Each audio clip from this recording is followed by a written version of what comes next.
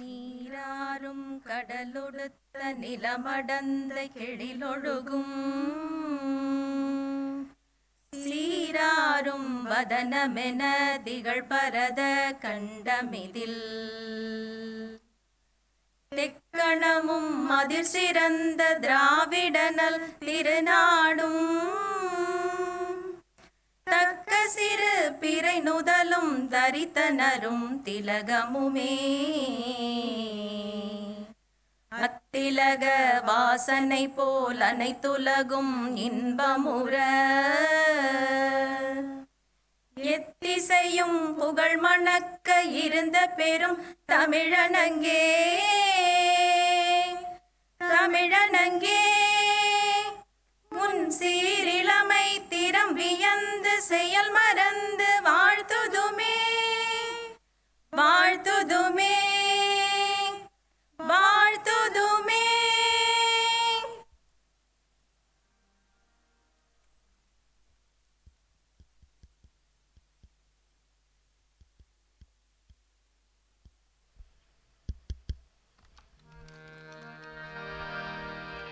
देह शिवावर मोहे शुभ कर्मन ते कबू ना टरूं देह शिवावर मोहे शुभ कर्मन ते कबू ना टरूं न डरूं अरस्यों जब जाए लरूं निश्चय करे अपनी जीत करो निश्चय करे अपनी जीत करो निश्चय करे अपनी जीत करो देह शिवावर मोहे शुभ कर्मन ते कबू ना टरूं देह शिवावर मोहे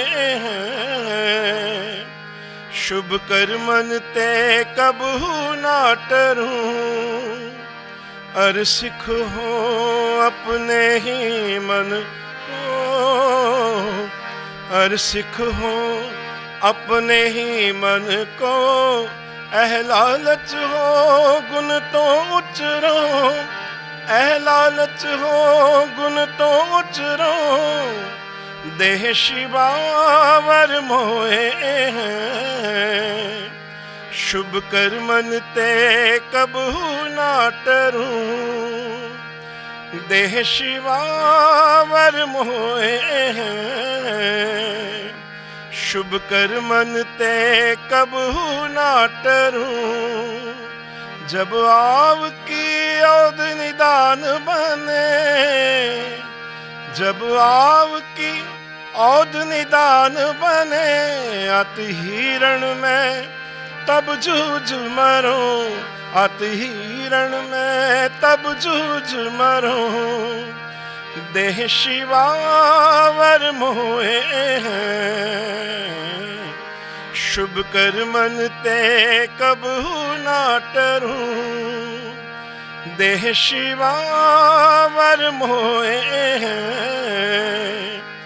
शुभ कर्मन ते कबू ना टरूं शुभ कर्मन ते कबू ना टरूं शुभ कर्मन ते कबू ना टरूं.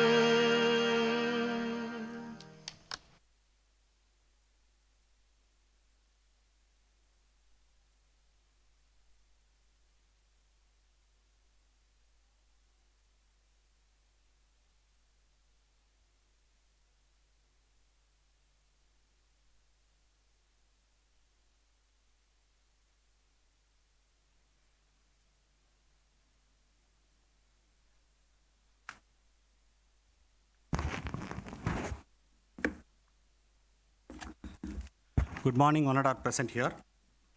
Most respected chief guest of the day, with the presidential address to be given by Colonel Dr. G. Thiruvasagam, Vice Chancellor, Amidst University, Chennai, and most respected Vice Chancellor, Professor Dr. Nirmala Moria, Vice Chancellor, Veer Bahadur Singh, Purvanchal University, Most respected General Secretary and Correspondent, Sardar Manjit Singh Nayyar, respected Advisor Madam, Dr. Marlene Morais, former Principal and our beloved friend, Dr. John Morais, former Dean, Dr. Suresh George, former Professor Dr. Amachwayam, my colleagues who are sitting on the dais, Dr. Rajeshri, Vice Principal, and Dean IQAC Coordinator, Dr. Swati Paliwal, all my dear colleagues, school deans, heads of the department, my dear students from MBA, MCA, MSW, research scholars, and all my colleagues, and special invitees, delegates from other colleges. It gives me immense pleasure in giving you all a hearty welcome to Guru Nanak College for this wonderful national conference on higher education. A hearty welcome to you one and all present here. Sir, before going on to the official proceedings, I thought of sharing few views about the profile of our college. To my surprise, people organizing committee have given a glance of a video which they have, it has depicted so many developments of the college. In spite of that, it's my pleasant duty to say a few words about, to add some more points on the video which they have presented. Guru Nanak College, sir, it's a 50 years youngest college in the nation, but it has grown to a height of more than 200 years old college. We are the toughest fight to all the colleges almost in city. A few examples I am telling you. Recently, the survey conducted by the Education World, we have been placed in the 5th rank in the Chennai city. Among minority colleges, we are number 1. Among non-minority college, we are number 1. And among the minority colleges, we are ranked number 2. And in the state, we are in the 10th place. In the country, we are in the 17th place regarding the education is concerned. For the dynamic leadership also, they have given the rankings. Our General Secretary has been ranked 5th among the Tamil Nadu. And recently, last week, I received an award on behalf of our General Secretary. He has been ranked 4th in India for the social and community impact which we have created. You could have witnessed the video now, the social work which we have done. We have released a book also in the name of COVID Warriors. It gives a very good glimpses of all the work we have done. The Guru Nanak College, especially our General Secretary and his team of management members, where right from 2019, we have catered for more than 45 days. We have helped all the North Indian migrant workers. They stayed here and they were given entire hospitality right from morning, food, everything. And then we have provided food for all the doctors in the Chennai city for more than 50 days, right from morning, afternoon, and night. And beyond that, we are the Guru Nanak College, the only place among the 12 government hospitals which have been given an oxygen ward. So this has created a lot of impact on the society. For that only our General Secretary has been received the award.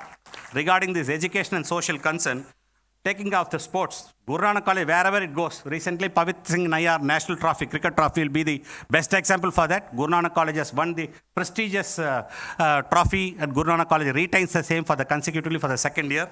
And sports wherever we go. And you also would have witnessed all the cultural programs wherever our team goes. Under the student affairs, wherever our team goes, we stand first. We are holding the rolling trophy of all the leading colleges in the sports also. And entrepreneurial development. And we are now leading in incubation, innovation, and entrepreneurial setups. We have many startups. And we prepare ourselves, we prepare these all the where the sanitizers which is kept on that, it is indigenous, where our students in the Department of Biotechnology, we ourselves prepared it, even the soaps also. Many things we are leading in that. And even the cultural programs, wherever we go, we are the number leading one. So in all aspects, Guru Nanak College is now, it's reaching its peak. Probably next year, we are celebrating this Golden Jubilee. After this Golden Jubilee, we will be in the top rank and we will be in all leading newspapers. Coming to the official proceedings, sir, this national conference is unique in many different ways. On commemoration of the Golden Jubilee year, we are now celebrating this, we are conducting this national conference. It's unique in the sense that all the 4 eminent speakers who are called are in the rank of Vice Chancellors, especially Professor Tiruvasagam. I would like to add, probably you will be giving the profile of him, but I would like to add on my behalf, sir, you are the Vice Chancellors of Vice Chancellors, Vice Chancellor of Vice Chancellors. My dear colleagues, he has been continuously as a Vice Chancellor for 16 years. Two terms as a Vice Chancellor in state universities, and for past 10 years, he has been as a Vice Chancellor in the Amit University. So 16 years, unimaginable, is it not? For 3 years of being as a principal, so 16 years Vice Chancellor is unimaginable. And the other person who is here among us is Dr. Nilmara Muria. She is the Vice Chancellor for more than 1,000 colleges. She is the Vice Chancellor for more than 1,000 colleges. She is the Vice Chancellor for more than 972 colleges. She is the Vice Chancellor of affiliated colleges. So, madam, you both are very eminent. That's how I told you the conference speakers are eminent. And then again, the other person who is the alumni of our college belongs to zoology department. He was the advisor to India Cements, and he is the education consultant for UNESCO. Very eminent personality, and again, our conference takes the pride of being with us. And the fourth person for the valedictory address is Dr. Muthamil Selvan. He is the Vice Chancellor of a great private university, SRM University, and he has been the university associated with the university for the past 35 years. He is a very dynamic and eminent person, and so this conference is a very bigger conference. That's why, in a unique way, all the four people are very eminent persons, sir. So, we are most honored by your presence, sir, Professor Tiruvasagam, Professor Nirmala Mourya, and Mr. Dr. Jay Rahman. So, we take the honor and pride in once again welcoming you all. Once again, I take this opportunity in welcoming one and all present here. Thank you. Thanks for the opportunity given to me. Thank you.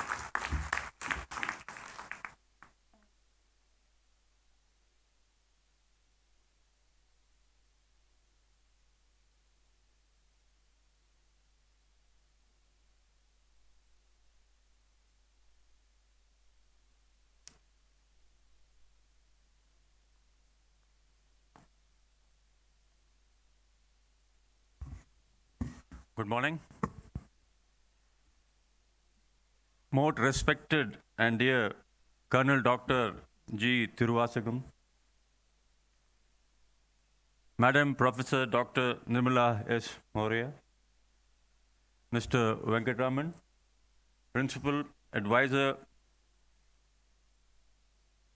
Theme Conference Coordinator Swati Paliwal, and my dear friends. I was just sharing my thought with Colonel Tiruvasagam. 2008-9, when we took over, we had certain uncertainties. And just coming into a field from nowhere, I was slightly clueless, pressurized, and we used to often bother him, not only in his office, but in his house also. And the gentleman, with all patient hearing, he used to advise us and give us very, very clear directions. And today, I will be failing if I don't acknowledge his role at the beginning of the juncture where we were. But for him, I don't think so we would have scaled. Yes, everybody played the role, but his advice and his decisions and making things move for Guru Nanak College, sir, we'll be ever remembering that gesture. Professor Dr. Nirmala S. Mourya, again we had a chance meeting during one or two webinars, then subsequently online MOU, and then we had Madam here 2 months back. The connect, the human connect, the vision, I think it is matching with our expectation or in line of growth that we want to achieve.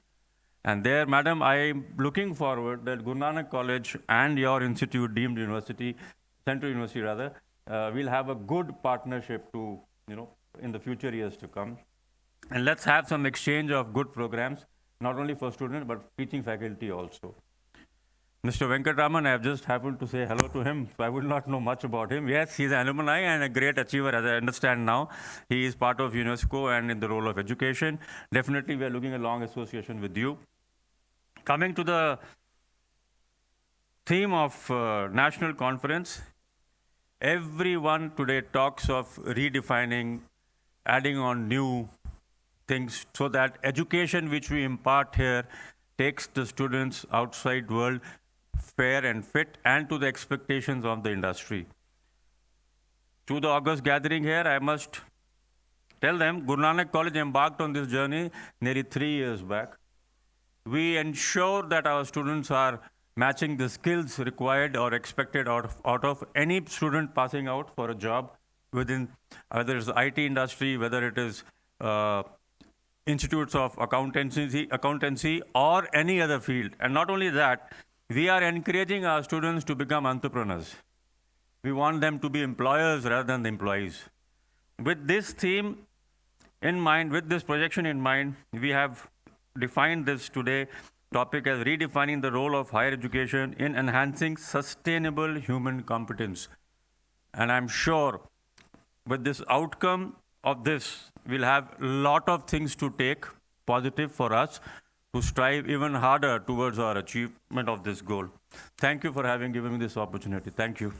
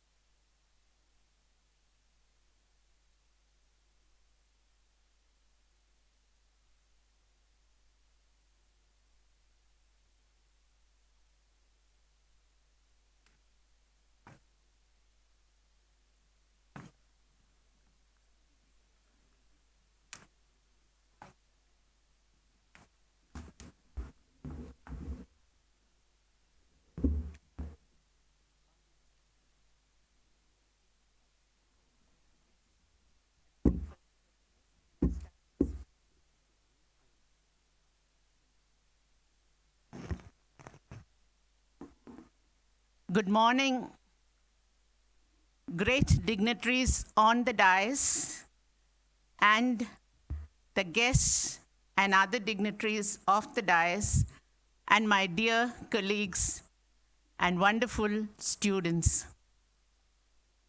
It's my pleasure today to recall the milestones or the growth of 50 years of this institution.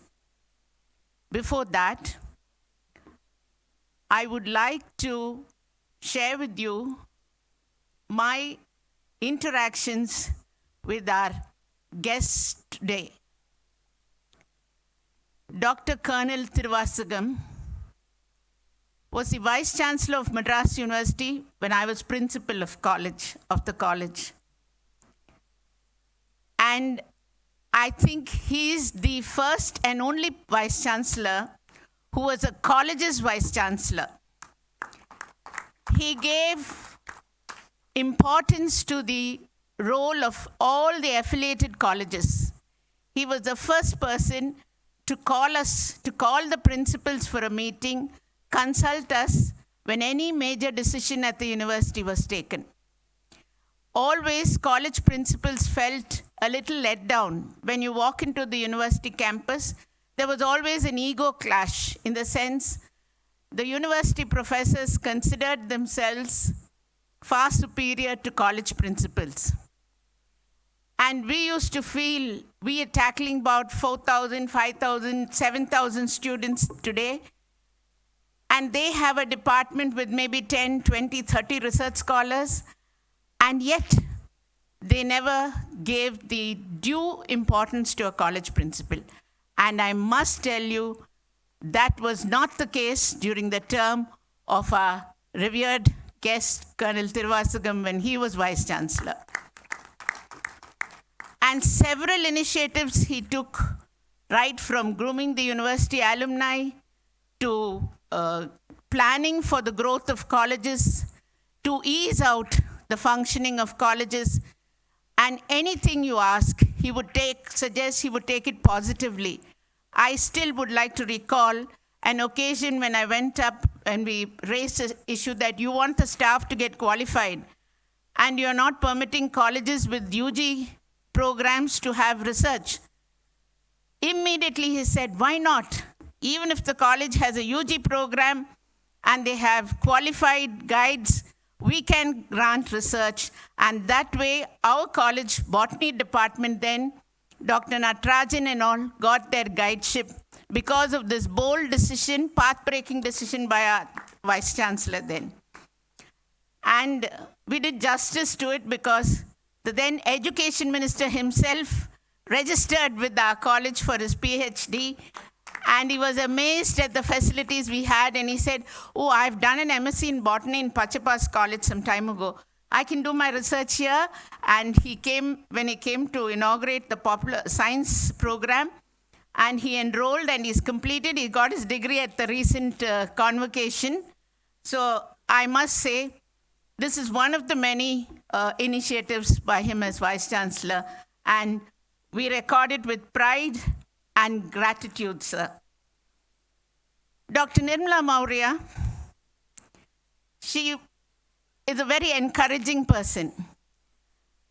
She had a view of our presentation from the principal during her last visit, and she said, when I entered this college, I thought definitely the college deserves an A grade. But after I saw your principal's presentation, I'm sure you're an A++ college already. So coming events cast their shadows. And I'm very grateful to you, madam, for that word of encouragement. And she went a step further and said, some more inclusions can be there in principal's presentation. And she guided us too. We're very grateful to her for the wonderful MOU signed with our institution and opening up vistas for various areas of research and exchange, student-teacher exchange programs. Thank you, madam, for being with us today. And as I said, the alumni speaks volumes. The principal is from the zoology department, so I think the alumni of the zoology are interacting with him. We have alumni in all departments who come for all our programs. We are very grateful to you, Sir, Mr. Venkatraman, for being with us and being part of this Golden Jubilee conference. I've taken permission from the guests because the organizers gave me 10 minutes. I'm sure 50 years I can't condense in 10 minutes. I'll give you the highlights in as quick a way as possible. We'll reserve an elaborate presentation for the valedictory of our Golden Jubilee celebrations, which is soon to come. I thank the IMS department for having made a very quick presentation, which I'll have the pleasure to offer to this audience. 1970, November 1970, the foundation stone of Guru Nanak College was laid in the presence of Governor Ujjwal Singh and Chief Minister Dr. Kalaignar Karunanidhi. That was in 1970. 71, the college was started, 71, 31st July. Then Governor K.K. Shah was at the helm, and in the presence of Mr. V.R. Nedunjayan, the Education Minister, the college started functioning with an affiliation from the Madras University for 6 pre-university classes and 3 undergraduate programs of mathematics, economics, and chemistry. We had about 450 students then, and believe me, the college was started by our founding fathers with a great vision. They had migrated from Punjab after the partition and chose to remain in Tamil Nadu, made it their home. And they chose a service of education to society. And that is why we're all beneficiaries of this service they chose to do. In 1971, when the college was started, they came out with a souvenir. And we're reading through that souvenir, we found they had as patrons on our governing council the governor of the state, the chief minister of the state, the education minister of the state, the governor of Punjab. We're all on the governing council. They were dignitaries on the governing council, and the vice chancellor of Madras University, then it was Mr. Sundara Vadivel. They were all part of our governing council. And one truth which many people do not recall is that though the Sikhs are a microscopic minority in the city of Chennai, we have about 250 families, and they are a minority, But the Guru Nanak College is a non-minority institution. It is a college which is functioning, which is run by the minorities in the service of the majority community for the benefit of all.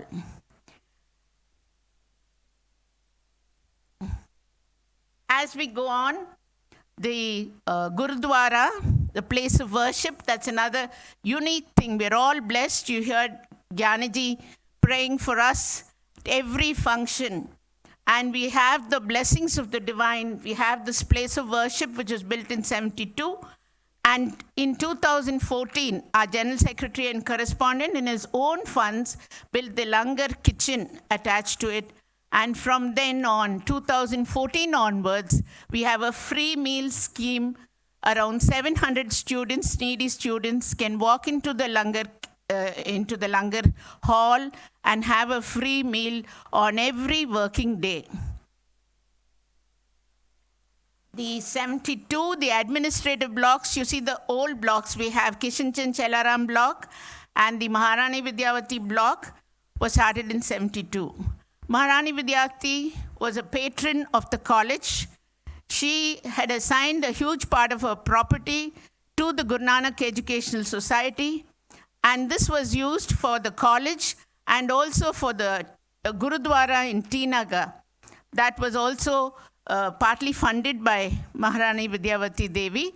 She was a close associated of Lieutenant Colonel G.S. Gill, our founder president.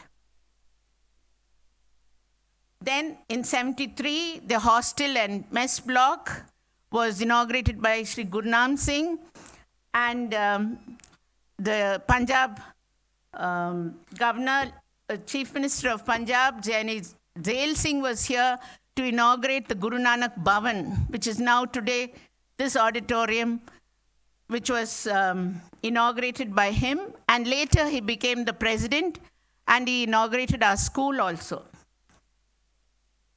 75, Sindh block was opened. 80, the institution became a postgraduate institution.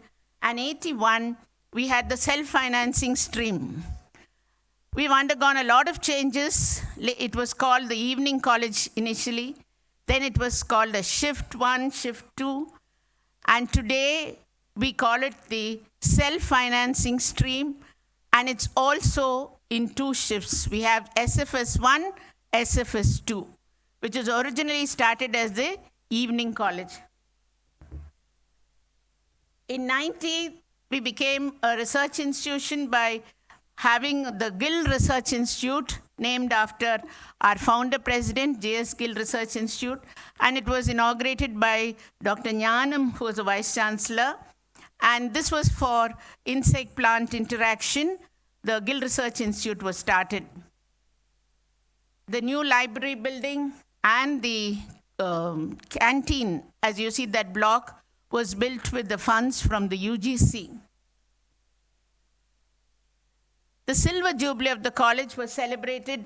The year was 96-97. We had a whole host of programs. And in 97 March, we had Mr. M.S. Swaminathan, the eminent agricultural scientist, as the chief guest for our Silver Jubilee celebrations.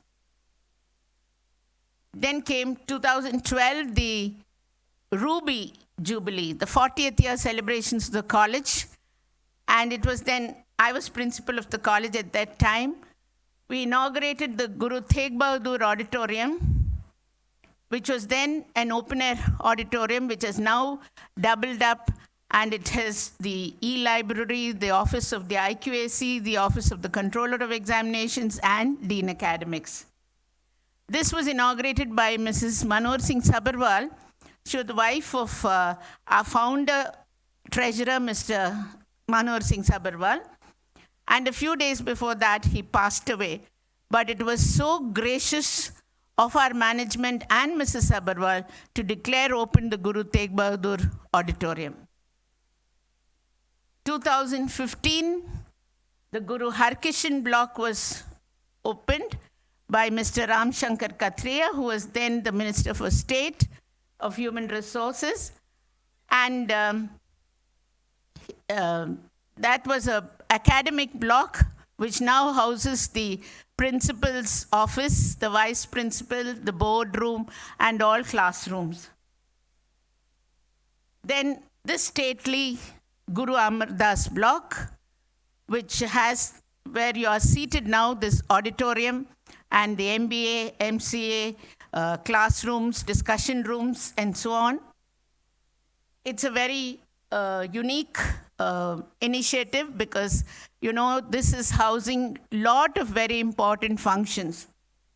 And it was inaugurated by the President of India, and he also addressed the graduates. It was a convocation where it was clubbed, and he addressed the graduates from this very same auditorium.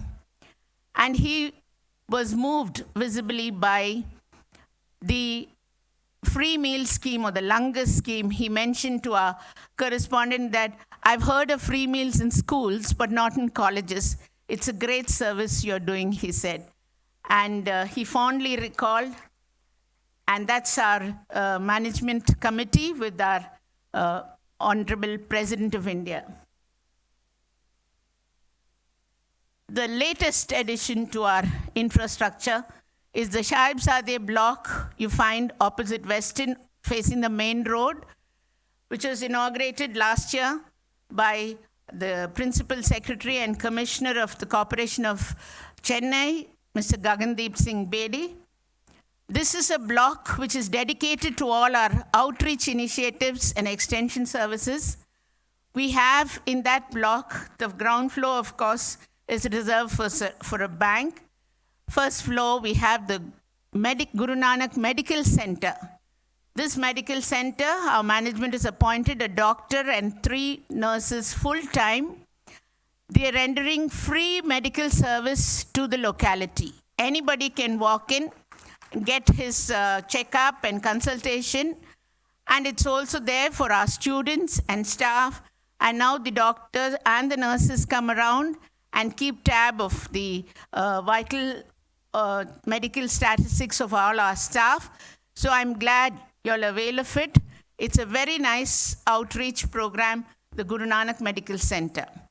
We also have housed in there the Guru Nanak Center for Skill Development, the Pondicherry University Twinning Program Office, and the IGNOU office, and an upcoming UPSC Academy is provided for in the Shahid block. The medical center was laid open by Dr. Jaideep Mahendra, who was the wife of our Corporation Commissioner, and she's a dentist, and so we thought very soon we'll have a dental wing to that medical center. That's on the future plans. Our secretary is here, so I'm bringing it to his attention. The successive presidents, see, any institution grows with the people in command or the leaders. And there I'd like to trace for you, Lieutenant Colonel Gill was an amiable person who would never get sleep unless he visited the college. So every day he would be here with his walking stick, and for 12 long years he was president. And when he passed away in 82, I remember he was the one who went around visiting the buildings being laid. He would interact with the masons, he would interact with the teachers, he would interact with the students, and he initiated the Fine Arts Club and gave them huge funding, the students, to help them in their cultural performances and so on. Then came Lieutenant General Indrajit Singh Gill, and I.S. Gill was known for his punctuality. They said you could set your watch, and if we had a function at 9:30, we'd have to say 9 o'clock to the staff, because Gill Saab would be here at 9:30 sharp. And he couldn't understand the concept of management stream and self-financing stream. So at one stage, we were charging just the government fees. It was about 800 rupees a year for all our undergraduate courses. Then came, when the vacancies were not filled up, we had to fill it up with management staff. And when we had to pay them salary, we couldn't pay them on same level as the government staff. So I remember Mr. Gill had to be told that we can't charge such huge fees if we have to pay them the same salary. So when the government vacancies are sanctioned, these people will get into it. So that's how we started slowly management staff in the government-aided stream. Then came Mr. Manjit Gill. Another 12 years as president. He had relocated from Cambridge and on the demise of his father. And he was instrumental for bringing up technology into the campus. The first thing he did was he was interacting with people. He brought technology because at that time, I remember, we were using our computers as typewriters.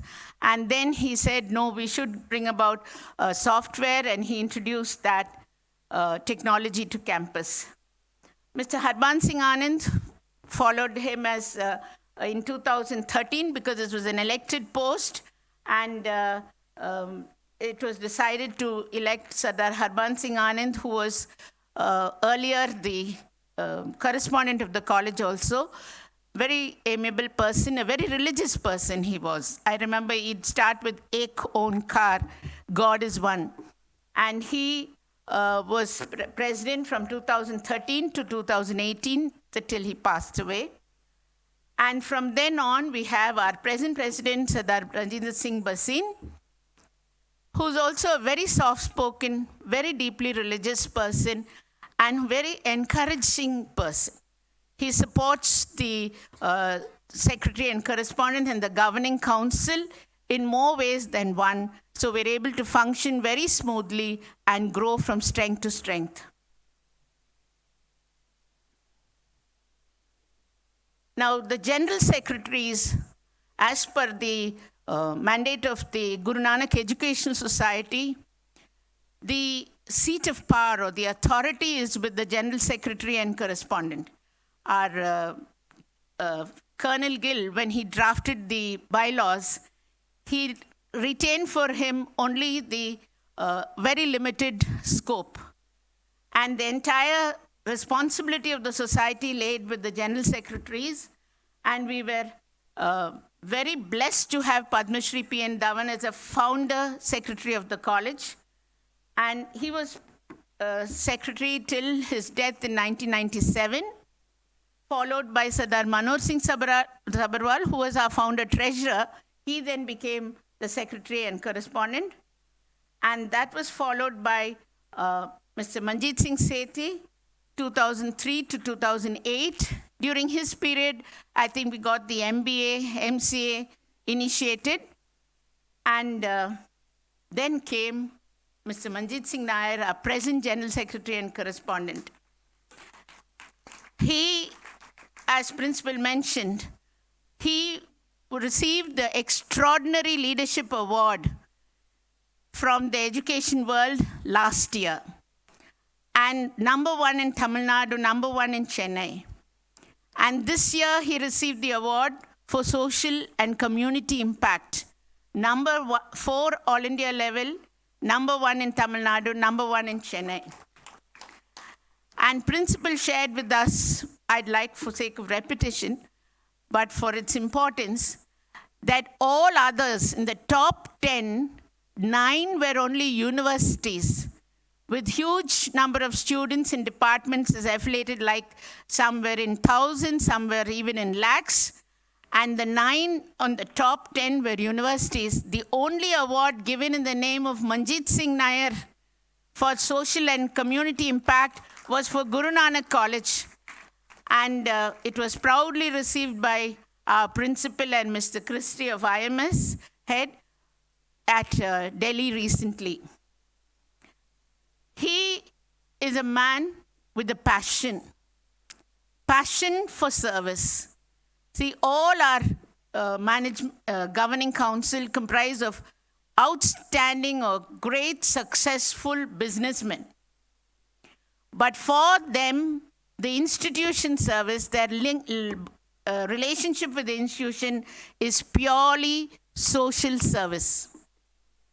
And I must tell you, for the dynamic businessman that our correspondent is, he spends his prime time on this campus.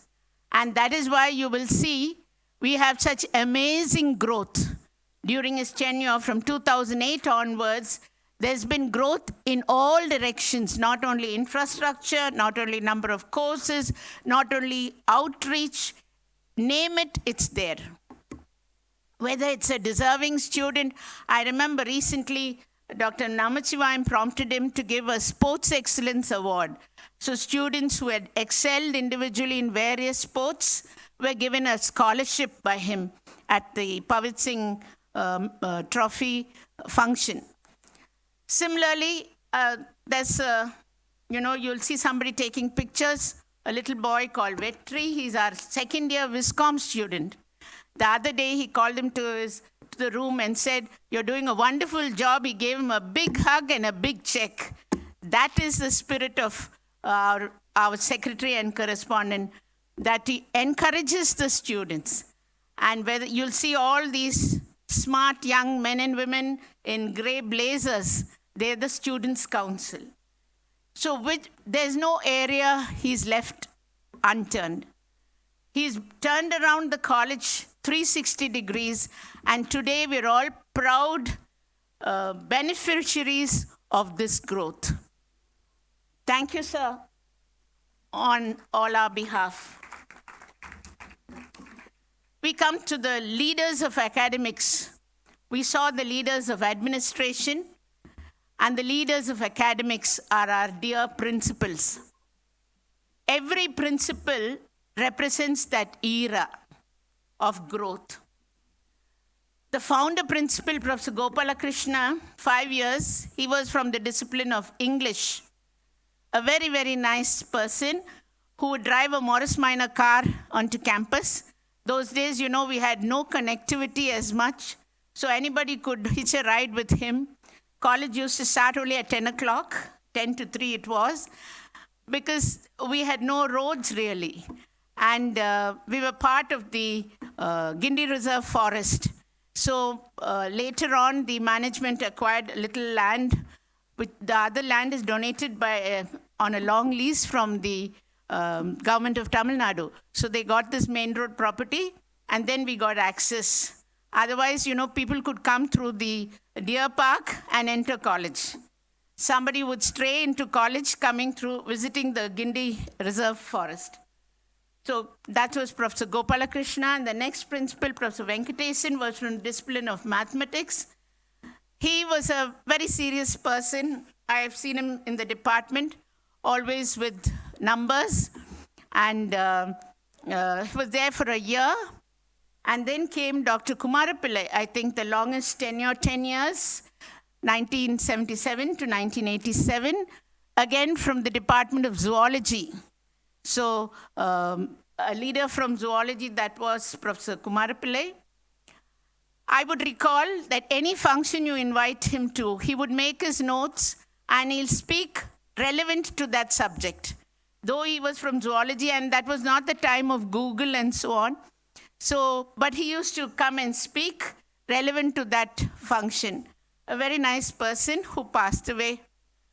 And there was Professor T.V. Ramana, 87 to 96.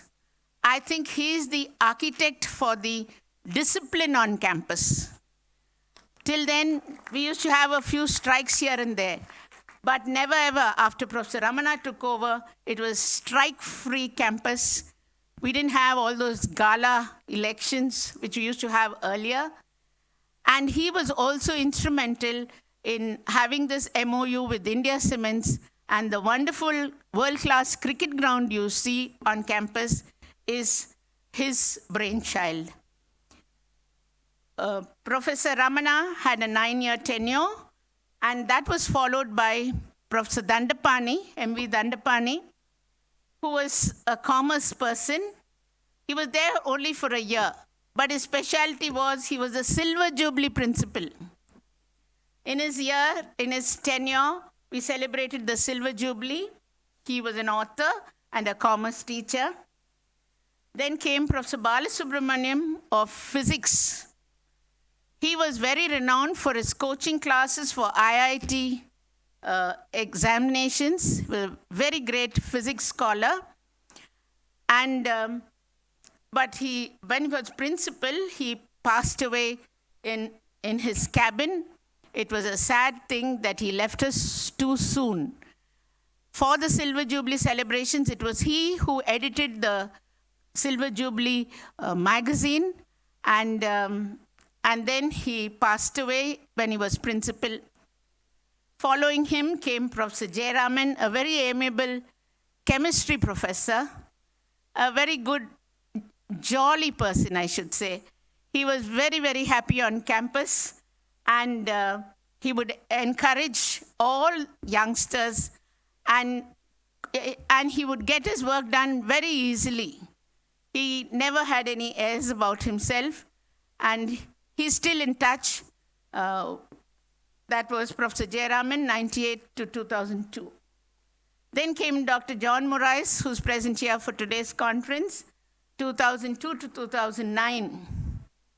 His greatest landmark in the history was he was the first principal to get us submitted for NAC accreditation, and then we were accredited on a 5-star level with B++. So the first accreditation came in 2003. He took over in 2002. 2003 was our first accreditation. And another important, among many other things, was the introduction of the General Assembly. It's one of our best practices, which is not common to any college, the General Assembly, and I'm very happy that it is continued till date. There was a time when there was considering, our strength is so much, can we have the students assemble? But no, it still continues, and that has become part of our value education. You'll find that Dr. John Morais used to give a message at every assembly. And then he used to recall the events of the week, and the students who win prizes used to be appreciated at the assembly.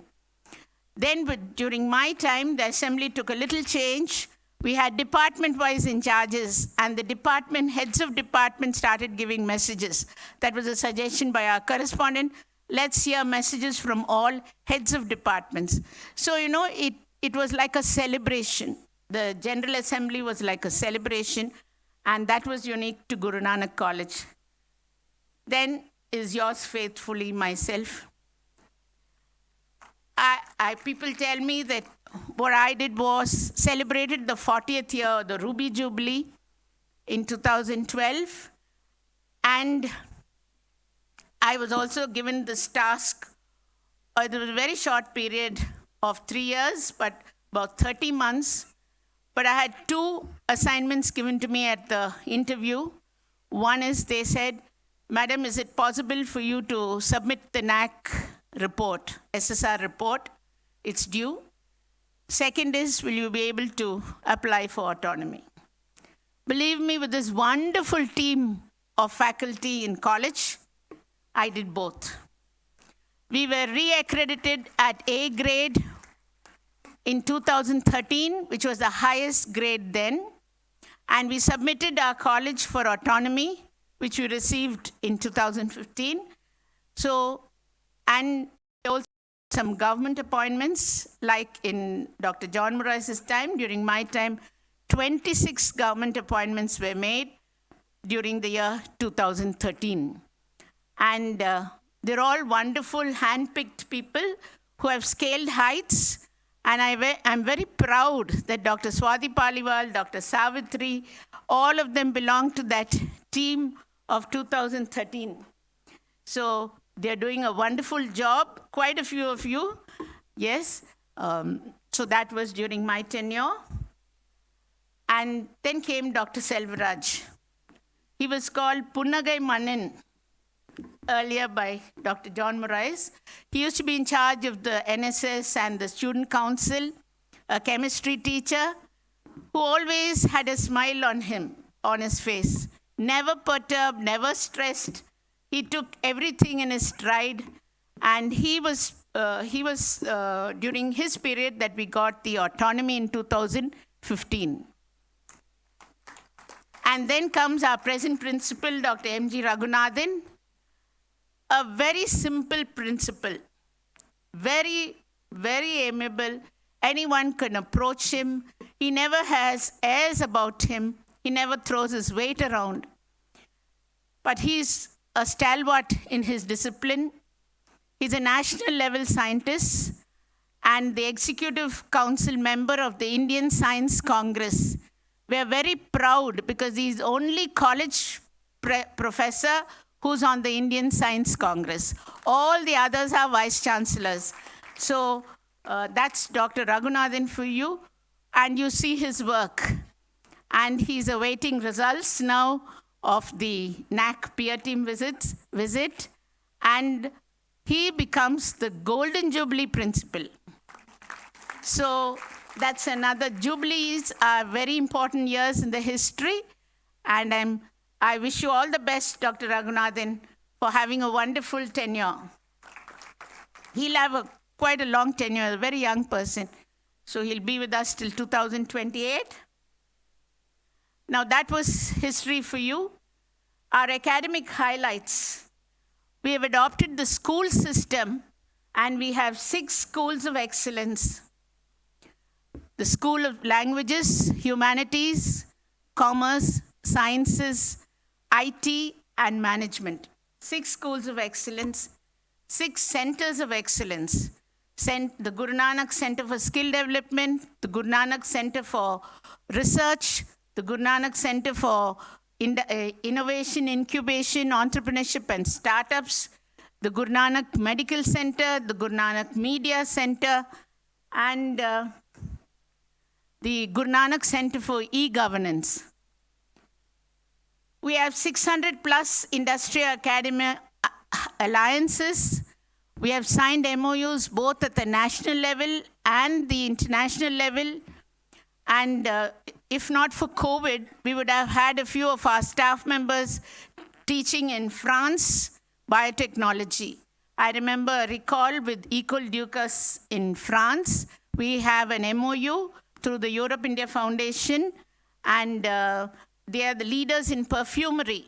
And our biotechnology department, they extracted fragrances from the temple flowers, from the temple flowers and from various indigenous materials. And so it was decided to have a staff exchange program, but it didn't take off because of COVID and the situation in Europe, but now it will take off. So we will see our brilliant professors on the international arena also. Today, we started off, as I said, with 3 undergraduate programs and 6 sections of pre-university. Today, we have 29 undergraduate programs, 9 postgraduate programs, 2 pre-doctoral programs, that's MPhil in zoology and commerce, and 8 MPhil in zoology and economics, 8 doctoral programs, 71 skill or value-added courses, a student strength of 7,000 plus, 417 teaching and support staff, and 29 research supervisors. We have hundreds of publications to our credit. We have a multidisciplinary journal, and our staff are doing excellently not only in teaching, but also in research and extension. The Guru Nanak Education Society Administration, you will see supporting our General Secretary and Correspondent. We have the Center for E-Governance. This is another great initiative of ours. We started the center in 2019, commemorating the 550th birth anniversary of Shri Guru Nanak Devji. The college was started on the 500th birth anniversary. And the thought, I'm saying, the thought. And then we had the Center for E-Governance, which is now a repository for all data. At the click of a button, you can get your data, whether it's your individual profile or the college data, the institution data, everything is available, and it's a paperless campus. It's a green initiative too, the Center for E-Governance. Here we have, under the society, Guru Nanak College Autonomous, Guru Nanak Matriculation Higher Secondary School, and one of our outreach programs, Subodhini School for Special Children. And you'll be happy to note that our MSW interact with these children also, and a few of them have been trained and they're working in our office. And recently in a government posting, we have Mr. Kastov. You must have seen Kastov in the office. He's from Subodhini, the School for Special Children. We have the twinning program, IGNOU Study Center, the Gill Research Center, Medical Center, and we have a guest house in the Sahibzade block, 3rd floor, for the institution guests. Then the Guru Nanak Media Center, who brings up the campus samachar, which you see every 2 months, and who have made up our coffee table book, etc. And I've mentioned all others. The offices come under Sir. And I would like to share with you the Shahid Bhagat Singh Sports Academy. The Bhumi Puja has been done for it. It's a unique future program of ours where we will be having the shooting range and a sports academy with facilities for squash, table tennis, badminton, and so on. A rifle shooting range is not there in any college, any educational institution, the country, at the country level. And so we'll be having this great project coming up very soon. The foundation stone will be laid by our present Chief Minister at the Golden Jubilee celebrations, which is slated for the end of this month. And that is on the anvil. Thank you very much for your patient hearing. God bless you all, and my best wishes to this conference. We have come a long way, but a longer way to go. For an institution, 50 years is just the second small step. Though in an individual's life, 50 years is a long way. So best wishes for the miles to go. Thank you, one and all.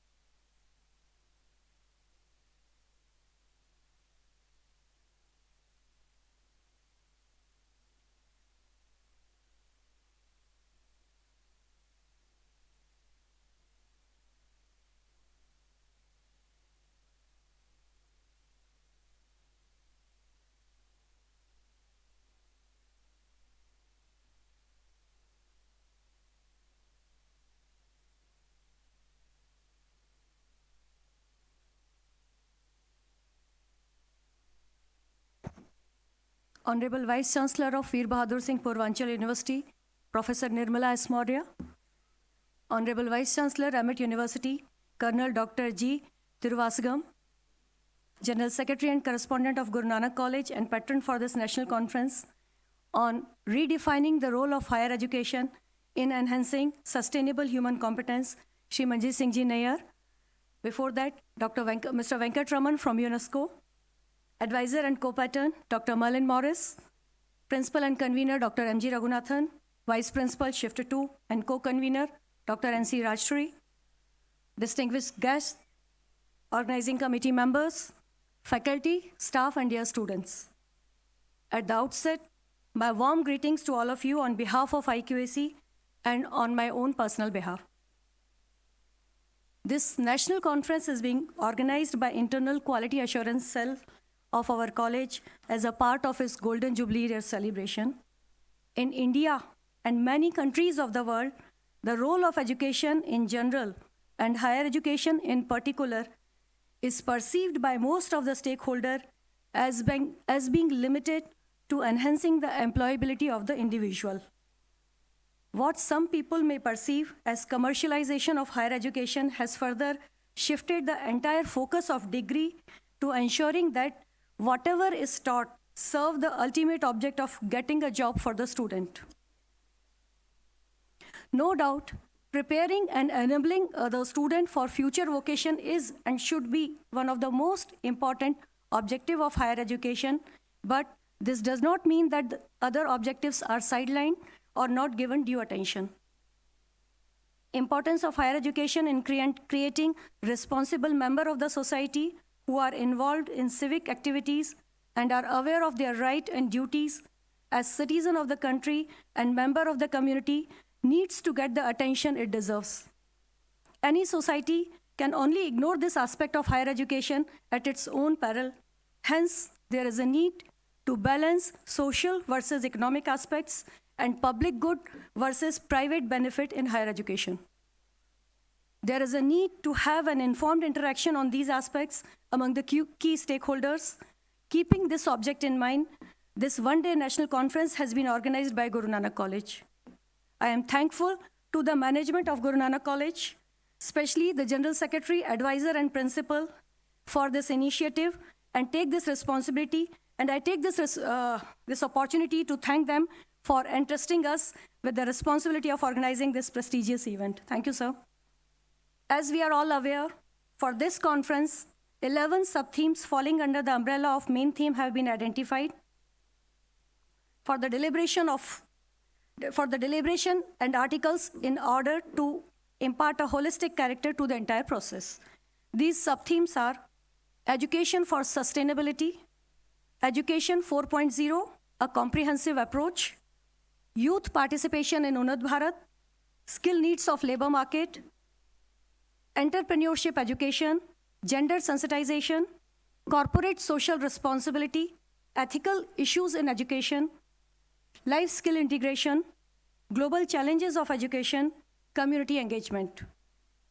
These sub-themes largely cover the entire gamut of the main theme. That is, redefining the role of higher education in enhancing sustainable human competence.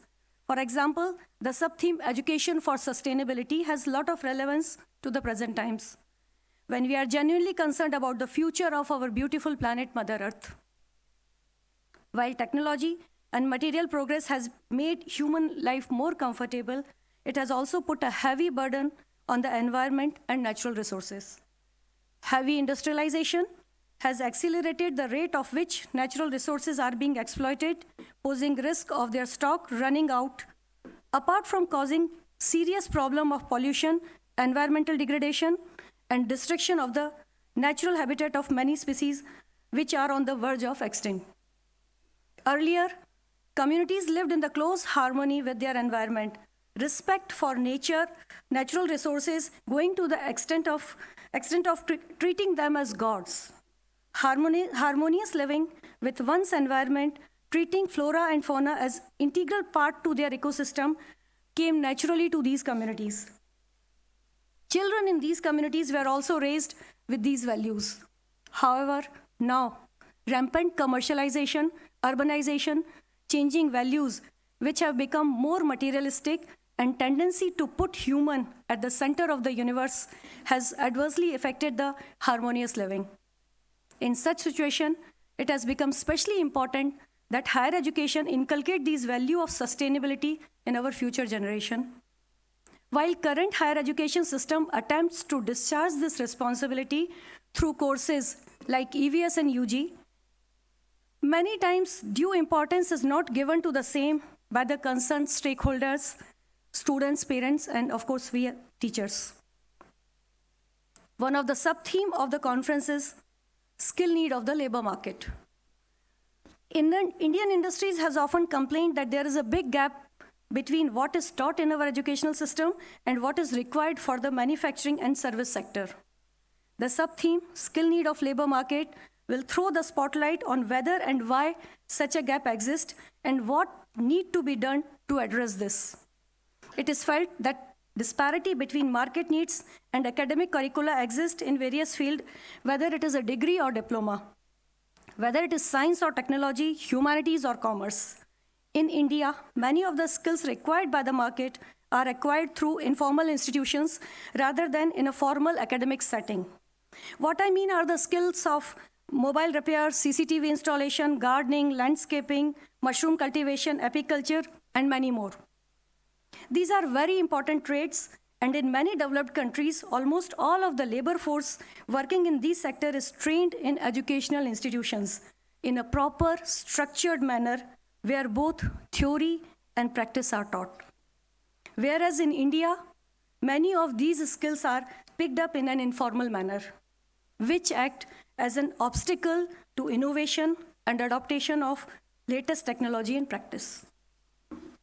The Government of India and state governments have tried to remedy the situation through introduction of various skill development programs involving educational institutions, and this sub-theme, skill need of labor market, will help us in brainstorming ways to improve their effectiveness. It will also help us in arriving at mechanism to bring convergence between academics and industry at all levels. The key phrase in today's conference is enhancing sustainable human competence. What is important is not only the enhancing competence, but also sustaining it over the time. The fast pace of scientific and technological progress requires human resources to continuously upgrade themselves. While this is true in every field, it is most evident in the realms of electronic and information technology.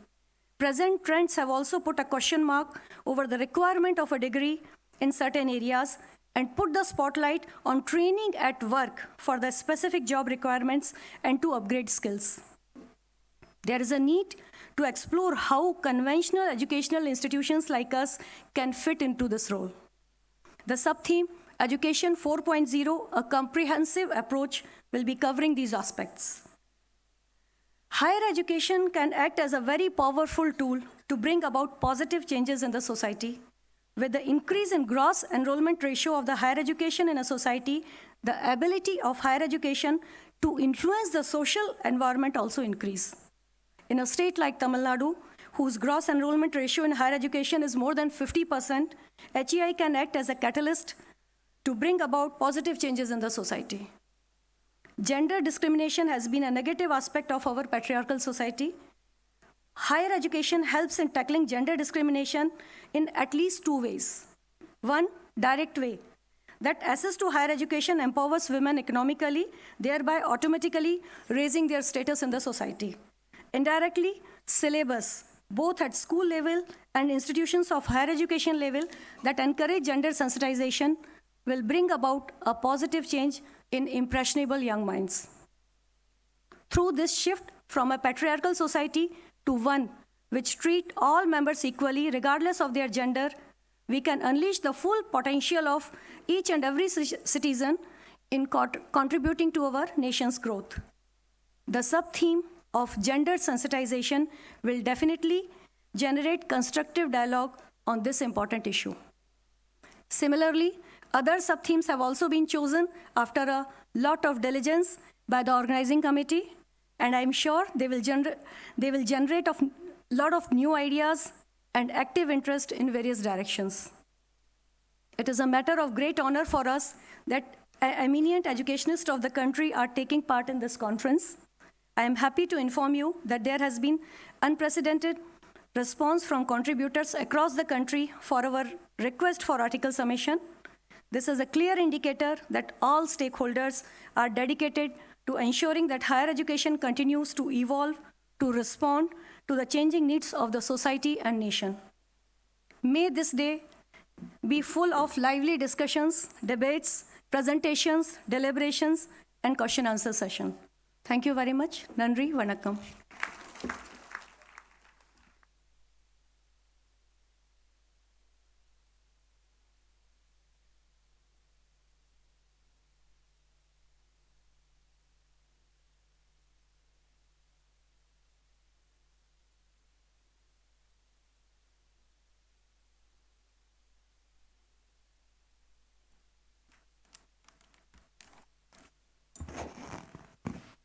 Good morning, one and all present here, respected dignitaries on and off the dais. It is my proud privilege to share with everyone about the in-house journal. The Guru Nanak Journal of Multidisciplinary Research was started in the year 2012, primarily with the intention of promoting research on various aspects of arts, humanities, and life sciences. The vision of the journal is to present a scholastic platform to researchers across the globe to publish their original, innovative, pragmatic, and high-quality research work that will be relevant, challenging, thought-provoking, and inclusive of a diverse range of voices and perspectives. The editorial secretariat takes keen role to publish research papers and research articles pertaining to recent developments and practices in the domains of basic and advanced sciences, economics, political science, defense and strategic studies, information technology, and emerging areas such as artificial intelligence and environmental sustainability. The journal is being published bi-monthly and available in the print version. Today, the outcome of this conference is being released as a special issue in the Guru Nanak Journal of Multidisciplinary Research during the Golden Jubilee year of the college. I'm happy to share that the response to our request to authors for contribution has been overwhelming, and that till today we have received around 115 original articles which has undergone rigorous peer review process and plagiarism check. This special issue will feature original articles that showcase important and innovative work within the field of education. I, on behalf of the editorial board, would like to thank all those who have contributed articles for the conference special issue. This special issue has addressed sensitive yet important area of redefining the role of higher education in enhancing sustainable human competence through perception of researchers of various disciplines. The contents covered in this special issue are education for sustainability, gender sensitization, corporate social responsibilities, ethical issues in education, life skill integration, and global challenges of education. As Guru Nanak Journal of Multidisciplinary Research continues to grow, we are always seeking new ways to motivate young minds into research. I take this opportunity to thank my editorial team consisting of well-experienced researchers, teachers, and peer team members for the excellent coordination and support. Together, we would work towards making this journal a truly influential publication. We seek your continuous support by way of research papers and articles. Together with this erudite team on the editorial board, we will work passionately to take the journal to the next level. Thank you, one and all.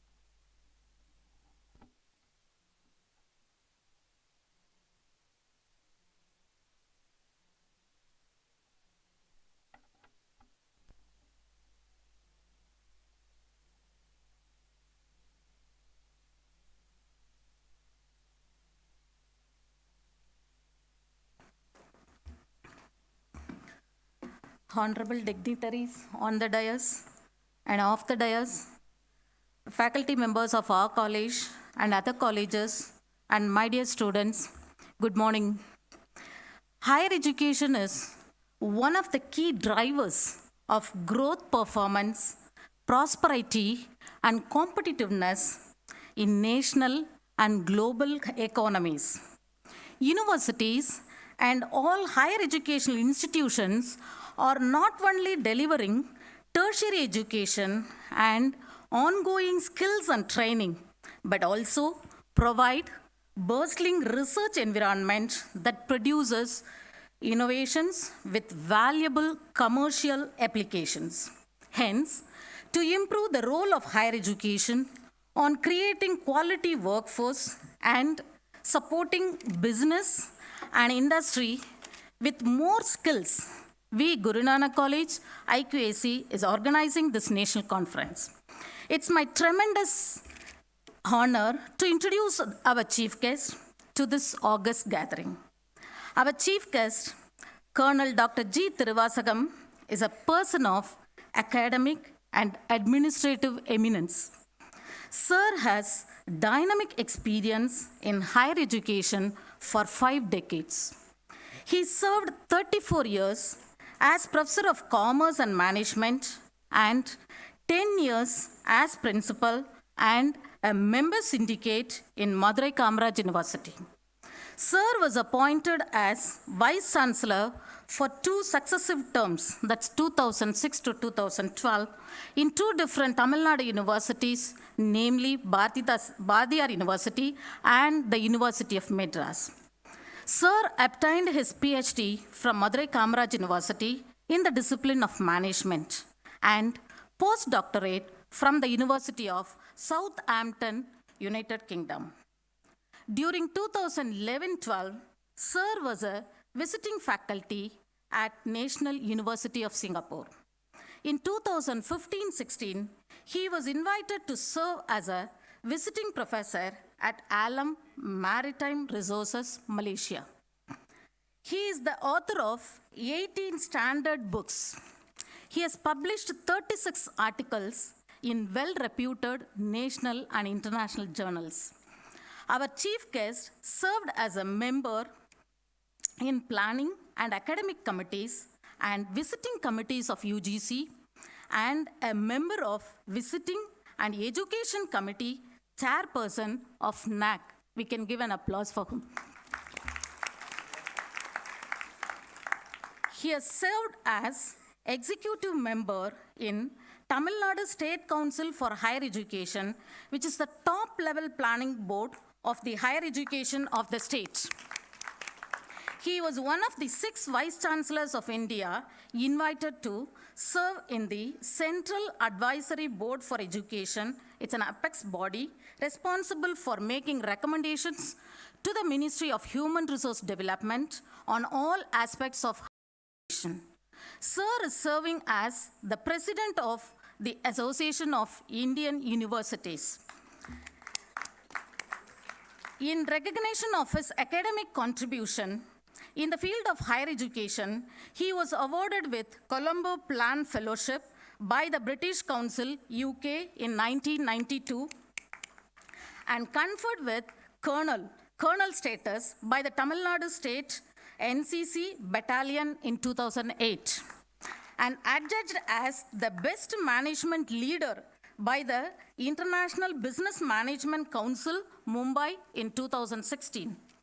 Sir has received National Award for his social service from then President of India, Dr. APJ Abdul Kalam, and the Award of Service Above Self from Rotary International.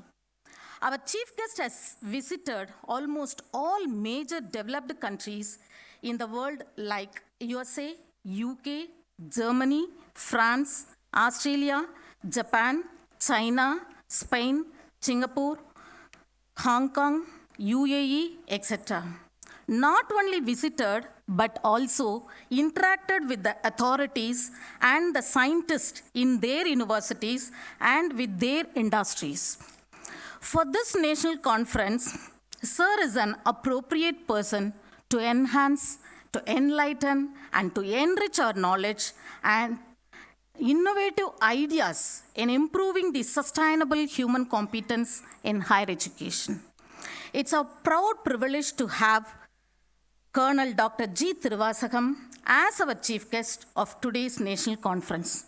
Thank you for giving me this opportunity. Thank you, one and all.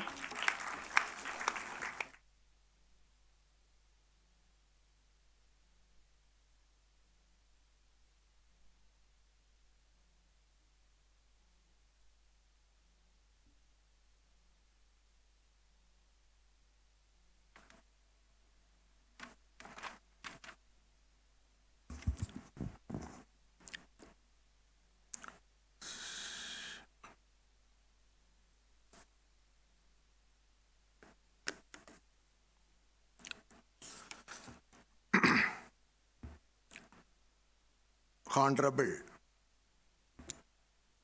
Professor Nirmala S. Maurya, the fellow Vice Chancellor of Veer Bhagat Singh, Purvanchal University, Jaunpur, Uttar Pradesh, revered and most respected General Secretary and Correspondent of this esteemed institution, and my longtime friend, Mr. Manjit Singh Nair,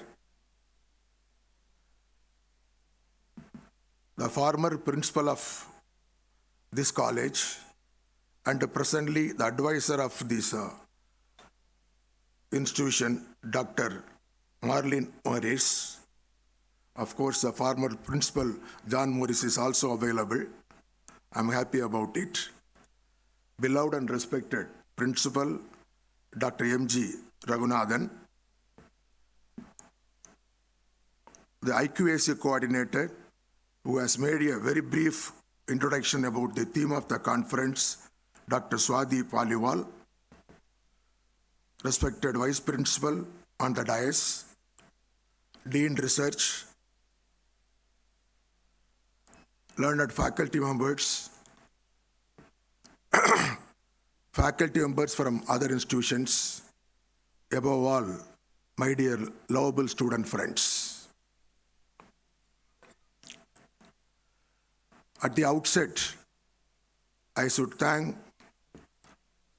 the General Secretary of this organization, Mr. Manjit Singh Nair, for his kind words about me and briefed about my association with this college. Whatever Sir briefed, it was only a flattering. I did my duty only.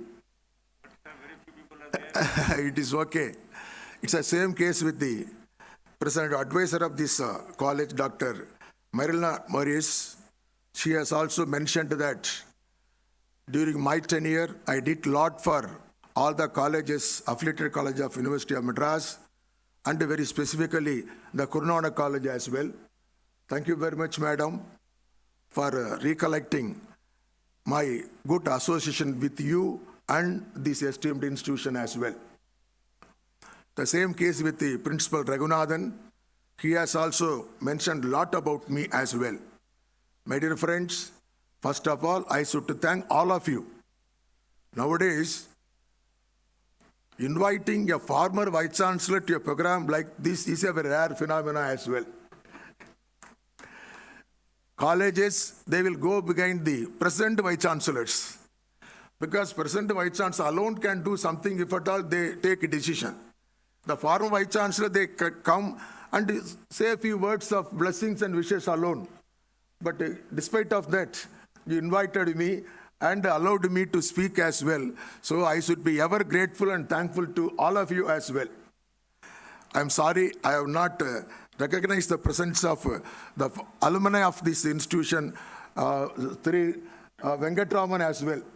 The UNESCO, getting opportunity in serving UNESCO is a very difficult task. And being an Indian, being an old student of this institution, is able to represent UNESCO. It's a great thing as well. Kindly accept my congratulations.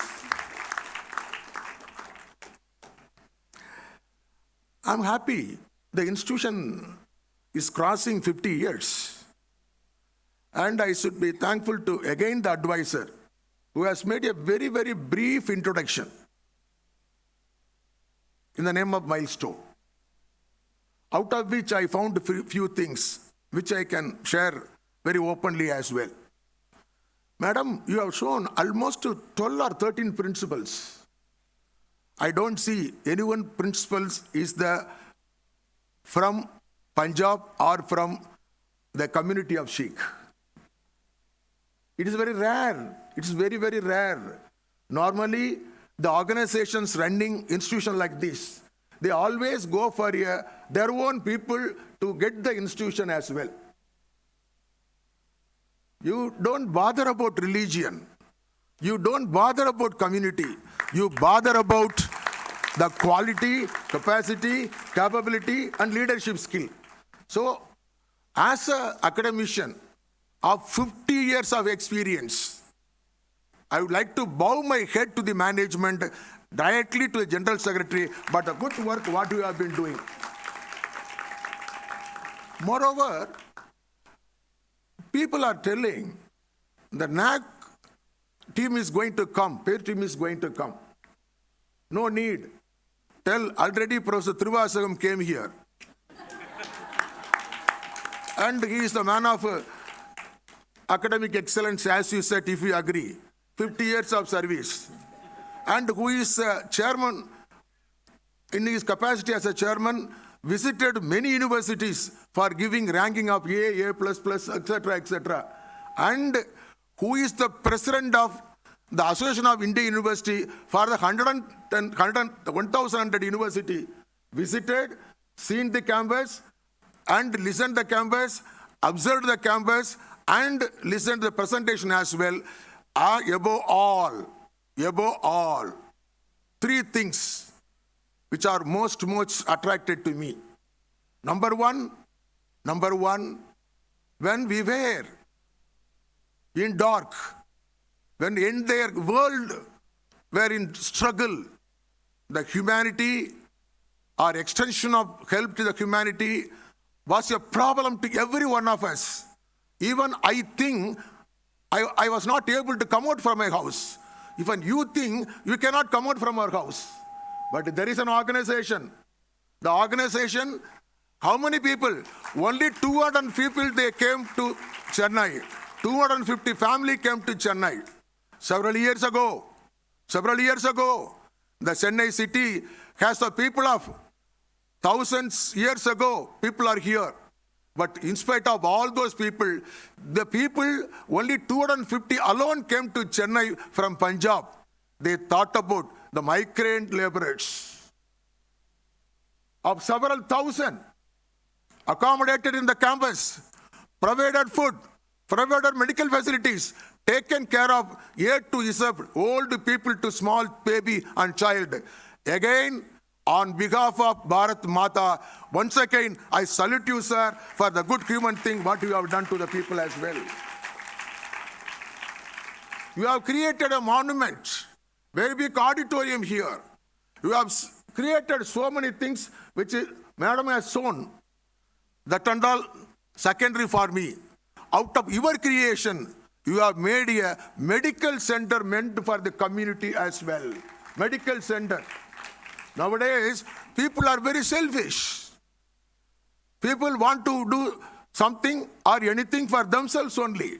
But there are people with a good heart, bothering about the human society and rendering service through medical service as well. That's number one. Number two, every day 700 people are getting food free of cost. Irrespective of the community, irrespective of the status, irrespective of the society from where they are coming. These are all the great things, sir. After seeing all these things, definitely I can guarantee that this institution deserves the topmost category of A++. Otherwise, I will file in the court, High Court, and see that you are getting A++.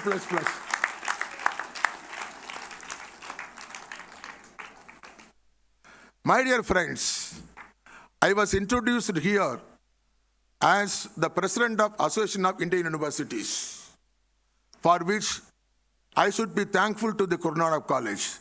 What's the relevance? You are the President. This is a college. Why do you want to thank us? Yes, Association of Indian University is 100 years association. It is the apex body of Ministry of Education and the University Grants Commission. Okay. The very first president of Association of Indian University is Dr. Sarvapalli Radhakrishnan. And Dr. Jagir Hussain followed. The man standing before you, Tiruvasagam, is the 100th president of Association of Indian Universities. How he has been elected as the president? One who is the Vice Chancellor, who is the senior-most Vice Chancellor among the Vice Chancellors of 1,100 universities, will be designated as the president. I am the senior-most Vice Chancellor among the Vice Chancellor of 1,100 universities. That's the reason I have been given the responsibility of president. I am taking care of 1,100 universities. As far as taking a position of the president of Indian Association of Indian University from Tamil Nadu, next to A.L. Mudaliyar, I have taken charge as the president of. Why I am thanking Guru Nanak College? Whether they have voted for me for presidentship? No.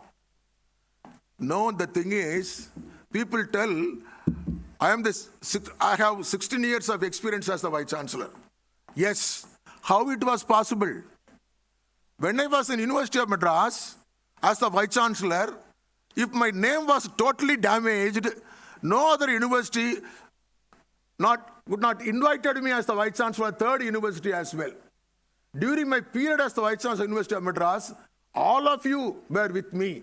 All of you supported me. All of you praised me.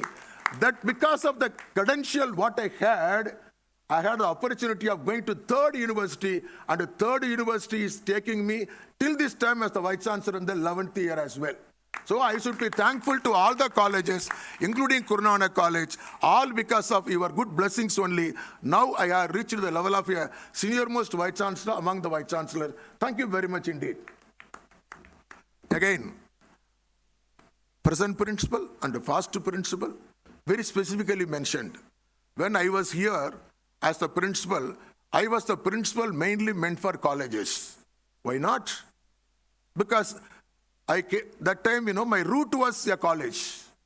I served in a college for 33 years as the assistant professor, HOD, warden, NSS coordinator, and principal, and a syndicate member. So when I came from a college, I must do some justification for a college when I am getting an opportunity of serving as a Vice Chancellor. Is it okay? So that's the reason I did lot. Now you may ask a question. Now you have become a president of Association of Indian University. What you are doing for the college? Yeah, quite but natural, no? My blood has lot of component of college than university as well. Until I have taken charge, only universities were allowed to become the members of the Association of Indian Universities. Only the universities. Just like you told, the professors of the college, they always think they are good enough when they compare with the colleges. The same was the case with the Association of Indian University. Oh, only we are the Vice Chancellors, only the members. Universities are the members. What this principal and all, they are not at all good. Colleges and all. Without a college, no university at all. That's most important. I taken a resolution to the Association of Indian University saying that every time we say that we have 1,100 universities and 44,000 colleges, India is the only country has the second largest higher education system in India. In this system, the maximum number of institutions are the colleges. Why not we give membership to the colleges and extend all the facility to the colleges also? That was my move. It was, as usual, it was a very big opposition from my colleague Vice Chancellors. No, we should not dilute. How can a principal will sit along with the Vice Chancellor? What nonsense. I told openly, hello, I was the principal, then only I became a vice chancellor. Do you want to insult myself as well? Huh? Totally wrong, totally ridiculous. I am the president. I am moving. No other go, we have to. Finally, I was able to convince them to start with. We have taken a decision of taking the best autonomous colleges as the first entry as the member of the Association of Indian Universities as well. Because even that was very difficult for me. Even otherwise, first stage, autonomous colleges and credit colleges alone to be taken into consideration. Now, if you permit, we want to have a conference of involving autonomous colleges of India and Association of India University. I have decided to take the place is Chennai. Either it may be here or some other autonomous colleges. We will have a very big conference here by which the selected autonomous college principals will be coming over here. Association of India University will be coming over here. President of India may be coming over here, or Prime Minister of India will be coming over here. It is my idea as well. Thank you very much indeed. Okay, fine. Giving representation alone will not serve the purpose. What scheme you have introduced for the college? All along the schemes only for universities. Again, I have taken what? There should be separate award for colleges from Association of Indian Universities. We have constituted several awards. It is on the way. Already we have circulated to your Vice Chancellor. By this time, he is supposed to circulate to affiliated colleges. I don't know exactly as well. What is that? So far, universities only congratulated you. Association of India University is going to congratulate you. The best researcher of each college will be awarded. Faculty researcher. Number two, the faculty member who has published with the highest impact factor citation will be awarded by AAU as well. Number three, best thesis of the, every year, it's going to be every year, best thesis of the particular area of your college. Best sports student of your college.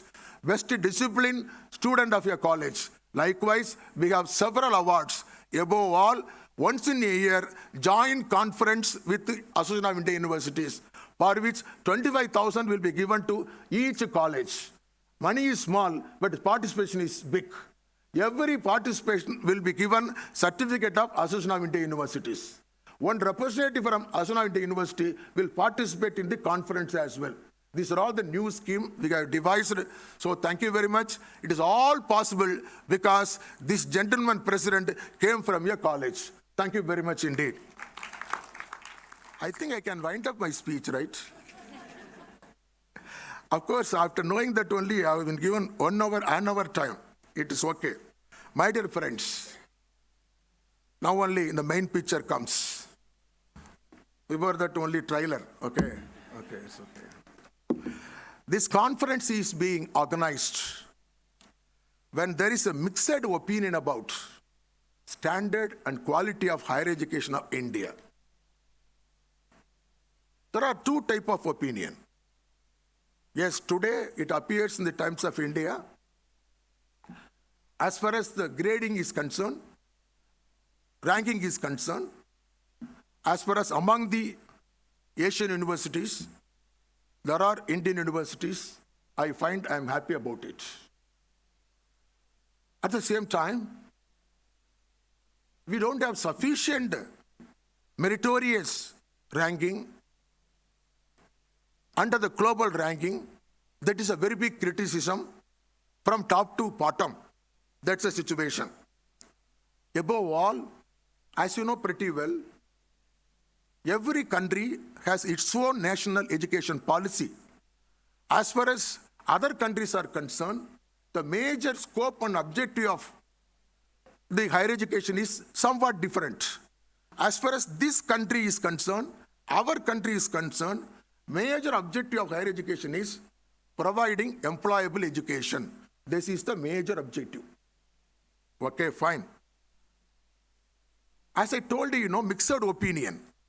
The conversion rate right now in India is only 9%.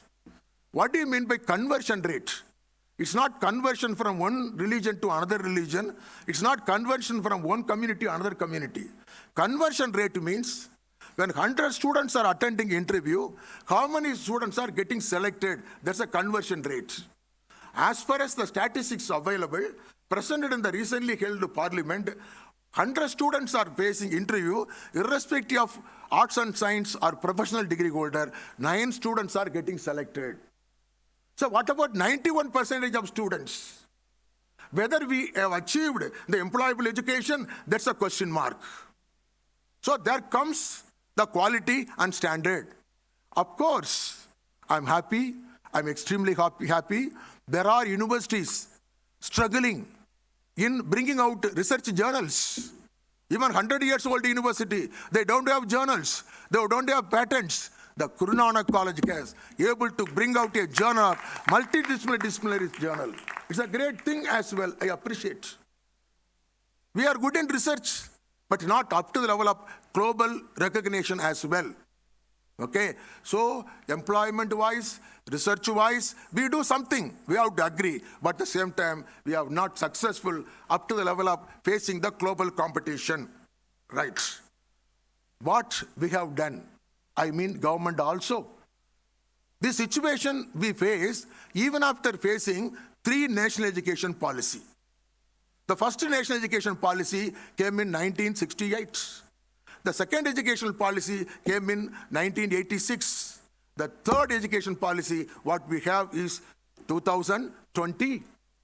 Even after that, there is a need for Madam Swati Paliwal for choosing a title as what? Redefining the role of higher education in enhancing sustainable human competence. 75 years of independence. We are celebrating. We are celebrating. Even after that, you want redefining. You want to redefine. You don't want to define. You don't want to strengthen. You want to redefine and enhancing sustainable. What do you mean by redefine? We generally call as reimagining. Reimagining. Reimagining, redefining, nothing but reinventing. Restarting. That's the meaning. So do you mean that higher education we have to reinvent as if we have not invented anything? You mean that we have to restart whatever already started? I think you are not satisfied. Yes, we are not satisfied. I am also not satisfied. You have chosen a very correct title.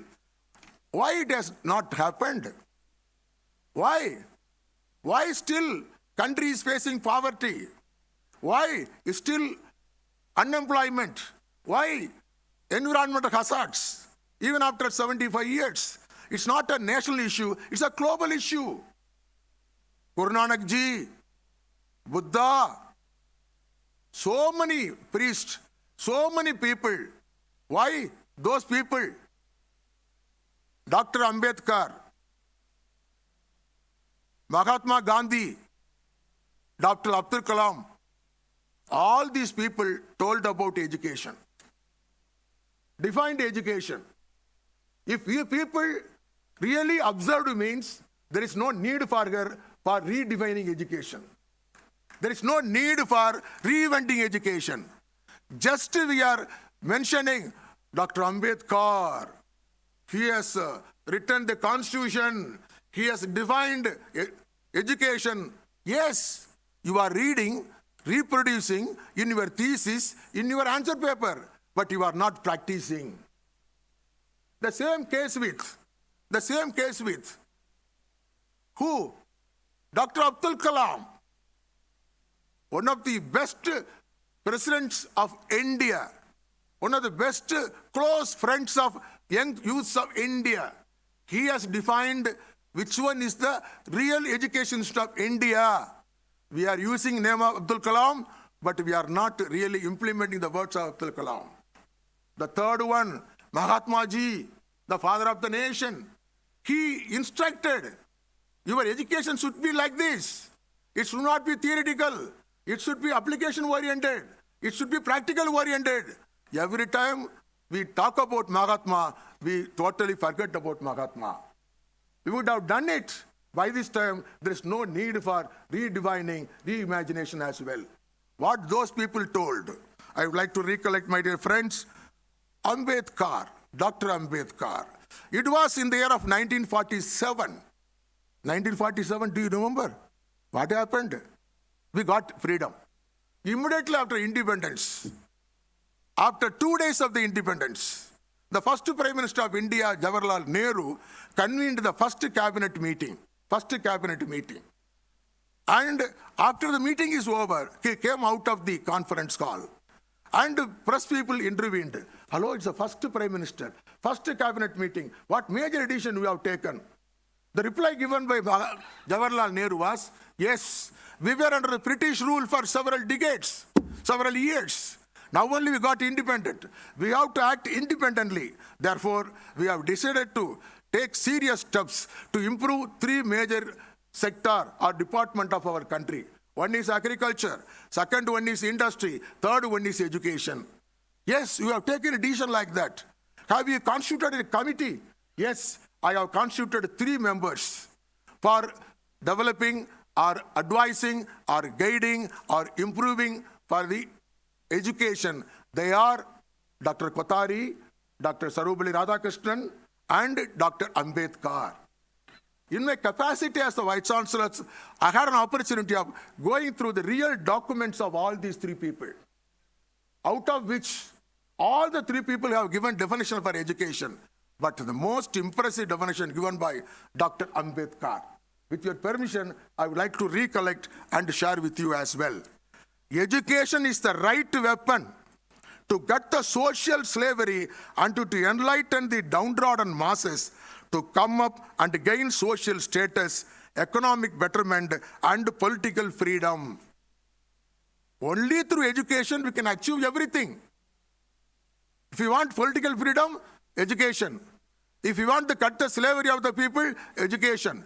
If you want to upward and take forward the downtrodden society, education. All these things are not happening even today. Am I right or wrong? Right or wrong? Totally it's not happening today because we keep Ambedkar only as a preacher. He cannot, now we have to take it forward. That is one of the reason the definition giver is redefining again, my dear friends. Then I have to rush up because I should not encourage the session of other Vice Chancellors as well. Then Dr. Abdul Kalam. He was invited to a very big university as a chief guest, in which a lot of big people are there and a lot of even chairman, secretary sitting. They came in for imported cars and he has been given a lot of privileges, etc., etc. He's a small, simple person, you know. That time, he made an attempt to define which institution he considered as the education institution of India. You may have 1,100, 44,000, doesn't matter. As far as I am concerned, Abdul Kalam is concerned, he has given a definition. What definition, with your permission? Any country can produce 1 or 2 great men, but there is no guarantee that that country will be great. Are you able to follow me? Any country can produce 1 or 2 people. Just like that, they cannot say we are very great. But that may be prove the country's potential. But unless the level of average men and women in a given country is high, that country cannot be said to be great. You may have 2 or 3 people, 5 or 10 people, like that. You cannot take it as a pride and honor. Your country is great, your institution is great. But I will not accept it. Unless the average men and women level is coming up out of your own institution, that institution alone I will consider as a institution of my interest, my desire, for which I have an example. Yes, by showing Mr. Sundar Pichai CEO, as a CEO, Alphabet, Mr. Thomas Kurian CEO, Google, Mr. Pradak Arora, CEO, Twitter, and Sachin Tendulkar and Dhoni as cricketers, India can be proud about them. Nothing wrong in it. We can pride and proud about them. We can showcase them all to the world also. Very happy. At the same time, there are around 70% eligible students are not able to enter into colleges and universities due to poverty and disadvantaged location. Unless the 70% is getting an opportunity to come up, either by the institution, both by the institution and by the country, I will not consider this is an educational system. My dear Secretary Sir, as far as my vouching is concerned, you, the Guru Nanak College, very much targeting towards average people, the low-level people, to come up in the higher education through your vision and mission, through Guru Nanak College, by which you are fulfilling the desire of Dr. APJ Abdul Kalam. That's most important as well. Okay? Once, Rabindranath Tagore invited Mahatma Gandhi to Shantiniketan to address like this. And he has made an attempt telling about institution of his choice. It goes like that. The function of education is not merely to send out technically skilled and professionally competent graduates, but it is in their duty to inculcate the various life skills, technical skills, and produce in them the quality of compassion. You can send out to students every year, 500 students, 600 students, degree. I will not accept. Yours is a big institution. You can number it in quantity. How far they are competent with go along with the skills, go along with the human value, go along with the compassion. I have seen around 72 value-added courses you have. It's okay? 72 value-added courses you have, by which you are teaching human excellence, value addition, and creating atmosphere in the campus of teaching skills. You have created a separate center for e-governance, and all the students are going out with some additional skills. Your student will have edge over other college students, other university students, by which you are fulfilling the desire of Mahatma Gandhi. You are fulfilling, I am fulfilling. The entire country is not fulfilling. That's the reason, I am sorry disturbing you again. You have chosen the title like that as well. It's okay.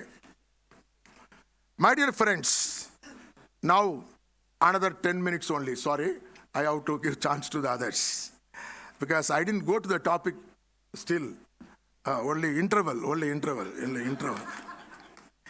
So, reimagining, as per the Latin word, what is that, Madam Paliwal, you are my target today. But you have made a nice theme presentation. Very normally, people will come, few minutes they will speak. You prepared well, you made a very nice presentation. Sir, one more reason for you are going to get A++ is the IQAC coordinator, sir. That's most important, sir. Our secretary is really a very bold person, a risk-taking person. How I have never seen any head of the department of Hindi is acting as IQAC coordinator.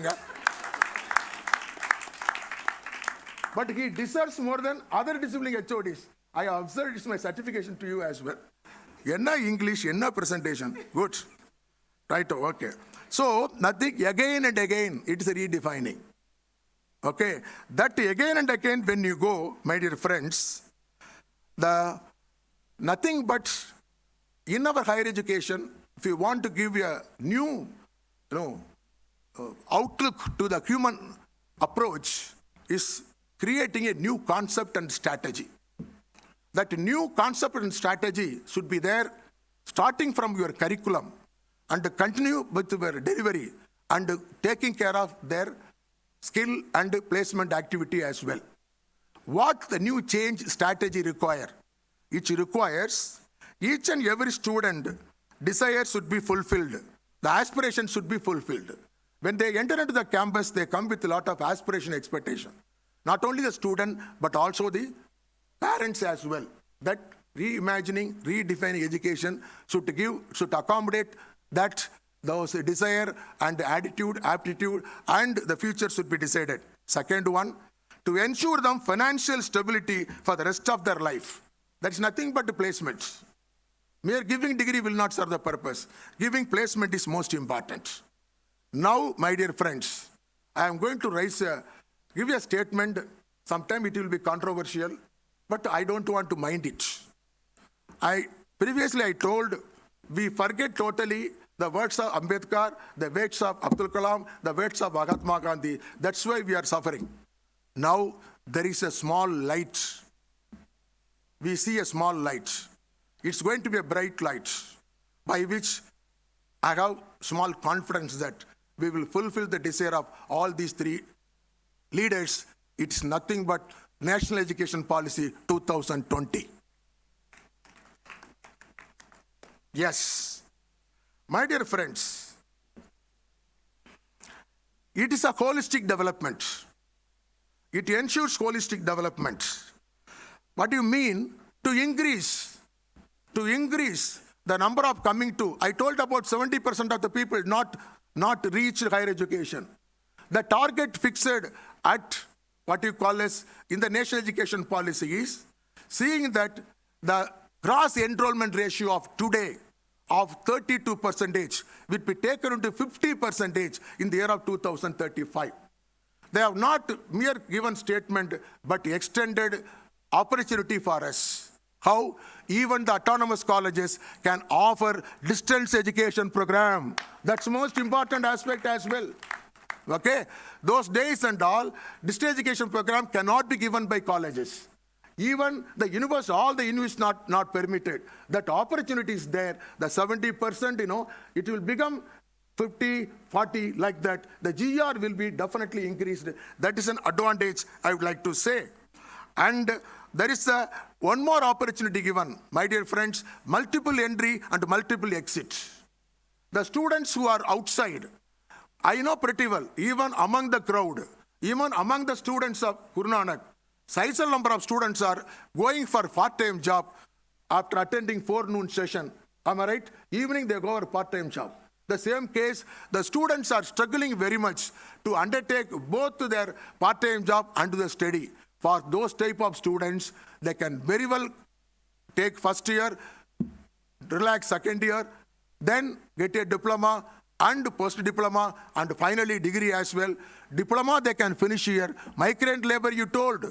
You admit a migrant labor here, let him get admission first year. Second year he can go to Punjab College, he can take a diploma. Third year he can go to somewhere. Finally they will be getting a 3-year program, they will be getting a degree. This is a golden opportunity available for the students who are roaming around. The construction workers are here. The children are studying here. There is no permanency for them to stay in Tamil Nadu itself. They move to any other state of India. That children education is guaranteed. They will be getting education. That kind of GER is going to be developed. It is the addition of Dr. Ambedkar. We are going to fulfill it up. And second one, Dr. Abdul Kalam. All levels of people should be given. Yes, my dear friends. At a time, you can pursue 2 degrees. At a time, you can pursue 2 degrees. This I have initiated when I was the Vice Chancellor of University of Madras. But it was objected by UGC on those days. Now, as per the new policy, circular already given to the Vice Chancellor, I don't know whether your principal got it or not. Because there are some sorts of difficulties there, I know pretty well. Again, 2 degrees you can pursue, sir. 2 degrees. What I am telling you, have a very good center of, e-governance. Let them, a BCom student of, regular student, they can get a physical class of 3 years. Simultaneously, you can give an online course of BSc Computer Science or BSc Artificial Science to them. The fellow who comes here for 3 years degree of BCom, when he goes out, 2 degrees of BCom and BSc Artificial Intelligence. It's a great opportunity for the all level of students. A boy from a middle class family, a girl from a downtrodden family cannot get these 2 degrees within 3 years. She has to struggle for 6 years. But you are able to give 2 degrees. Not only degree in India, there is a tuning program. There is a joint degree program. there is a dual degree program. 1 year you can study here, second year you can think about UK, or second year you can think about Australia, second year you can think about USA. The joint degree program is also permitted. Both University of Madras and University of Washington jointly can give degree. That provision is there, I am telling.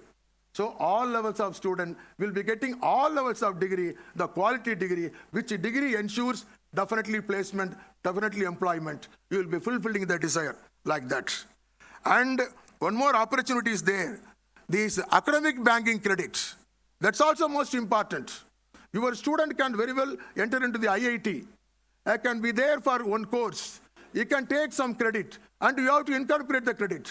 Your student can go to any other Laila College, spend some hours, take some lesson, come back to the college. That credit also will be taken to account. Just like a bank, you deposit your credit, deposit your credit. When you go out, carry all the balances and you will become a full-fledged graduate. That turned all the desire of Dr. APJ Abdul Kalam. And to come to the Mahatma Gandhi, he stressed was skill. Yes, vocational programs are very much advocated. Now wrongly, the definition for vocational education is given publicly and politically. It's not the case. Every student will be permitted to undertake vocational program as an additional program by which you can increase the skill. So now every possibility is there to fulfill the dreams of those leaders with the facilitation of the colleges like Guru Nanak College as well. Finally, invariably, one aspect is missing in India, which is most important. But you have used the term here, knowingly or unknowingly, sustainability. Sustainability, there are 17 goals of sustainability. Sustainable development goals, 17 goals. In India, we have not taken any serious interest. But all other countries, they have taken it serious interest. It was in the year 2015, Department of Economic and Social Affairs of United Nations recommended 17 Sustainable Development Goals, which was adopted by all the members of the United Nations. What it tells, you faculty members, you principal, you secretary, you students, your target of education, your service imagination should not be limited only with Chennai, only with Tamil Nadu, only with India. Your target of education should be globally. As mentioned in your theme, climate change, global warming, these are all going to affect, not going to affect. Right now we are suffering. Both the extreme of temperature, whether we face it. So your education should be solving the problem of global issues. Therefore, this Sustainable Development Goals aims at, reason for developing this is, there are rising inequalities among the countries around the world. Gender inequality remains a key challenge. Unemployment, especially youth unemployment, another major concern. Global health threats and intense natural resources. Environmental degradation, including climate change, global warming. For all these issues, you have to pay much attention on these Sustainable Development Goals. Very especially targeting towards ending poverty, improve health and education, reducing inequality, technically tackling climate changes, preserving ocean and forest resources. These are all the 17 goals. As far as education is concerned, goal number 4 is more important. Goal number 4. What it tells? It calls ensure inclusive and equitable quality and education to all. My dear friends, when the team comes, the NAC team, they are going to come. They will ask more question on outcome-based education. Take it for granted. You conduct a separate class for teachers. Just like on those days, வாய்ப்பாடு சொல்லி கொடுப்போம் இல்லையா? 2 movie 2 நல்லா சொல்லி கொடுங்க. நான் எவ்வளவோ சொல்லி கொடுத்து எங்க பெரும்பான்மை வாத்தியானுக்கு சொல்ல தெரியல. Hello, openly I am telling. I taught them like anything, but on the day they blubbed like that. அதனால இதே மாதிரி சாரி நோ அதர் கோ, வேற வழியே இல்லை. வாய்ப்பாடு படிச்ச மாதிரி படிக்கணும். அந்த வர்றவருக்கு தெரியுதோ தெரியலையோ, hello, the vice chancellor, whether he knows it or not, he wants to know whether teachers know outcome based education is what. Are you able to follow me? You teach them.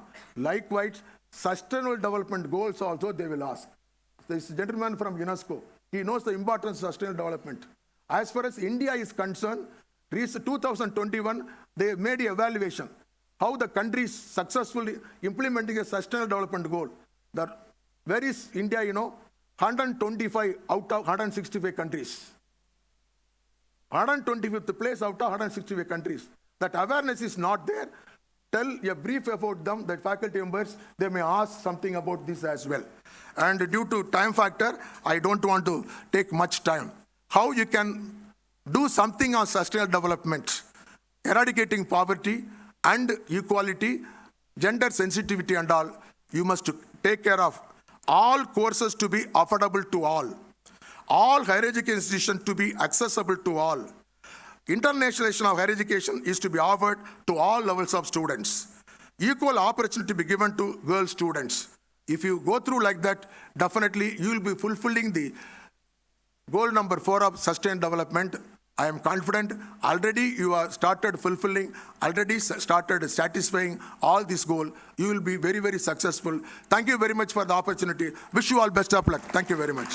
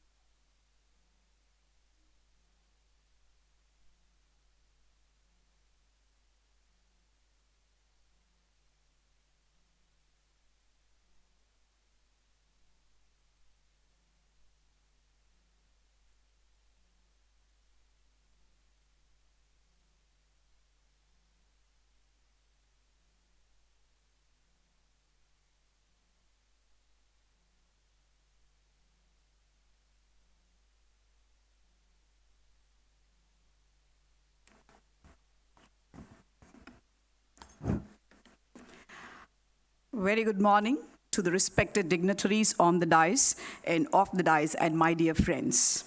I'm very much privileged to introduce our eminent and honorable chief guest, Professor Nirmala S. Maurya, Vice Chancellor of Veer Bahadur Singh Purvanchal University, Jaunpur, Uttar Pradesh. Born in Pachoda, Uttar Pradesh, did her graduation in BSc and MA in Hindi at Banaras Hindu University. She was awarded PhD in Hindi literature in 1984 from Banaras Hindu University. She held the post of registrar, professor, and head of the department for 15 years in Uch Shiksha or Shodh Sansthan University Wing, an institution of national importance, Dakshin Bharat Hindi Prachar Sabha, Madras T. Nagar, Chennai. She has vast experience in PG teaching, research, and research guidance. Under her guidance, 90 students have completed MPhil, 89 PhDs, and 6 DLit degrees. At present, thank you. At present, she possesses Vice Chancellor Veer Bahadur Singh Purvanchal University, Jaunpur University, Jaunpur, Uttar Pradesh. Executive Council member as Governor nominee, Uttar Pradesh, Rajshri-Tandon Open University. Academic Council member, Mahatma Gandhi Chitrakoot Gram Udyog Vishwavidyalay, Madhya Pradesh. She has publications to add on, more than 200 articles and research papers titled in national magazines, 40 conferences, seminars, and published papers in national international journals. She has chaired more than 20 national and international conferences and published 9 books. As far as his experience as an expert, Nominated as a member of Board of Studies by Avinashalingam in University of Home Science and Higher Education for Women, deemed university. Stella Maris College Autonomous, MOP Vaishnav College for Women, Guru Nanak College, Madras University. Referees for research work evaluation, University of Hyderabad, University of Mumbai, Andhra Pradesh University, Sri Venkateshwara University Tirupati, Osmania University, Banaras Hindu University, Jaunpur University, Cochin University, Nagpur University, and so on. These are where which is being referred as research for work evaluation. Contribution in translation of Sangam Sahitya, Tamil to Hindi as Hindi expert. She's also been a NAC peer team member in the year 2016. Adding on to her honors received, she's been conferred with state level, national level, and international level awards. But I would like to highlight the state level awards which has been conferred by the state of Tamil Nadu. Honored by Tamil Nadu Academy for special contribution in the poetry, field of poetry 2001. Honored by Tamil Nadu Governor for extending support to make traffic safety CD in Hindi 2006.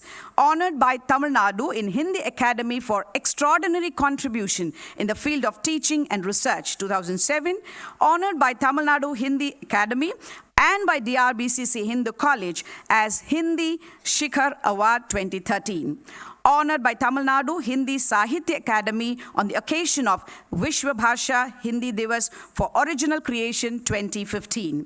Honored by Acharya Sahitya Award during international conference conducted by Stella Maris College, Chennai, and Kashmiri Sangam, Kashmir, jointly by Governor of Tripura and West Bengal.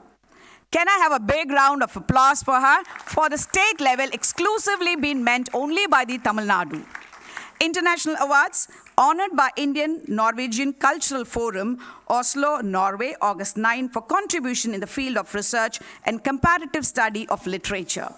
Honored by Mahatma Phule Talent Research Academy.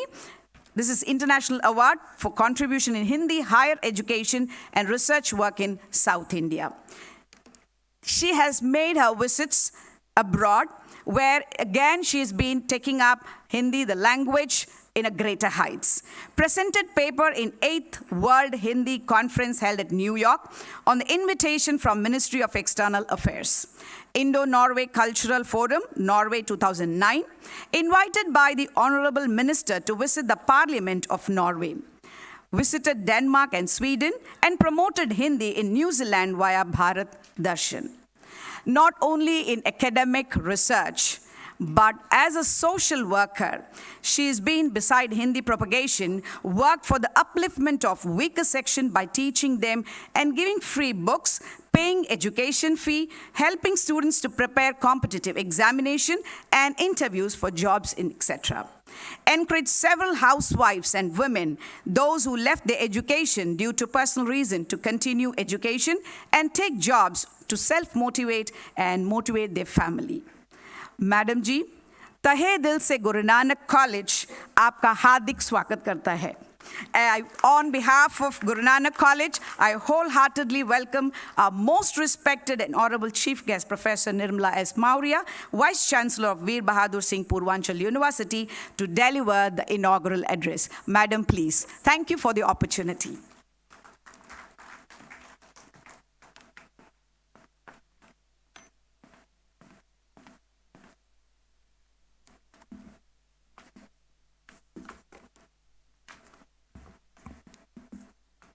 Thank you, धन्यवाद. कैसे हैं बच्चों? अच्छे हैं? नहीं अच्छे हैं? Y? Guru Nanak college में आप हैं तो बहुत अच्छे हैं.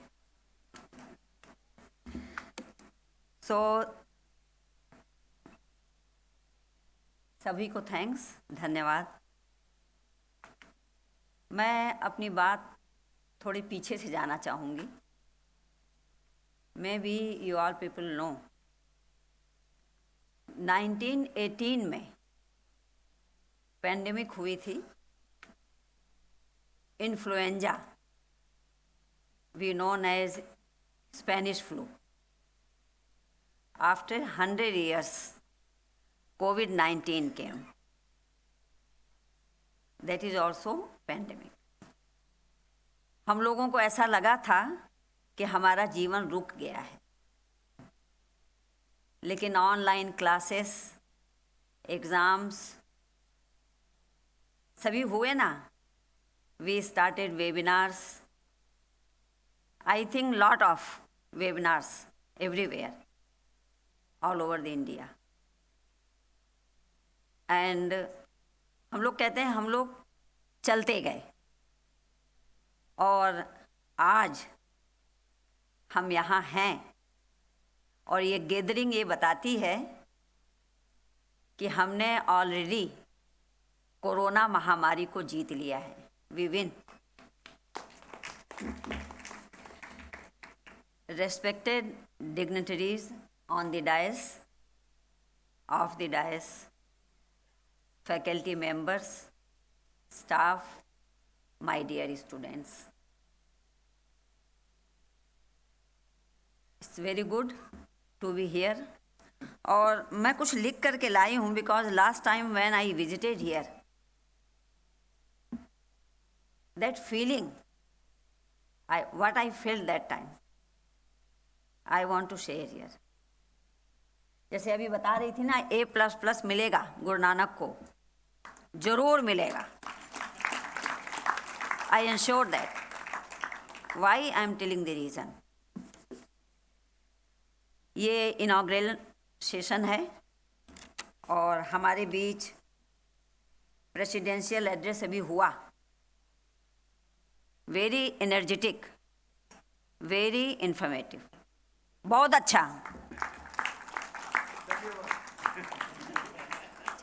आप लोगों से हम लोगों को आशीर्वाद लेना चाहिए. You bless us. You see, two things are there, vision and mission.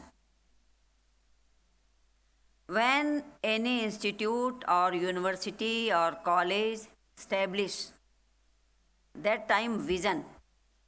So vision is not changing. Time change. Mission can change. We have seen here. Dr. Merlin Morris ji presented the travel of the journey of your college, Guru Nanak College. That is the mission. How your college changed time to time. बहुत सारे courses आ गए, बहुत सारे teachers आ गए, MPhil हुआ, research हुआ, research and innovation सभी हुआ. That is mission. और जब हम मिशन लेते हैं, मिशन प्राप्त करते हैं, तो नैक क्या, जैसे मिस्टर बोल रहे थे तिरुवासगम जी कि मैं तो कोर्ट में चला जाऊंगा यदि नैक नहीं मिलेगा. हमारे ख्याल से शायद उसकी ज़रूरत नहीं पड़ेगी. यदि AAA मिलेगा तो भी गुरु नानक को मिलेगा. हमारे बीच मैं एक थोड़ी, हम लोग हिंदी वाले हैं तो थोड़ा उपमा देते हैं, एक सिमिलरिटी बताते हैं जो मैंने फील किया, जिसकी मैं अभी चर्चा कर रही हूँ. मैं लिख के लाई हूँ. मैंने जो फील किया, mister Manjit Singh ji Nair ji, general secretary and correspondent of the college. He is very simple and dynamic personality. दोनों है, सिंपल एंड डायनेमिक पर्सनैलिटी. जब आप उनसे मिलेंगे यू विल इम्प्रेस. सो यदि ऐसे जनरल सेक्रेटरी इस कॉलेज में हैं, तो what is the goal of this college will achieve the goal. आपको जरूर गोल अपना मिलेगा, जिसको हम लोग लक्ष्य कहते हैं. वो लक्ष्य कॉलेज को जरूर मिलेगा.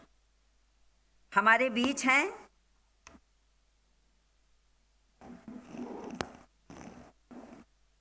Mister MG Raghunathan, doctor MG Raghunathan. मैंने उनको एक टाइटल दिया है, सच ए वंडरफुल प्रिंसिपल.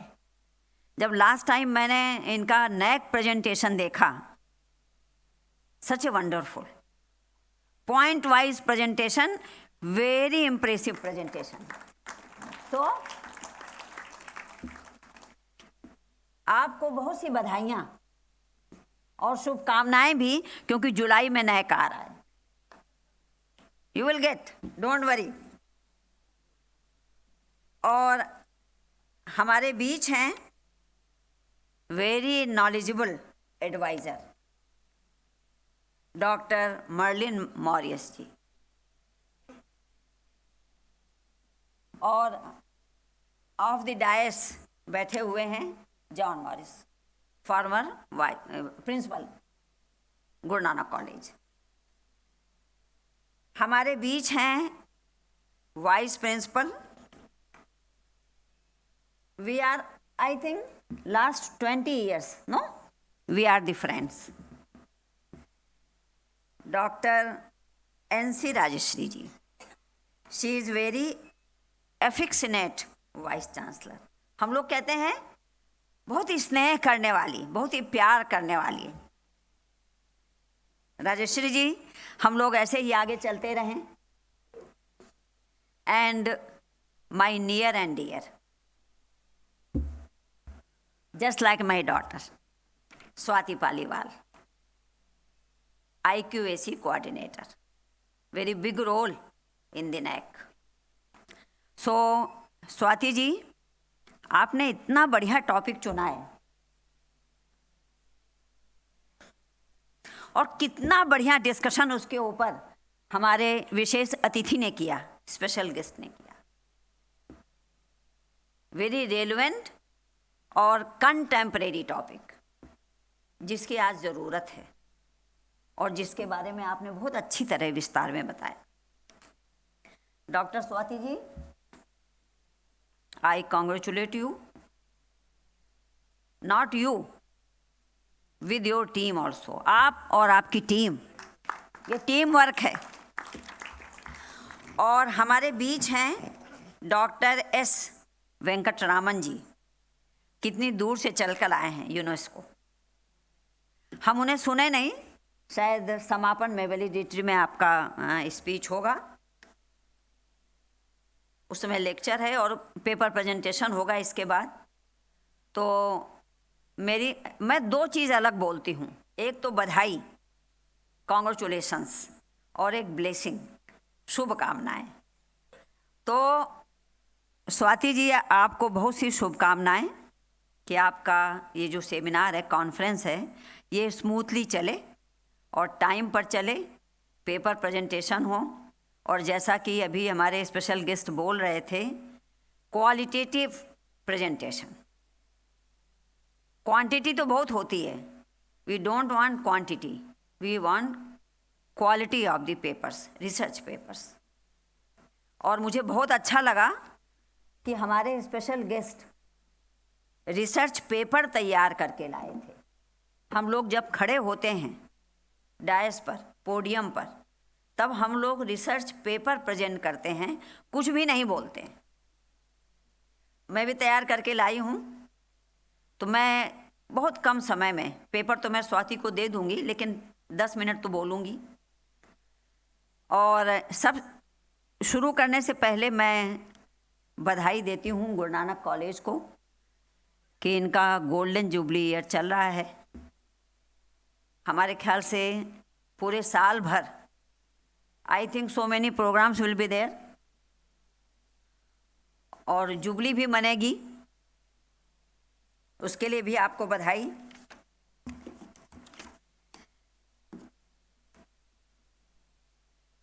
मैं अपनी बात शुरू करूं उसके पहले मैं थोड़ा हिंदी में बोलकर उसको इंग्लिश में फिर शुरू करूंगी। जैसे हम लोग कहते हैं कि एक स्वस्थ यदि पेड़ चाहिए, वृक्ष चाहिए, तो हमें स्वस्थ बीज की ज़रूरत होती है, या हमें एक मजबूत इमारत चाहिए तो उसकी नींव मजबूत होना चाहिए। तो ऐसे ही जब हम उच्च शिक्षा की बात करते हैं, हायर एजुकेशन की बात करते हैं, तो उसकी नींव कहाँ है? उसका बेस कहाँ है, उसकी बेसिक्स कहाँ है, इन स्कूल एंड कॉलेजेस। जब हमारे स्कूल और कॉलेज के स्टूडेंट्स मजबूत होंगे तो हमारी यूनिवर्सिटी के स्टूडेंट एक विज़न लेकर चलेंगे, एक मिशन लेकर चलेंगे। वो रिसर्च में आगे जाएंगे और बाकी अन्य चीज़ में आगे जाएंगे। So as it is necessary to have a healthy seed for a healthy tree, similarly the education system in schools and colleges play a vital role to strengthen the higher education system. बहुत अच्छा विषय लिया है स्वाति आपने, redefining the role of higher education in enhancing sustainable human competence. सतत मानव क्षमता को बढ़ाने में उच्च शिक्षा की भूमिका को पुनः परिभाषित करना, फिर से परिभाषित करना। क्यों इसकी आवश्यकता पड़ी कि उसे हमें फिर से परिभाषित करना पड़े? माने हम लोग कहते हैं, अभी बात कर रहे थे, विद्या ददाति विनयम विनयाति याति पात्रताम। एजुकेशन हमें क्या सिखाता है? मॉडर्न बनना सिखाता है। विद्या उससे अलग है जो नेप 2020 में आई है, जो नेशनल एजुकेशन पॉलिसी 2020 है, वो विद्या को लेकर आगे चलती है। विद्या मीन्स स्किल, विद्या मीन्स नॉलेज, ज्ञान। जिस संत परंपरा की सर ने बात की, उस नॉलेज को लेकर आगे चलती है। कबीर, रहीम, मैं हिंदी की बात बोल रही हूँ, विवेकानंद, टैगोर, अभी इतने सारे विद्वानों के नाम आपने बताए। उनके जो थॉट्स हैं, गांधीयन थॉट्स, हम लोग कहते हैं एकादश व्रत, उनके 11 कॉन्सेप्ट हैं। क्या हमने उनको फॉलो किया? नो। सो ये वही टॉपिक है कि हमको उनको फिर से परिभाषित करने की ज़रूरत है।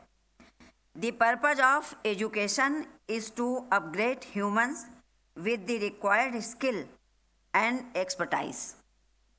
Enlightenment in humans can be achieved only by education, which is the right of every human and is also the necessity for the development of a nation. Institutions harboring higher education must identify and play a vital role to bring forward the issues affecting the well-being of the national and global society. When a child, मैं एक example ले रही हूँ, I am taking one example. When a child is born, there is a limit to his capability to cry when hungry and to be happy when the stomach is full. But as the child grows, his ability increases in different areas. If the human potential is to be measured, then it has to be scaled along with the development of humanity, because earlier human needs were limited and according to his needs, his capabilities were developed. But gradually, with the development of human civilization, as and when his needs increased, so developed his capabilities. For instance, human began with language. हम लोग कहते हैं with human civilization, 3 things, 3 innovations developed. One is language, means bhasha. Another is fire, means agni. And moving on in time came wheel, arthat chakka, पहिया. To make a building last long, it's necessary to have a stable and strong foundation. Similarly, before talking about the role of the higher education, it's necessary to know that the role of schools, colleges should not be underestimated in increasing the continuous human potential. As mentioned, I have taken one quotation. As mentioned by Stephen Sterling, our challenges is to move from informative education to intellectual education, which will take us closer to the goals of sustainable development. It is a historical fact that education plays an essential and decisive role in the economic, social, and political development of the country. Education also plays an important role in sustainable development as it's recognized as a tool for intelligent and technological enhancement and behavior changes. How do we relate education and higher education? I have taken two things. Education is an important component of sustainable development, and higher education is an important means of achieving sustainable development. The need of the hour is to redefine the role of higher education because seminars, अभी बात कर रहे थे, seminars, webinars, conferences, workshops are being conducted, but are they producing any major benefits? हम लोग seminars कर लेते हैं, लेकिन उसका क्या कोई बेनिफिट निकलता है? क्या उससे कोई हमें बेनिफिट्स निकल कर सामने आते हैं? It is a necessary to divert attention towards this for sustainable development of human potential. If the vision of the education does not change with time, human potential cannot achieve its peak. Time to time, जैसे मैंने पहले कहा कि हमारा vision तो एक ही होता है, लेकिन उस विज़न के हिसाब से हमारे गोल, हमारे मिशन बदलते रहते हैं. Higher education is a powerful tool required for social changes, and it's an important area for the development of human resource. As said, education is the ornament of prosperity and shelter in adversity. First, let us understand that higher education should be considered as a service to public. International cooperation and exchange have been major avenues for advancing higher education around the world. Next, I would like to discuss what is the meaning of sustainable development and why it's necessary for us. We all know that the primary objective of sustainable development is to provide a stable and secured livelihood to the poor, which would reduce the absolute poverty of the world. At present, when man does not compromise in any way to fulfill his needs and develops his capability, so would the future generations develop their capability to meet their needs? This is the big question.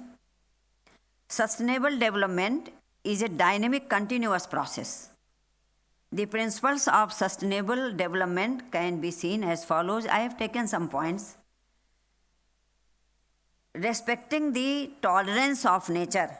और मैं चाहूँगी कि साथ साथ मैं थोड़ा इस पर हिंदी में भी बात करूँ, एक एक पॉइंट को लेकर के.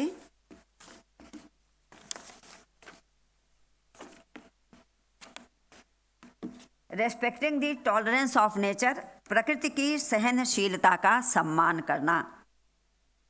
To ensure socio economic security, सामाजिक आर्थिक सुरक्षा सुनिश्चित करने के लिए. To ensure an egalitarian society, समतामूलक समाज को सुनिश्चित करने के लिए. Promoting social justice, tolerance, peace and democracy,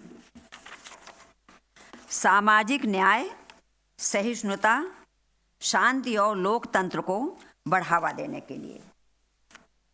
To integrate development programs and environmental protection policies, विकास कार्यक्रमों और पर्यावरण संरक्षण नीतियों को एकीकृत करना और आगे चलना. When universities engaged in research and teaching and research, they can model sustainable practices. As we know, there are excellent centers for information and learning. The ultimate goal of higher education to be provide the necessary knowledge, values, attitude, and skills of empower people to bring about the change needed to achieve sustainability. For sustainable development, better quality higher education should be based on state of the art knowledge, and there should be frequent review of curriculum and teaching materials. अभी हमारे जो special हमारे विशेष अतिथि curriculum की चर्चा कर रहे थे. Today, if we want to move towards development, it would require several changes in higher educational institutions. मैंने 2 पॉइंट लिए हैं इसके लिए. I have taken 2 points. Emphasis on continuous learning. निरंतर सीखने पर जोर देना. To modify and improve the courses as per the need of the times. समयानुसार पाठ्यक्रमों में संशोधन करना और सुधार करना, जो कि सभी जगह हो रहा है. I think it's going on. Universities should not only do the work of teaching, but at the same time shift their focus in the practical field as well. At present, there is a need on skill development in classroom. In higher education, we have sufficient amount of classroom teaching, but वो अभी बात हो रही थी vocational education के बारे में. Vocational education is not given much emphasis, which is the need of today. Higher educational institutions need to strengthen their network and run outreach programs, focus on research and innovation. Research in universities for sustainable development can have the following characteristics. I have taken some points: task orientation, sustainability, environmental safety and security management, independence, knowledge transfer, local knowledge, participation, public interest, sustainability impact, sustainability, relevance, transparency. The conditions of research in universities are very deplorable. बहुत ही दयनीय है जो research है उसकी स्थिति. हम तो कह सकते हैं that is questionable. Very few students go towards research and quality of research is also questionable. Also, there is complete absence of research culture post research, जिसको हम we call PDF after research. If a university, college or institute has to develop or tend towards sustainable development, then it's very important to have IQAC cell. And similarly, RSD, Research Support Division. Programs in India and abroad can be made effective if it is based on participatory research approach. Academics have always played an important role in the direction of sustainable development. When higher educational institutions grows and contribute effectively to the development of society and humanity, it will help in removing many inequalities in the society, and thus the role of higher education for sustainable development will be looked upon with the respect. With this, I would conclude my speech and would appreciate each and everyone for their valuable time. Namaste. Jai Hind.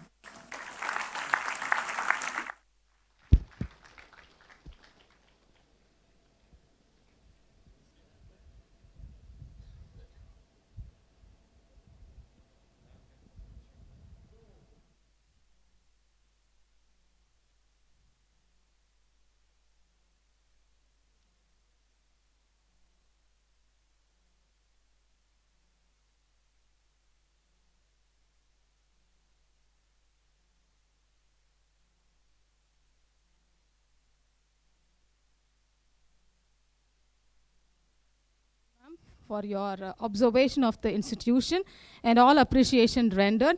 We are highly motivated, madam. बहुत धन्यवाद जी, आपकी बातों हमें success की path ज़रूर ले जाएगी. Thank you.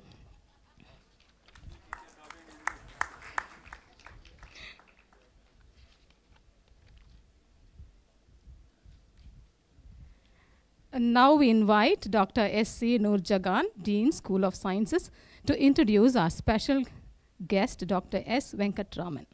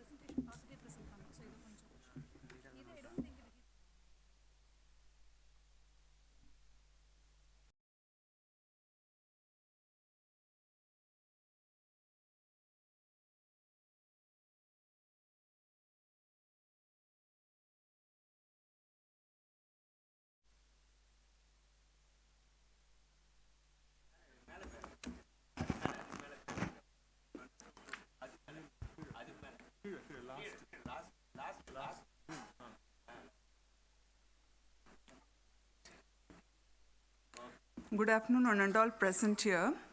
I take immense pleasure in introducing the resource person of this plenary session, Dr. Venkatraman.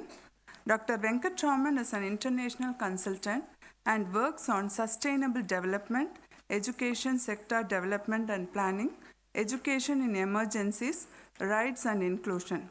He works specifically in learning assessment, monitoring and evaluation, ICT in education, teacher development, global citizenship education, youth skill assessments, curriculum framework, and SDGs monitoring.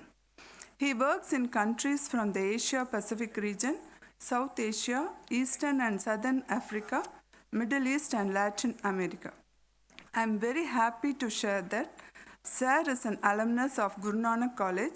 He did his BSc from our college, then MA, MPhil from University of Madras, then another MPhil from Cambridge University, UK, and got his PhD from the London School of Economics and Political Science, UK.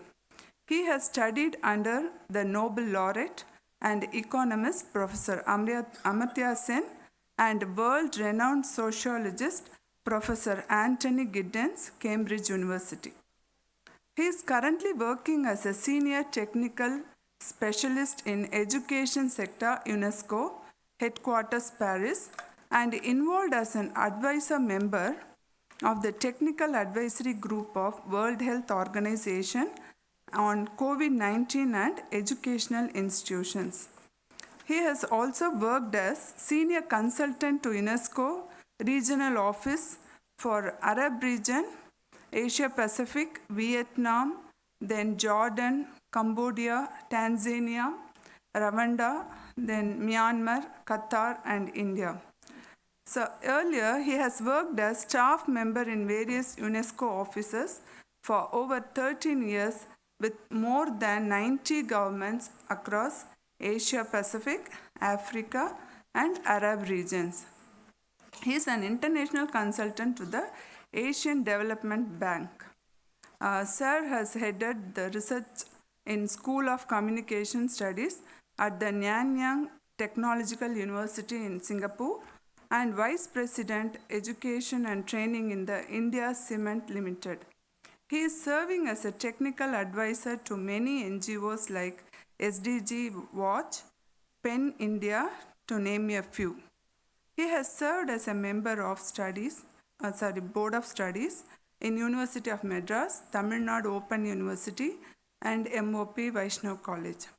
Sir has published many research papers in international journals and has authored chapters and books, prepared policy documents for several non-government organizations in Asia and Africa. Sir has also edited, is in the editorial committee of international journals published from UK and Kenya. So with this brief introduction, now I invite Dr. S. Venkatraman to address the gathering. Thank you, sir.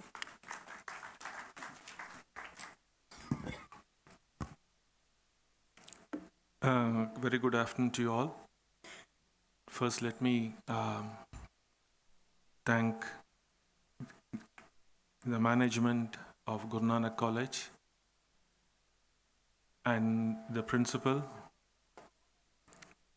for inviting me. This is a very important occasion for me because it was many years ago I also studied in this college. So many of you are students here. I was also playing the same role. I was a student of zoology department. And at that time, it was Professor Kumara Pillai who was the principal. He was also from zoology. Incidentally, now Dr. Raghunathan is also from the zoology department. It's very interesting that although I started in science, I moved on to other disciplines. I went on to social science, humanities, economics, and then landed in a sort of a job that I do now is which combines every aspect of whatever I did in my career. And wherever I've been, whatever universities, I also been to one of the finest universities, the Cambridge University and LSE. But still, this is where it all started for me. Guru Nanak College, in fact, I owe everything for this college because it's here you really start forming about what you want to do in life. So I'm very happy to be here after few decades and just to share whatever I have been doing, and that is kind of connected to the theme of this conference. I'm very happy that in this morning, Professor Tiruvasagam did mention something to do about sustainable development, which is the sort of main theme of this conference.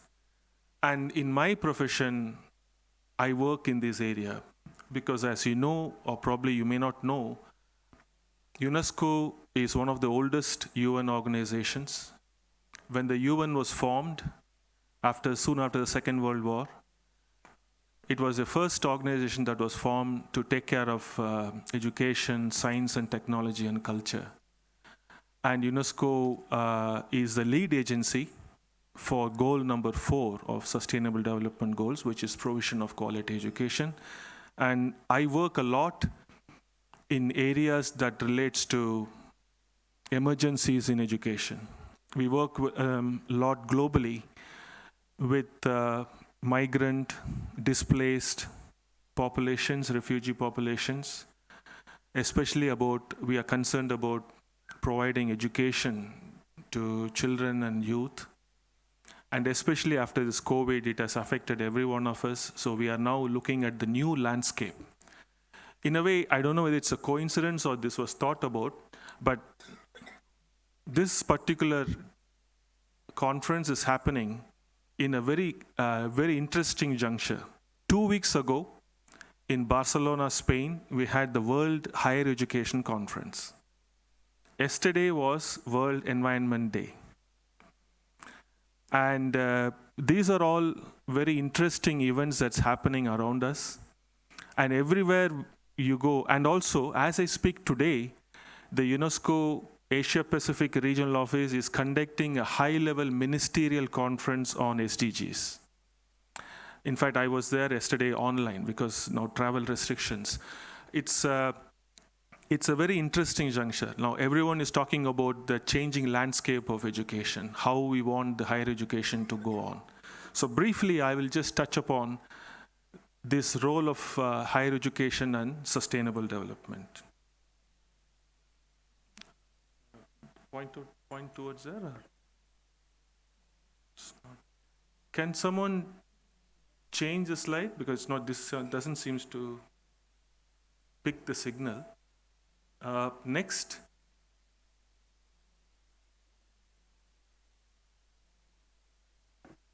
Okay. Now, briefly, I'll just tell you what happened in Barcelona and what UNESCO is pushing towards as the vision of higher education. Because in Barcelona, the ministers all globally, they have agreed that this is what we want to do in education. So UNESCO basically looks at higher education as a part of public good. It's a kind of a right that needs to be exerted along the whole life cycle.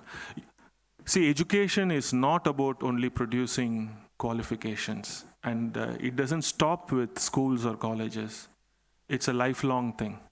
Every day we learn, every day we are gaining new knowledge and access to information. So this is very important, and it has to be catered, the education needs to cater to various educational needs of youth and adults. And UNESCO basically sees higher education provision as an activity aimed at favoring equity and equal distribution of opportunities. This is very important today. And already the speakers earlier touched upon this fact that there are so many thousands and thousands of children and youth who are being denied opportunity to have decent education. So students here, please consider yourself very fortunate. Because I work in countries in Africa, in Southeast Asia, and also in Arab region, who, because of so much of political problems and social problems, they don't get access to education. The populations have been displaced. You would have heard about the Ukraine crisis, but there are also crises in other parts of the world. And there are people who are dreaming about going to a decent, sort of having a decent education. So we are very fortunate in this country, at least we have a peaceful environment where we can actually have whatever we want to do, we want to study. So this is the vision. And higher education is tasked with three major missions: producing knowledge, which we all know, through academic activities, through research. We also gain knowledge and contribute to the knowledge through scientific research. Educating people, of course, we award degrees and higher degrees, even research degrees. But in a broad sense of the word, and it underpins the social responsibility.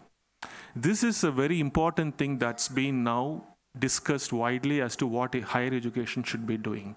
That every individual who goes through educational process, they have a social responsibility of giving back to the community, giving back to the society. So that becomes a very important thing. Next. Next. Someone there? Yeah, okay. So why sustainable development is important for higher education? So we all know that this concept of sustainable development started way back in the 1992, the Rio Summit. And it has become a major concern globally. And basically translating this vision way back what happened in the Rio Summit into practical program has been the major challenge in many countries. There are policies, but it never gets implemented. And in the post-COVID-19, COVID-19 era, we are talking about change, looking at global skills, and we are talking about redefining what we want to do. But it's a very important to note that higher education institutions need to accomplish what has been their strength always. That is, providing this kind of knowledge and advisory role and contribute to the national development. And which is very important, and that directly links to the UN's vision of the Vision 2030 or the Agenda 2030, which is popularly now we know as the UN Sustainable Development Goals. So basically, higher education's role is getting more important now, because it's not about giving knowledge, but it's also about preparing the future generations, contributing to something that will change and shape our society. So it becomes very, very important that higher education's, education institutions' role becomes more important today. And most important thing is higher education institutions have to catch up with these realities. So it is not going to be business as usual. That is, I conduct classes, run courses, give certificates and degrees, end of story. No. Higher education institutions have to redesign everything. So in a way, the conference title makes sense, because we have to rethink how we are going to address this, yet keeping in mind that whatever we are going to do contributes to the national sustainable development. Yeah, okay.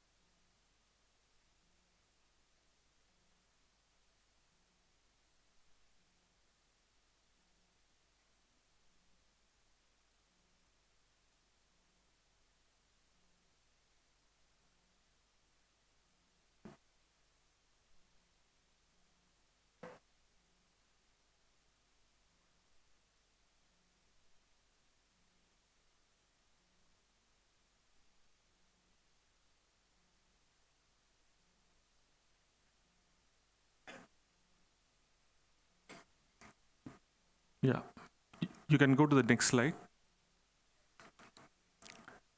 So in a sense, as I said, some of the changing roles of higher education really looks at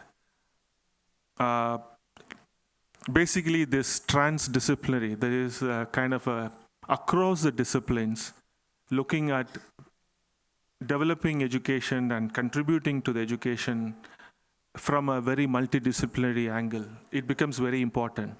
Why? Because higher education institutions have this responsibility of producing well-rounded professionals with global competences. So well-rounded individuals is not something new, but it becomes very important in the present hour. That's the need of the hour. Because we are talking about future work, we are talking about how the world of work is going to be from, say, 5 years from now and 10 years from now. We are already talking about how much the world of automation is taking up many traditional jobs. And at the same time, we are having problems in our society of political, environmental, and social nature. So combined with all this thing, it becomes very important how the education should be given, what should be this landscape, and that's why sustainable development becomes the fundamental driving force where the higher education can be situated in. Because that gives the answers to everything, preparing the skills for future and also giving the necessary kind of capacities, these global competencies to be able to take on the new challenges that the world is throwing at us now and maybe in the future. Next slide. Okay, that's basically what I just said. Next, please. I'll quickly go on to the main topic of this presentation. So as Professor Thiruvasagam already mentioned about the value of sustainable development goals, just for those who don't know what this is all about, see, globally we are all concerned about human social development and also environmental concerns. And in the past, the UN came up with something known as Millennium Development Goals. This was about ensure that countries develop policies and programs to actually contribute towards this human social development. But then in 2015, UN met with all the countries, members, the sort of leaders, political leaders of the world met, and they felt that 8 Millennium Development Goals was not enough, that we need to come up with a much bigger list of goals that will address every aspect of human development, the challenges, and how do we basically overcome that. So in 2015, they came up with what is known as Agenda 2030, where every country signed to say that by 2030 we will try to achieve or move towards achieving this 2030 agenda or the vision. And in order to monitor this, whether the countries have achieved, they came up with these 17 goals known as Sustainable Development Goals. Now, even India is a signatory. And if you see in Government of India, the Niti Aayog is the focal body that ensures that India also invests in programs, policies, and also funding that will make sure that we also progress towards achieving the SDGs, the 17 goals. Next. So basically, the Sustainable Development Goals is based on these 5 key principles. The first one is people. It's our duty to ensure the people in this planet are protected and they are from basic human provisions, that everyone is given the equal right. So we have to ensure that we have to end the poverty and hunger in all forms and ensure dignity and equality. Because inequality is very prevalent in our society, and it's very important that we have to address that. And hunger, yes, it's very important, because still there are millions of children, youth, and adults are not having even the basic meal in a day. We are still in this world, and we have to do something about it. And that's why Sustainable Development Goal number 1 itself is on poverty. The next one is about prosperity. Yes, everyone wants to have a decent living, and we want to build communities that are sustainable, and that is something that will ensure that we live in harmony with nature. So it's very important that how we link up, and so that we preserve and also ensure that our communities sustain in the future. Peace is a new concept that has come up in the SDGs. We are seeing problems everywhere. Everywhere there has been violence, politically, globally, so many things are happening. So today what we need is peace. In fact, you'll be interested that outside India there are universities who have introduced peace education within the university curriculum. India, we have not yet taken up, but we do have a UNESCO institute in New Delhi called the Mahatma Gandhi Institute for Education and Peace. But still we have not brought peace education into our curriculum. But that's very important, because that's the need of the hour.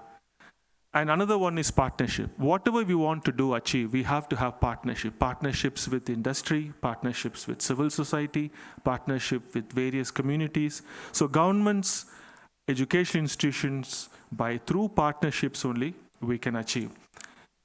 When we talk about community and changing and also empowering community, we have to bring on board every stakeholder. So education institutions becomes very important, apart from government, and also the civil society and industry. Equally, they have a role to play. So only through partnerships we can do. And finally, by doing this, we can ensure we can protect the planet. So environment is very important. Environmental sustainability is very important. And by doing this, we achieve sustainable development. Next. So this is the 17 goals from this morning people have been mentioning. And of these 17 goals, the first 16 goals concerns every aspect of human social problems and also environmental problems. The first part the 1, 2, 3, 4, 5, and 6, 7, 8, 9, 10, 11, and 12.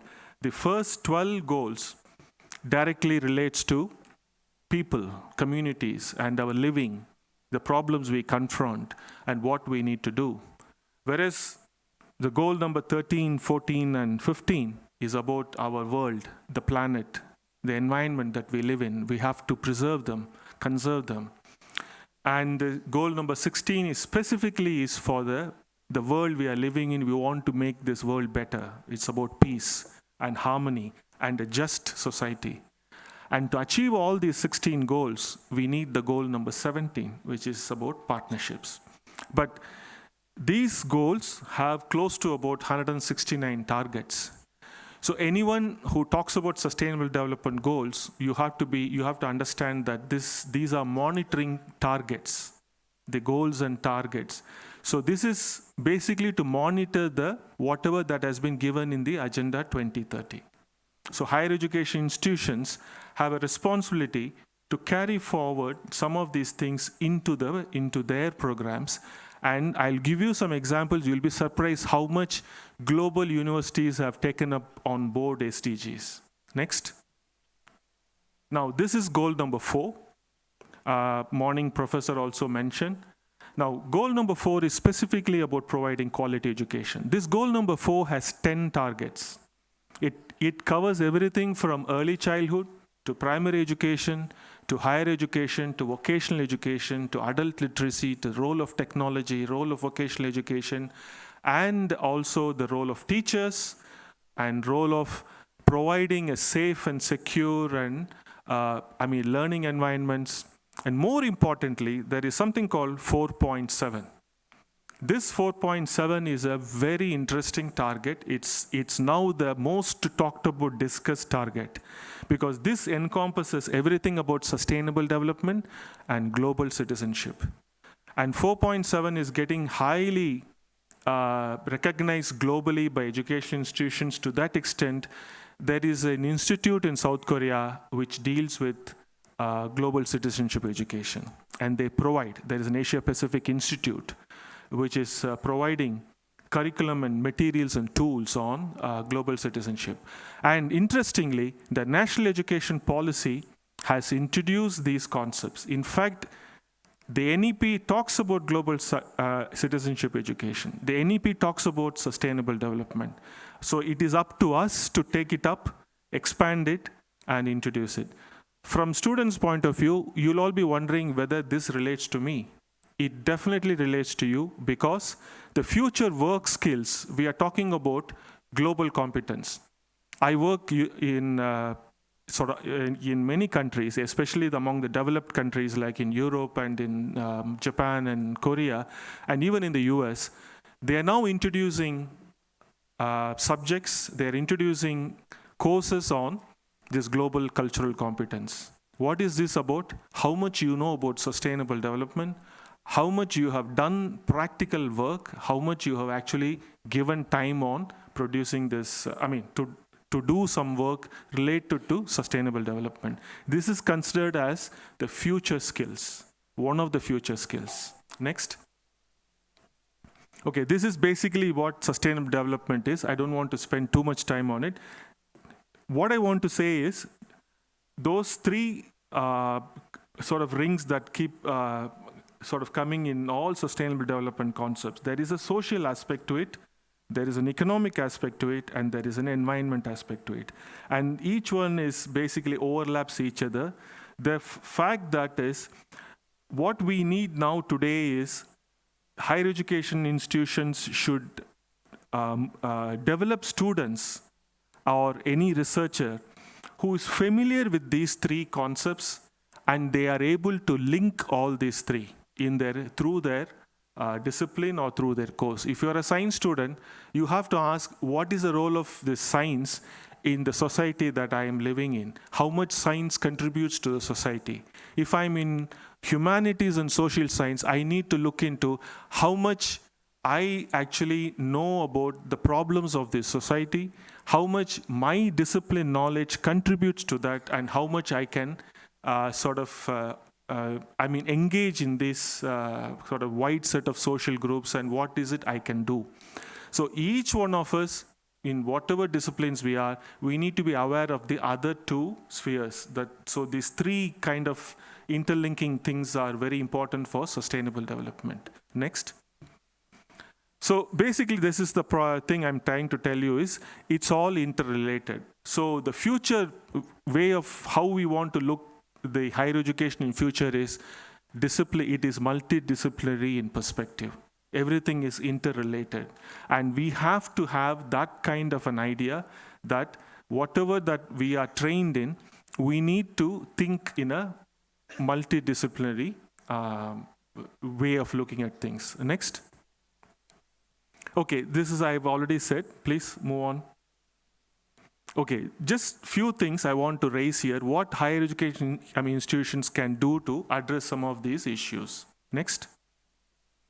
Okay, the first thing is, these are certain things I'm just saying that hopefully maybe Guru Nanak College or anyone can even pick it up. This is the need of the hour.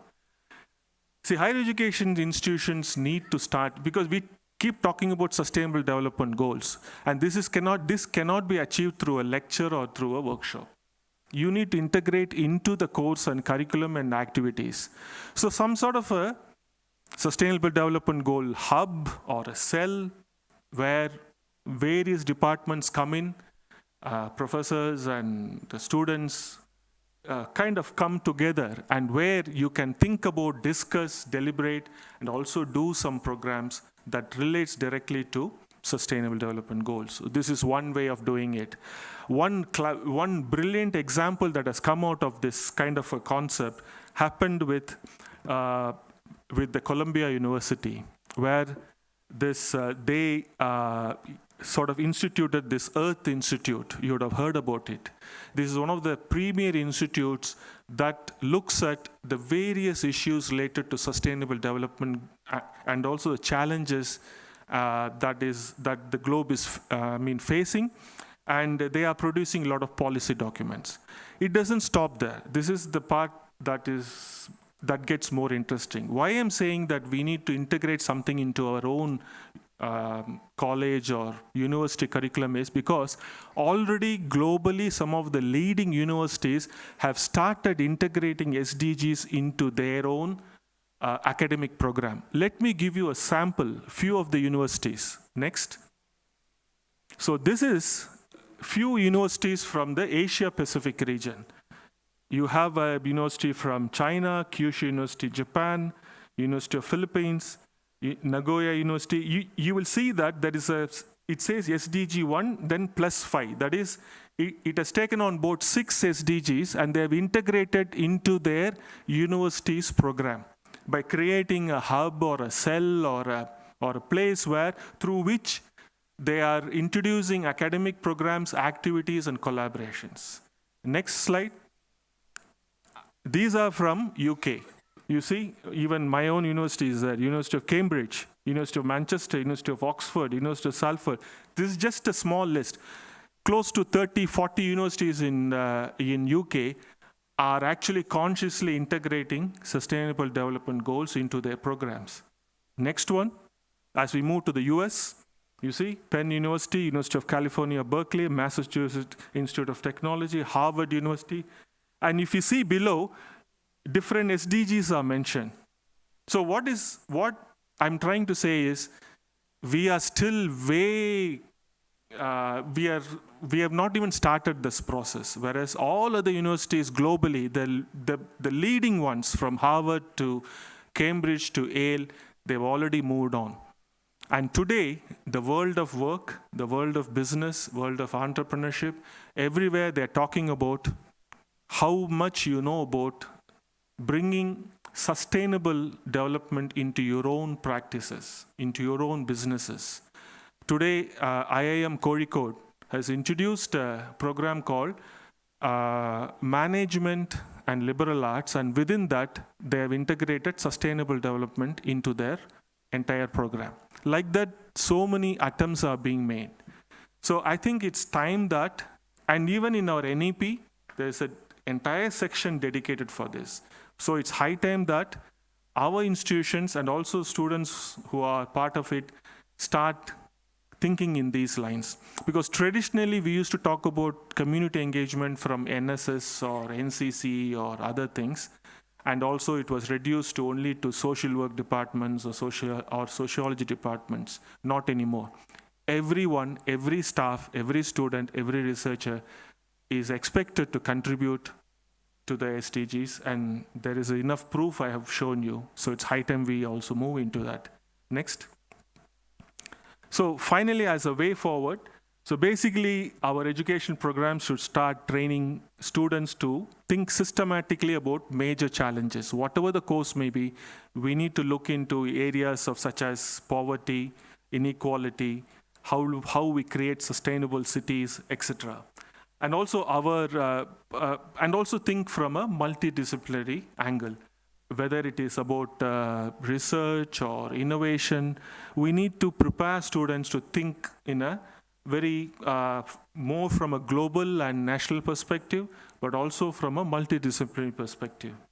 And also programs should look at introducing policy-related content. So policies drive everything in our country or globally.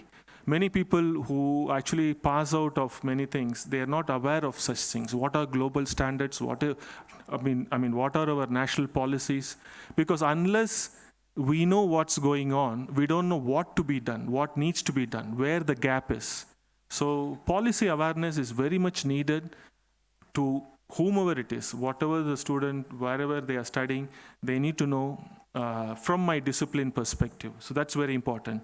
And also have some sort of programs where you integrate or start working with partners like civil society or a local government or a development agency or an industry partner. By actually doing hands-on programs, we will not really gain that kind of understanding of the problems before thinking about solving problems. So students require this perspective. Today we are talking about CSR. CSR is nothing but it's a kind of a concept where we are asking the industries to put some of their money into for the sort of cause of the society. But the CSR, if you look at the main the sort of Companies Act, that particular document, it's a kind of mishmash of taken from the old MDGs. In fact, CSR, this component itself requires revamping. There's still a lot of confusion, and so some companies escape by not doing proper CSR and showing things we have done CSR. So CSR is another thing that relates to sustainable development. Next. So basically the way forward is, as I said, we need to look into the pressing challenges of our society, try to do something about it, and also have a body of actually sort of expertise, develop this expertise within the institution so that you can contribute not only for the community, but also governments often look for expertise. They are not very clear as to how to engage in certain things, and they need more information. So research has to be more focused, and that will help governments to have better policies and programs. And for that, you need institutional support. What they're telling is institutions, the management has to support. So I'm very happy to hear here, the management is giving full support to whatever the college wants to do. And that's a very important thing. The more the management gives room, freedom to explore and also to experiment, and so with newer concepts, then the growth happens, and our whole educational process is in sync with global needs and global challenges. And any student who goes through this process, when they come out, they know what's happening at the same time within nationally or even globally. And they have this whole list of skills that will help this person to find a better job and also make them a better individuals, a better citizen who can contribute to the national development. Finally, next. Move on. I've spoken this. Yeah, just to conclude, as I said, higher education institutions really, this is a very interesting period in our history that there is a lot of role for higher education institutions, and they need to really take lead in providing education that aligns with the global need, which is sustainable development goals. And if we are to go in the direction of sustainable development goals, higher education, institutions cannot see things business as usual. They need to redefine, they have to realign things, and they have to relook at how the education is going to be imparted in future. Any university, you saw many universities are changing their whole way of thinking. So that is the need of the hour. And it's time that higher education institution makes sustainability and SDG literacy as a core requisite for all faculty members and students. I think Professor Tiruvasagam already mentioned that. I think it's very important because while we talk about SDGs, there is also a lot of abuse of this word. People have not understood SDGs and they keep using the word SDG without knowing what it is. So proper understanding among faculty is very much needed. And then bringing it into the course and curricular planning, integrate into college activities, and therefore you are also aligning yourself with other higher education institutions of this world who are already taken the right step, they are moving towards it, and they're preparing students who are more rounded individuals who knows how to basically contribute back to the society. So sustainability education should connect students with the real world problems and immersive experiences. Appreciating greater good for people and planet and contributing to values more than mere monetary benefits will further inspire students. So students, higher education is not just about qualification or getting a job, but it's about what is it they do with this knowledge gain, the skills gain, and what is it I can give back to this society, both at the national level and at the global level. So there are a lot of things that can be done at a higher education institution if we are going to align ourselves with the global concern and global need. Already the global conference, higher education conference, have stressed this factor. A lot of examples are there. Our national education policy is talking about it. So everyone is, talking about it, it's on the paper. It's now time to move on to practical implementation. And a college like Guru Nanak College, which is autonomous, you have a lot of scope to experiment and do something. And I'm very, very happy to be part of this glorious 50 years of journey. And I wish the college management, staff, and students wonderful years ahead. And I once again thank you. I'm very happy to be here, being part of this college alumni, and for this wonderful opportunity, and wishing you all very best in your future and career. Thank you so much.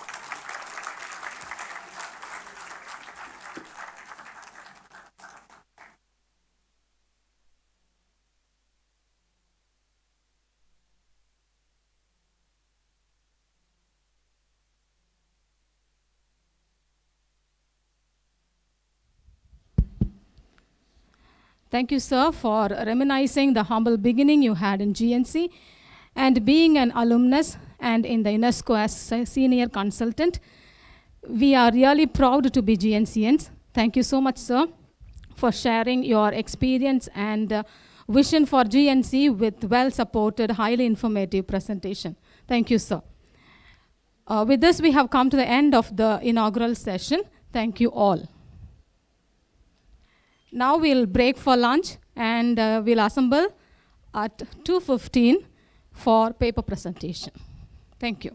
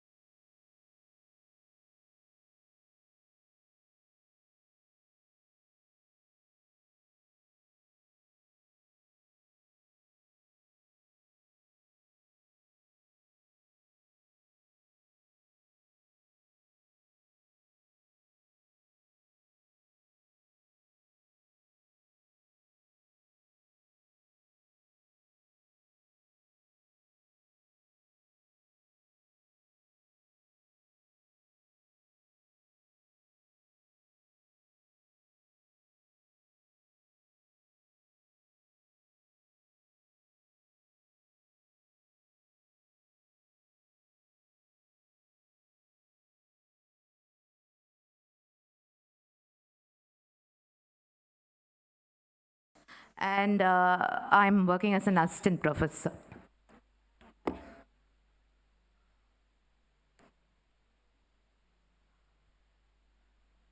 Yeah, this slide shows you what is the importance of life skill. So can anyone tell me what is life skill? What is skill? Can you depict what the picture says to you? What does the picture reveal to you? Anything? Wild guesses are welcome. There's a teacher over there, a moderator, and a student over there. So she's guiding the student. So how you expect a teacher to guide the student? That is life skill. Okay. So the basic is that each and everyone will require life skill to run a smooth and a peaceful life with effect and efficiency. This is what life skill means. And why this is being taken into consideration is that we all are human beings. Basically, we should have certain morals in ourselves, the ethics we should follow. But basically, what happens in our curriculum, we not concentrate on moral values. Only in the schools, we have moral instructions and ethics. But here, we don't have time because we have time constraints to complete our syllabus. So what happens? We does not look into the life skills. So that is why this organization has brought into the importance of life skill in their seminar. So what is life skill is that to make ourselves live a peaceful and comfortable life. That is basically life skill. So with this quote, I want to start my presentation. The capacity to learn is a gift. The ability to learn is a skill. The willingness to learn is a choice. Bryn Herbert. So we should have the willingness to learn. That is more important. So this is what I have told you. You have to have a positive attitude and you should have a physical as well as psychological competency. Competency includes three important things. One is knowledge, one is skill, and one is, can you guess? Attitude. So a student, however we impart knowledge into the students and we teach them how to build your capacity, then too the students should have the attitude to come up in your life. So you should have a positive attitude towards that. That is the most important, which is lacking now in the students. And these are my objectives of the study. The first objective is to list of the different types of life skills which are required for the students. Second one, to understand the importance of life skills for the students for future development. Third one, to analyze the impact of life skills on the students. Fourth, to find out the methods to develop life skills among the students. And fifth one, to recognize the life skills to be incorporated into the curriculum. So now, that is what in the morning session we saw, that they want to include the life skills as a part of their curriculum.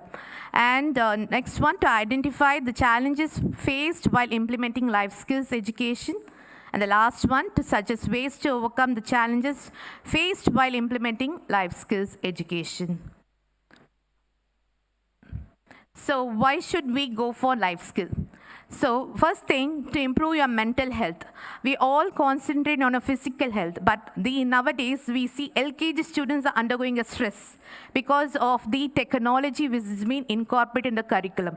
A person, LKG student, have you seen an LKG person now due to COVID, the person will not be able to write A, but she'll be able to print A in the computer. This is how the COVID has made the students to more technological oriented, and we are far behind being a human being. So to develop yourself, you should have a good mental health. That is what the first need. And the second was self-awareness.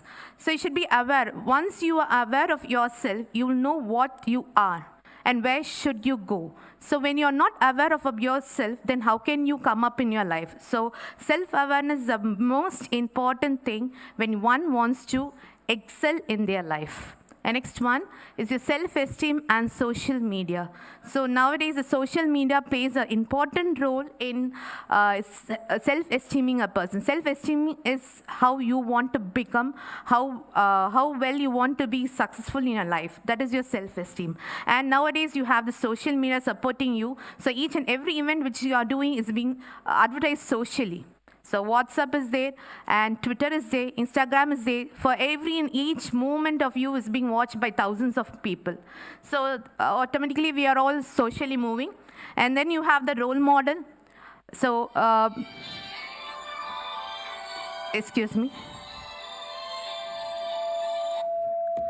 So you have a role model to play here. So here, everyone are basically human, but what we have to do is we should be a role model for the students to follow, as well as the teachers and the students. So you fix who is your role model. For us, everyone is Ajit is a role model, Vijay is a role model. But anyone have a teacher as a role model? No, not even one student have a teacher as a role model. And it's, I don't know whether it's a shame on the teachers or the shame on the students. So we all have someone, basically now we have KGP, yeah? What do you call this? KG? See, immediately I get the answer, KGF. When I was asking the questions about this subject, no one answered. Immediately when there was a movie to be asked, immediately I'm getting the answer. This is the interest which you have. Please show the same interest in your studies also. Okay, so this is how it is. So everyone wants to be like him, but no one wants to follow a teacher. Do any one of the students have a role model as a teacher? See, this is how we are. Now you understand where we stand. Is it basically the mistake of the education or the mistake of the teachers? I don't know. Okay, so next one is the financial literacy. So everyone should know how we have to make ourselves sufficient with what we have.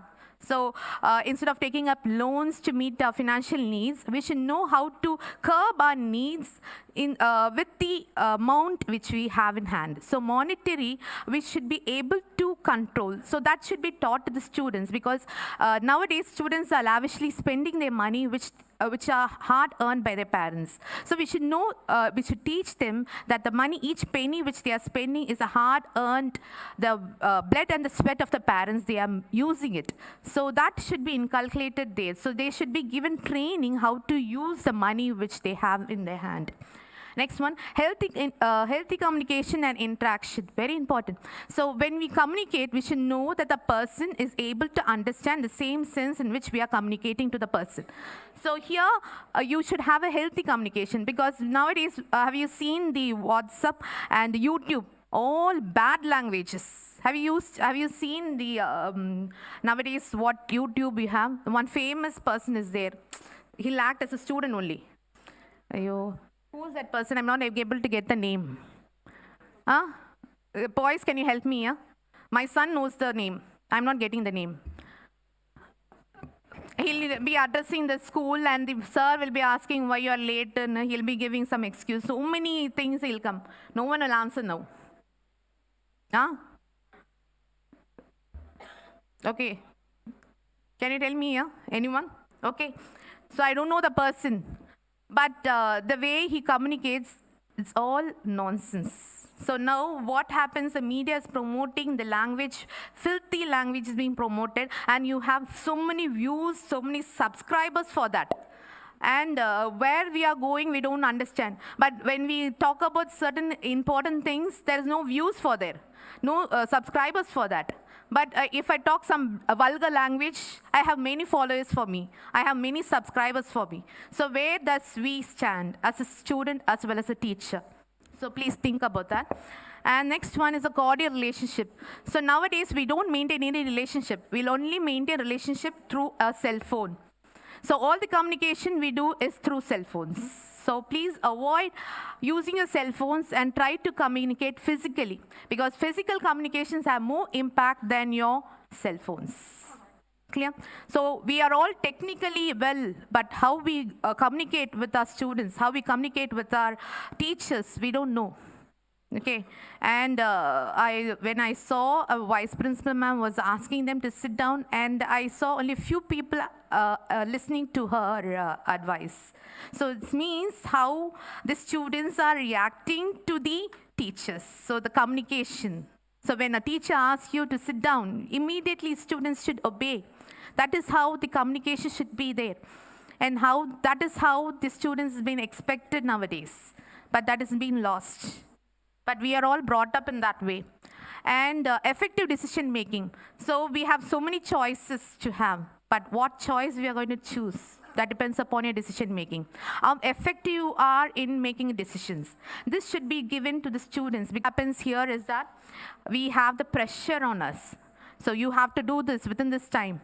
If it is a deadline, so you have to complete this. So more pressure is upon the staff and the students, and there is no pleasure over here. Only pressure is there, there's no pleasure. So that you have to take into consideration and learn to achieve success. So how you define success is different. So each one has a way of defining a success. So how you define a success and whether you are successful in your life, please evaluate yourself. These are the types of life skills. The broad classification I've shown here. Personal skills, general skills, organization skills, and high-level skills. And the categories which come under that are the personal skills. Self-awareness, I've already explained what is self-awareness. Problem solving. Problem solving, each and everyone has some problem in their life or not. Even 5th standard boy has a problem, 10th standard boy has a problem. Everyone has a problem. So how you face the problem? Are you able to identify the problem first? A student is not able to learn well. Have you identified why I'm not able to learn maths? What is the reason behind that? Have you identified the problem?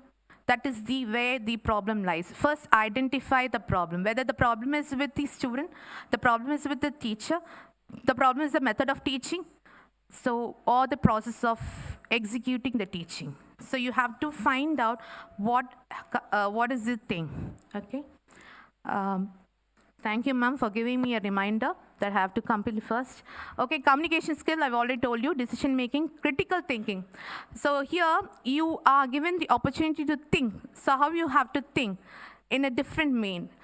For example, you have to think out of the box. Now they say you have to think out of the box. Out of the way you have to think to get a solution for certain problems.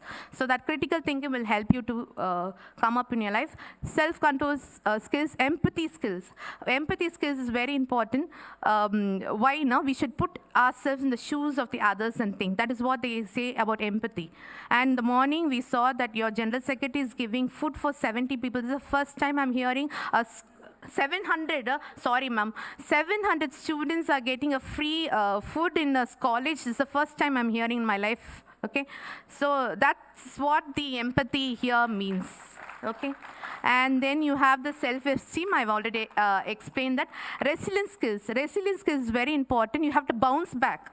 You have a failure, you should know how to come out with a failure. You should can't sit in a place, I have failed in this subject, I cannot do. You cannot sit in one place and brood over that. You have to come out, bounce back, and find out why you have done a mistake, where you have gone wrong. Identify that and try to come up in your life. That is resilience skills. Because now, have you seen many students are committing suicides? Why they should commit suicide? An example is a NEET exam. What is a NEET exam? It's a qualification for you to go for a medical examination. There's no need for you to commit a suicide. The medical education is only one education is given. There are a lot of education is there for you.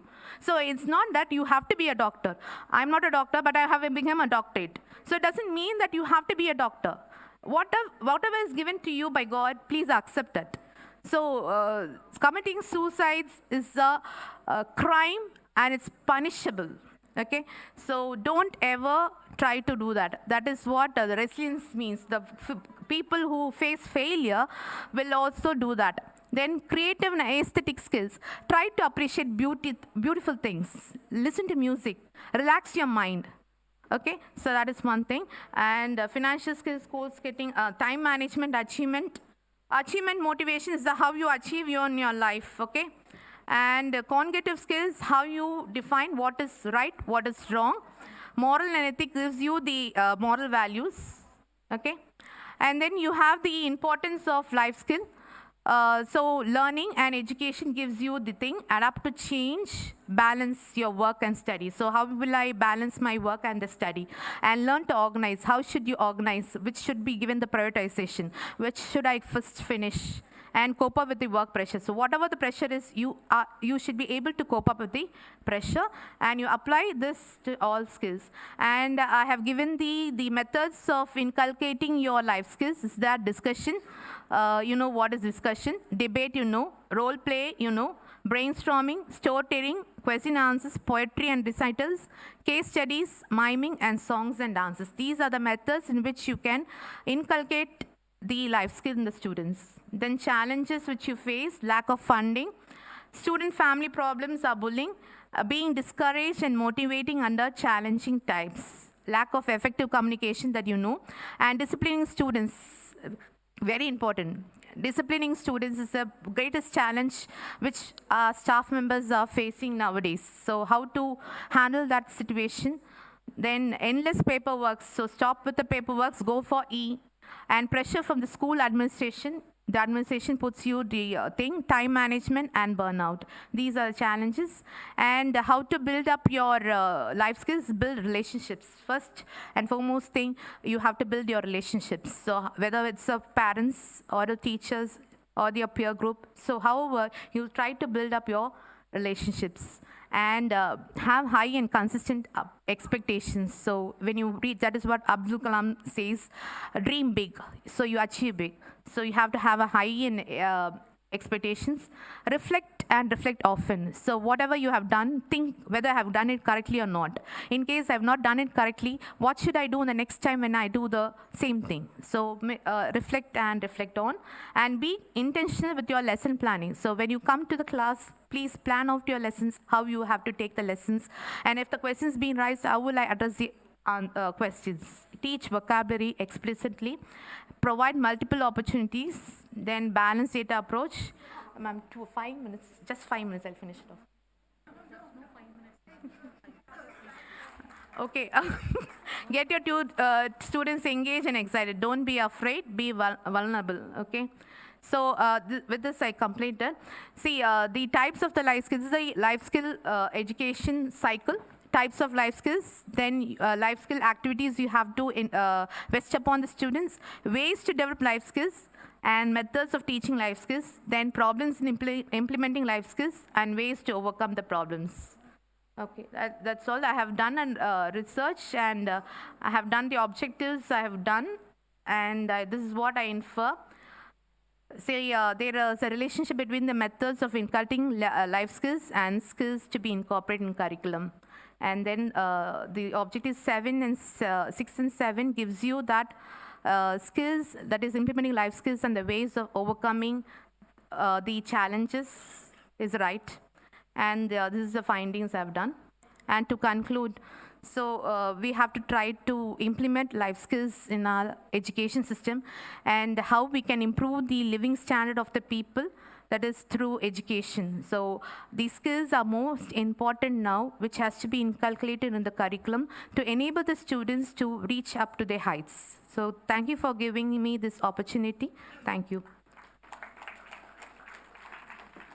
Thank you.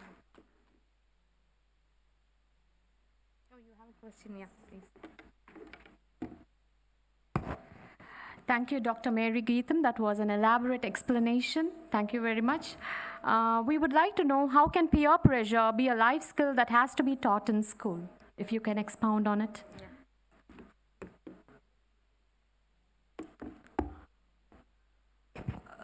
See, we usually have pressure from the higher officials, but sometimes what happens, okay, so what happens is that sometimes we happen to have peer pressure. What is peer pressure? Not the equals. We have a pressure. Why? How can this be handled like with life skills? That is what your question, no, ma'am. So here, how can we handle now? We should know each other. Understanding each other will enable us to have a good relationship. When you have a good relationship with each other, the pressure will not be a pressure for you, it will be a pleasure. So when you understand the other person, for example, it's a lady. The lady will have so many problems at home. She has to take care of her husband, her family members, everything is there. So when you understand a lady's problem and then you try to talk with them, and then you will be able to will not have any pressure. So understanding each other and knowing and putting yourself in the shoes of the other, that is empathizing, will enable you to overcome this. That is what I'm trying to say. Thank you, ma'am.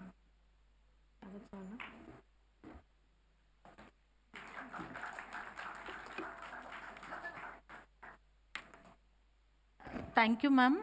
And only one suggestion for you. And when you are making a research article, if you are going for a methodology, all the methodology and the tools what you are using, all these things, if you are mentioning very clearly, even in the PowerPoint also, then audience will come to know about all these things. No. You have spent more time on other aspects, so that please, from the next time onwards, you please follow this, ma'am. Thank you, ma'am. Thank you so much. Bharati Ravikrishna, ma'am.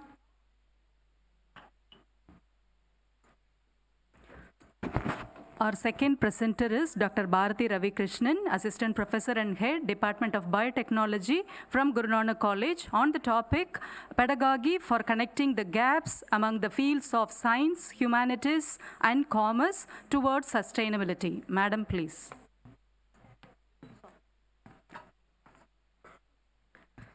A very good afternoon to everyone.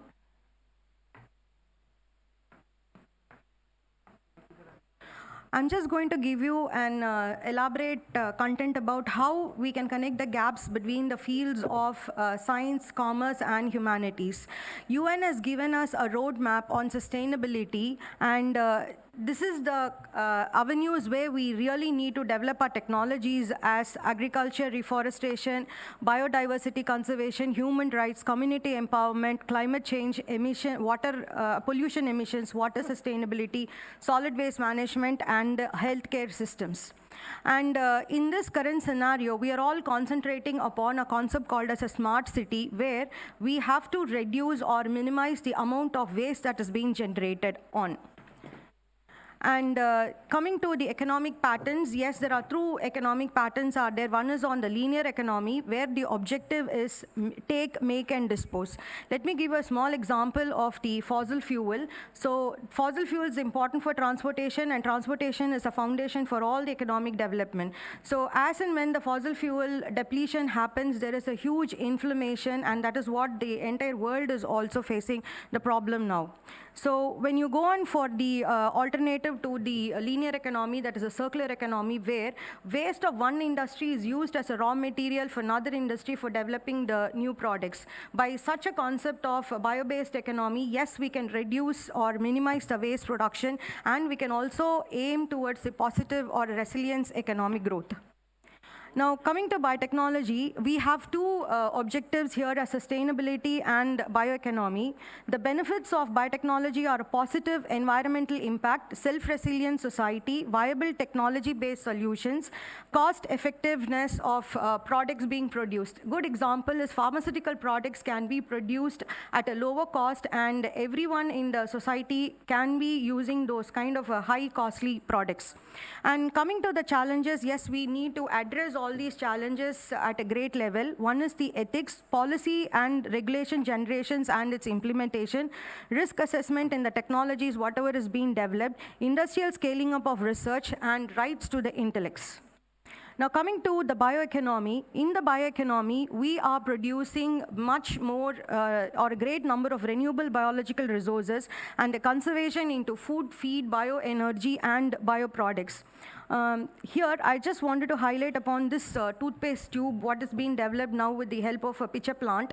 So pitcher plant is an insectivorous plant where when the insect sits over the rim of the plant, it just slides inside, and the plant just derives the energy from the insect. Similarly, from the inner lining of the pitcher plant, they were able to develop the oil packet and also the toothpaste, so that the product is not being wasted, and we are able to involve a lot of technologies into it.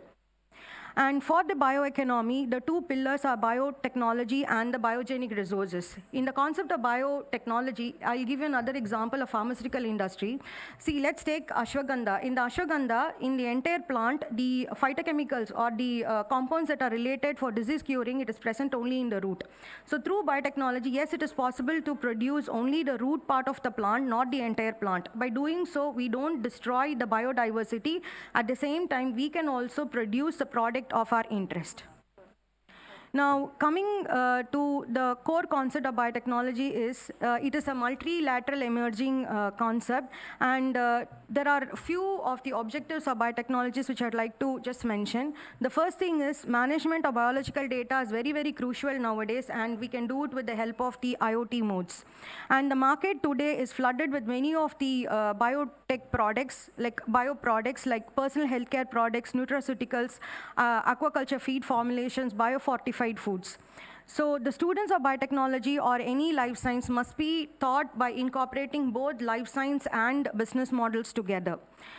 The students must be trained to develop business propositions for the bio-based products as a participatory learning, which leads to the enhancement of the analytical skills.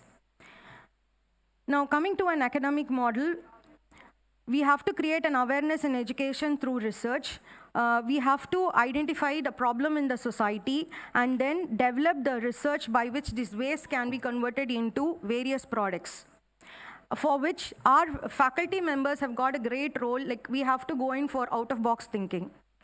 Now, coming to the curriculum design, the need for today's education is an transformative education towards zero waste management in the society, so that the society can become a self-resilient one.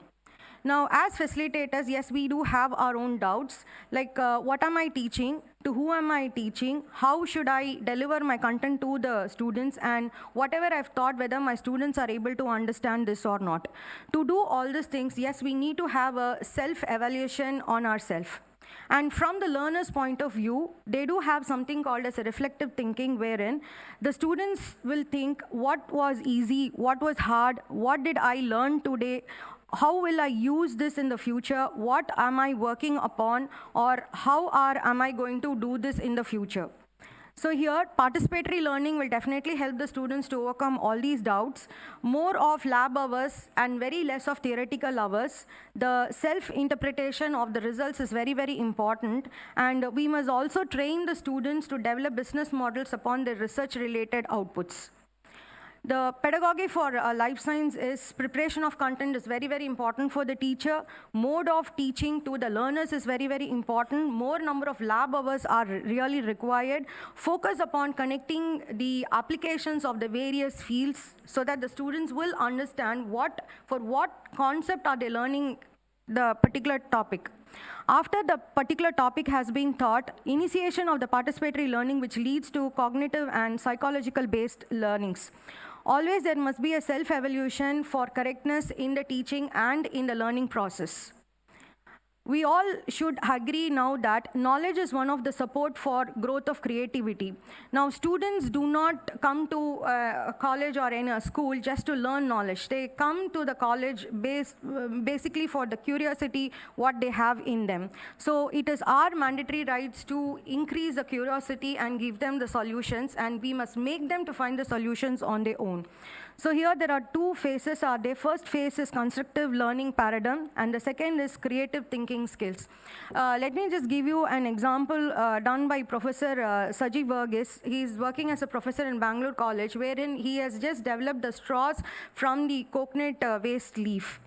In biotechnology department at Guru Nanak College, we always have a concept of junk art making, wherein the students will be taught how to recycle and reuse various waste that we are producing in our society.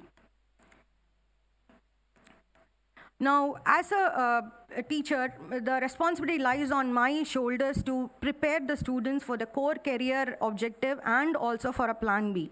When the core career objective for the students is not being very successful, at least they will have their sufficient enough of creative thinking so that they can go in for a second career options. So diversified in teaching in academics is very, very important. and blended learning systems will make us to achieve all this. As an academician, we have to contribute to the role in a mitigation of environmental and human issues through our teaching. It is the right time to step up the curriculum pedagogy towards sustainability and circular economy in all the disciplines. Biotechnology has the potential to improve the quality of life, such in the fields of food, treatment, bioremediation in the environment. So I can just mention that biotechnology leads to conservation, generation of bioresources for economic resilience, and thus it can result in the national gross happiness. Every mountain has a narrow road, but it is very winding, but it is worth taking because the view is very beautiful. Similarly, a journey of a teacher is very narrow, very winding, but it is really worth taking, and let's all start our travel. Thank you.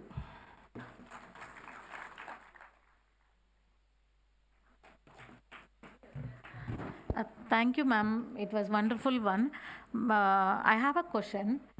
Your topic is related to, you are connecting humanities, sciences, and commerce, everything.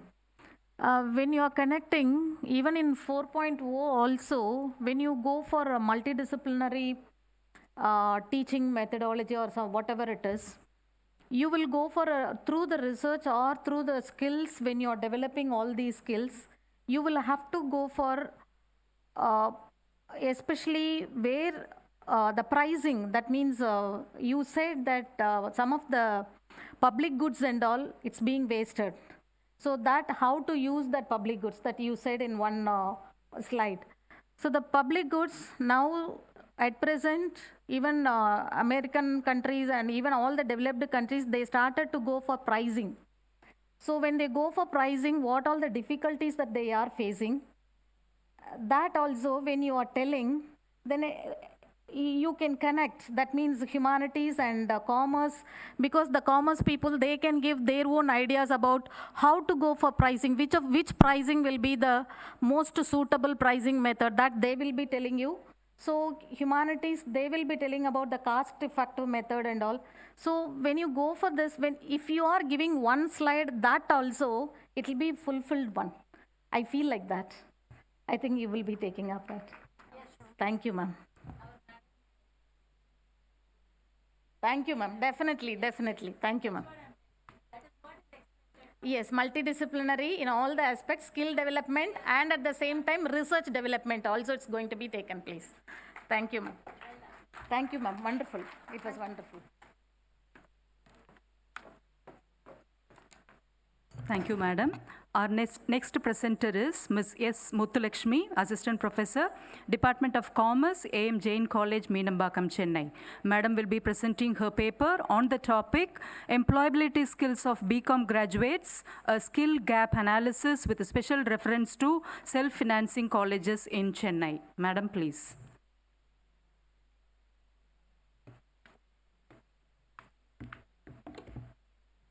A very good afternoon to one and all present here. I thank the college management and everyone for providing this opportunity. And my topic is employability skills of BCom graduates, a skill gap analysis. First, let me tell you what is employability skills. Here I have meant the transferable skills that everyone should possess to get an employment. And can you move to the next slide, please?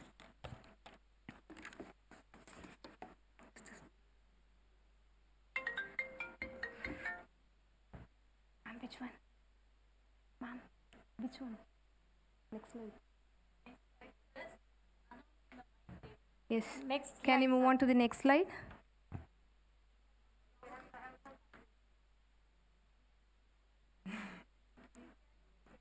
Okay. And we all know that the goal of... Yeah, sure, please. Fine. Okay, let me give you the small introduction about the topic.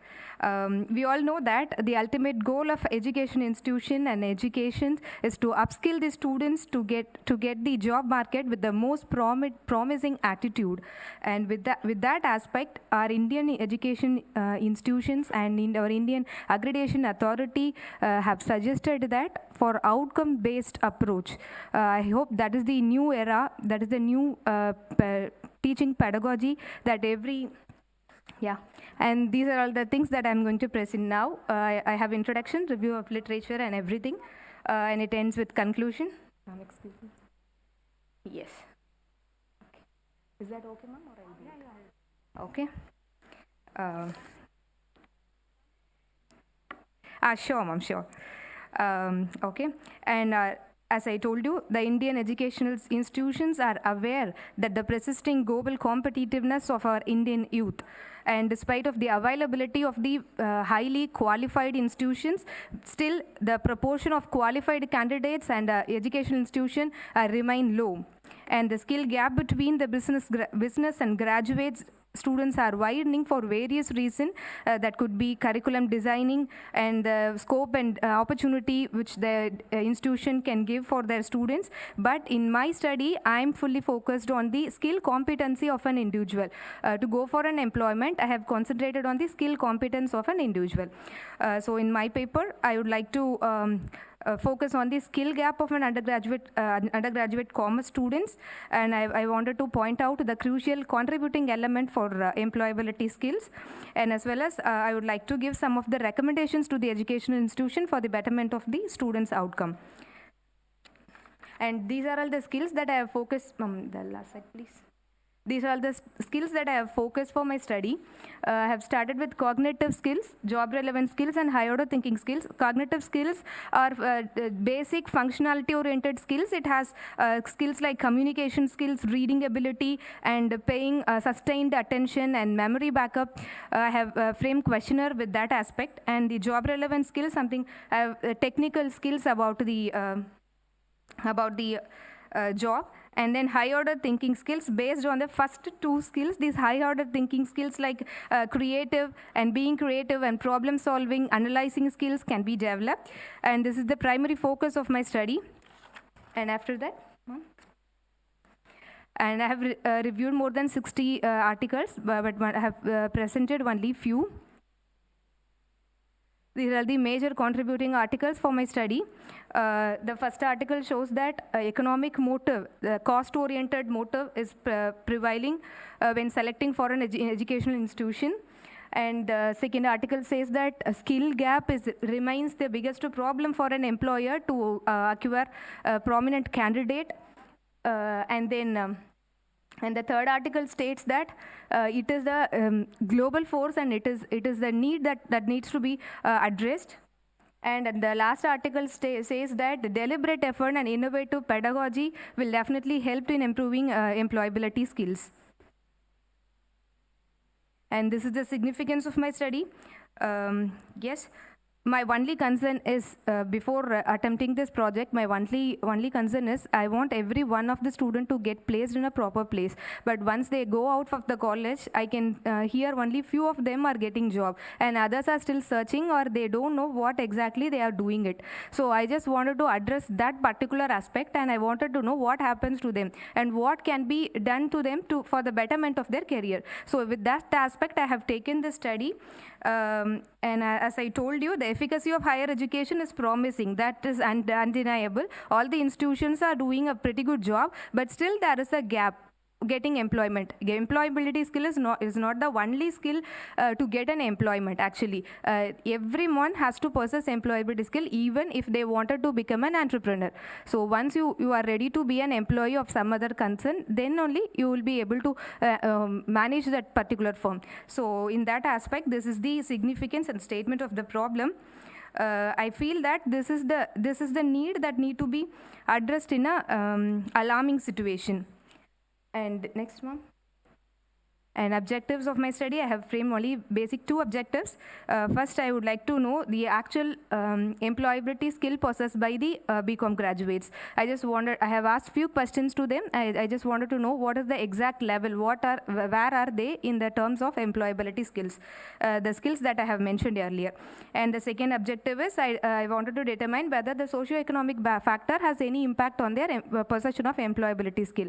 And the hypothesis where there is no significant association between the various employability skill possessed by BCom graduates. And the second hypothesis, and for second objective, I have taken gender alone as an factor from socio-economic. Why? Because I have circulated 67 questions. I have circulated nearly 80, but I have got 67 respondents. Out of 67, 20 respondents were female, and surprisingly, all the 20 female students have got their job. So I just particularly wanted to see what gender influence has when they come for an employment.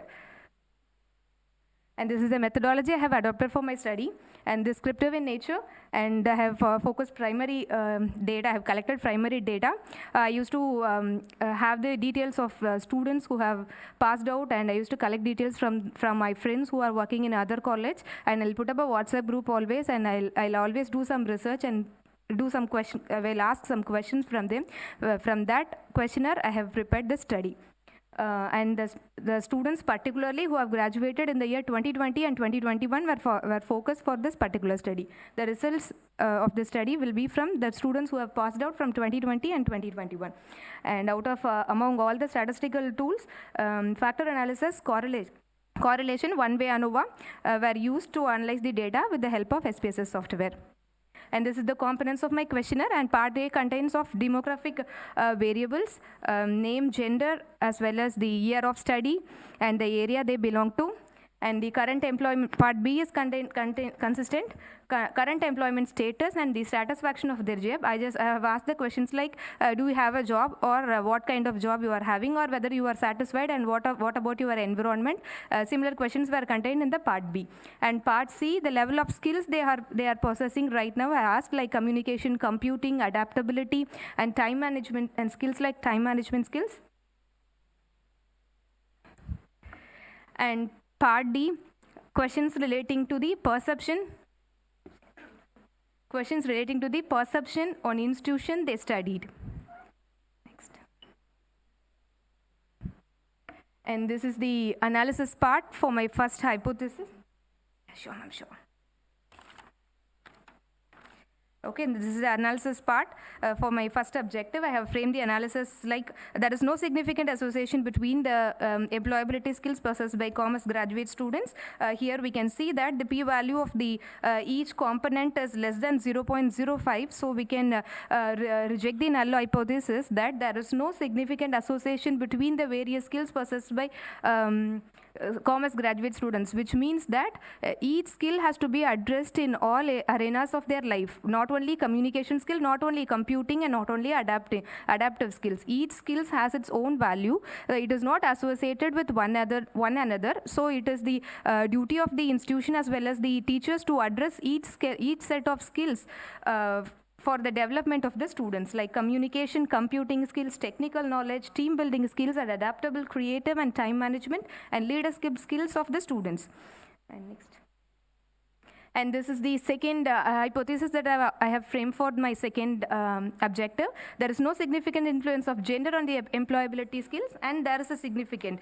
And in this case, again, it is an interesting factor to be discussed. Why? Because with respect to adaptability, and we can see the p-value of adaptability and time management, which is 0.3767 and 0.063, which is more than the actual p-value of 0.05.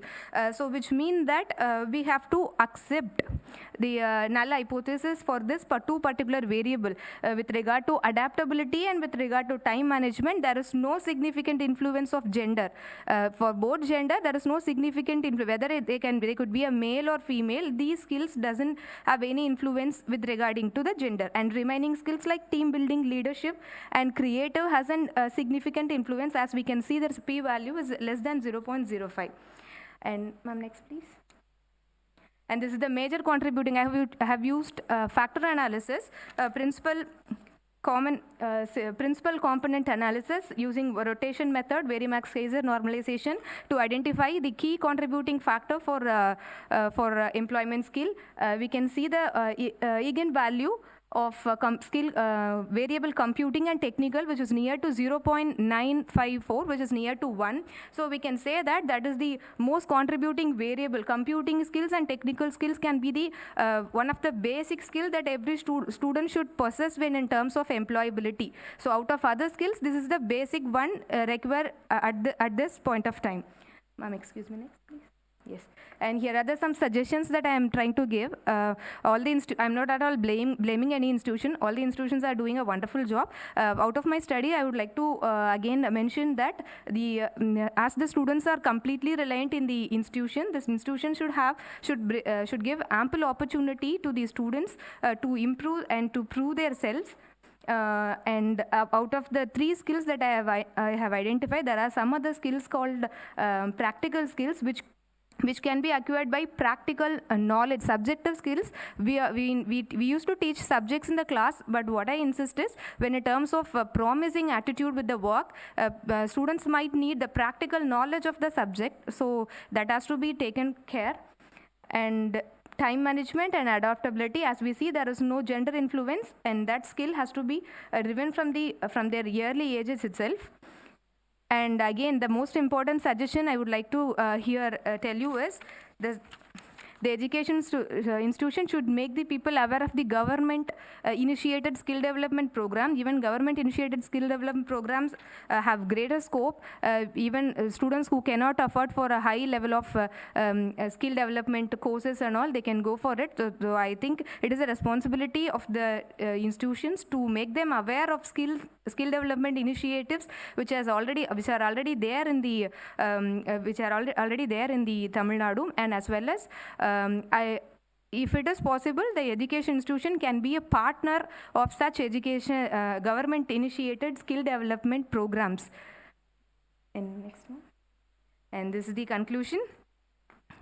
As we can see, the demand for a promising employee is increasing year by year. The employability skill needed to get in perfect employment is always an increasing mode.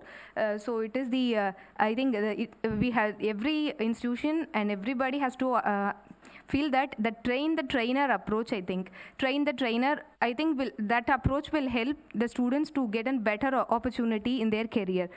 That's it, ma'am. Thank you.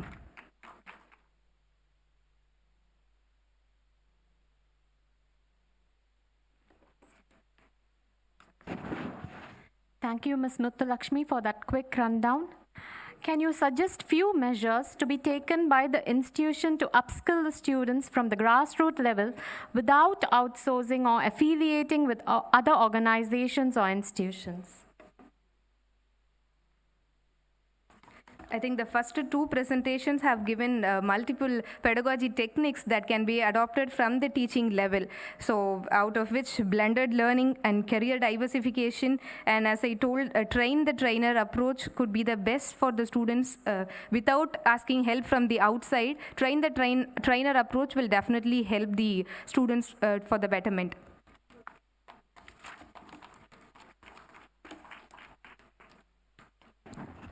Thank you, Muthulakshmi ma'am. Though you are a youngster, you have taken a micro concept and you have taken colleges, real data that you have taken, and you have studied very good research study that you have made. Congratulations, madam. And the suggestions also which you have given, it is good. But even then also, some of the other suggestions also, if you are giving, it will be good. Like which skill they are lagging, for that skill, what type of measure can be taken. If you are providing that type of suggestion also, it will be good, ma'am. Thank you so much. Thanks a lot.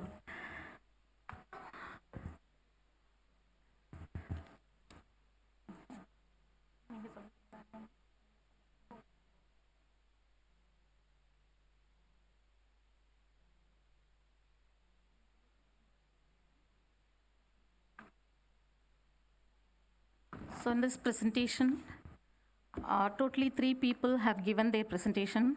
One is on sustainable development, environment and sustainable development. Other 2 are skill development.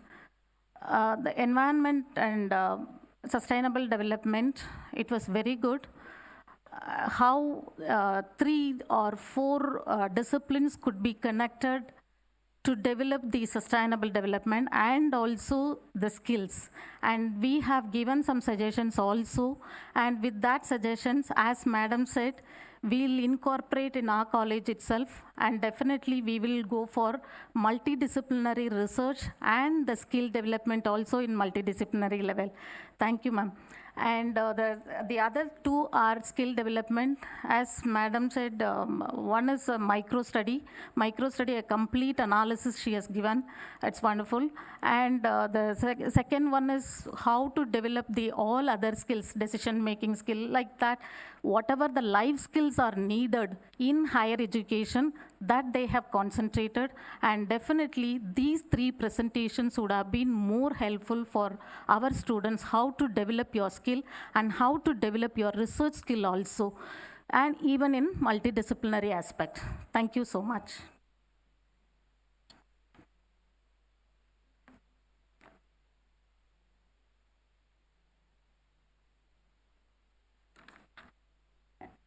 May I now request the dignitaries to come up on the stage, please.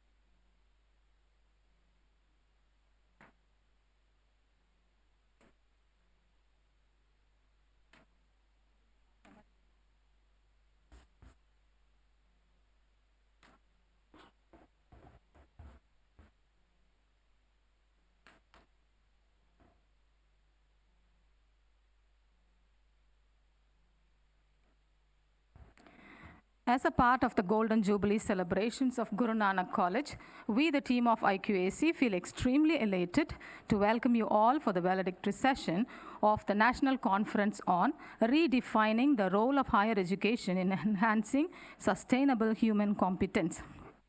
May I now invite our respected principal to deliver the welcome address.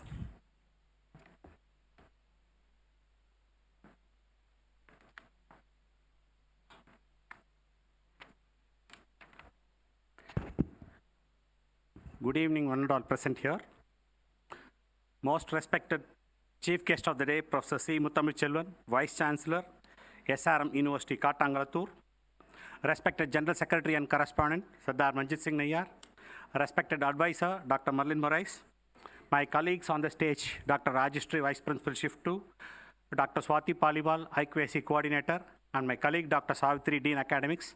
All the school deans, heads of the department, special invitees, former Dean Dr. Suresh George, my dear colleagues and my dear students, and other participants from many other colleges in the city colleges. Hearty welcome to you, one and all present here. Sir, before I go to the official session, I would like to add some points. Today morning, I said this conference is a unique conference. Just I am reminding you all people also and our chief guest also. This is a unique conference where today morning, Professor Tiruvasagam was the chief presidential, he gave presidential address. I said, he is the president of all universities, Indian Universities Association, and so it amounts to more than 1,000 university vice chancellors would have come. He represented the 1,000 vice chancellors. And then Mrs. Nirmala Mourya, Dr. Nirmala Mourya was the vice chancellor of Purvanchal University, who is the vice chancellor for 1,000 colleges. Her college is affiliated, her university is affiliated to more than 970 colleges. And Dr. Venkatraman, he is representing UNESCO. Now, Dr. Muthamizhelvan is among us. Now he is present here. He is the Vice Chancellor for 5 campuses.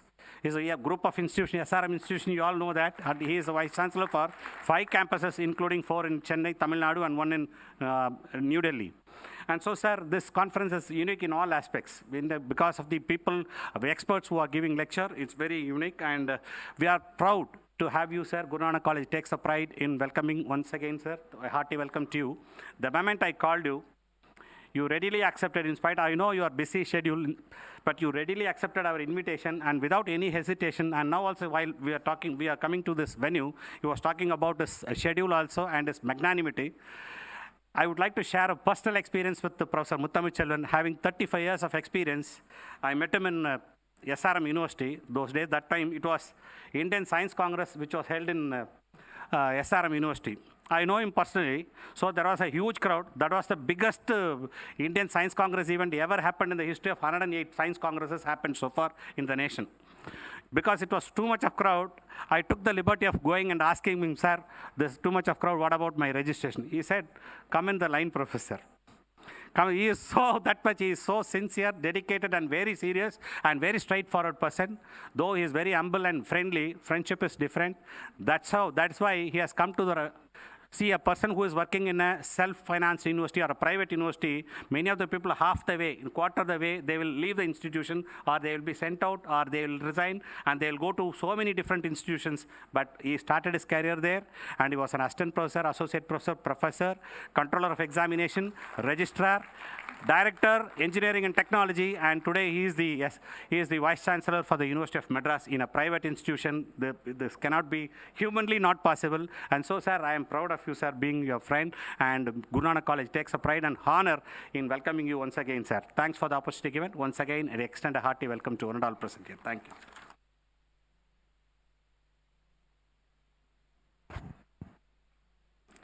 At this juncture, among us, we have our eminent guest, Professor C. Muthamil Selvan, Vice Chancellor, SRM Institute of Science and Technology, Kattankulattur, Tamil Nadu. I now request our Principal Sir to honor Professor Muthamil Selvan with a shawl.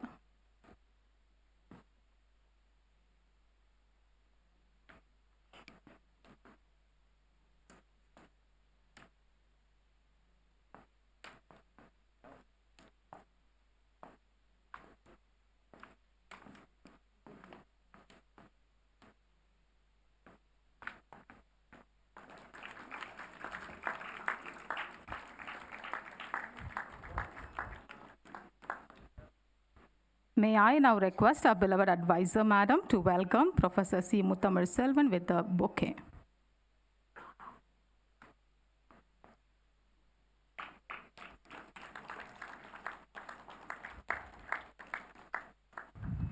May I now request our respected General Secretary and Correspondent to honor Professor C. Muthamil Selvan with a memento.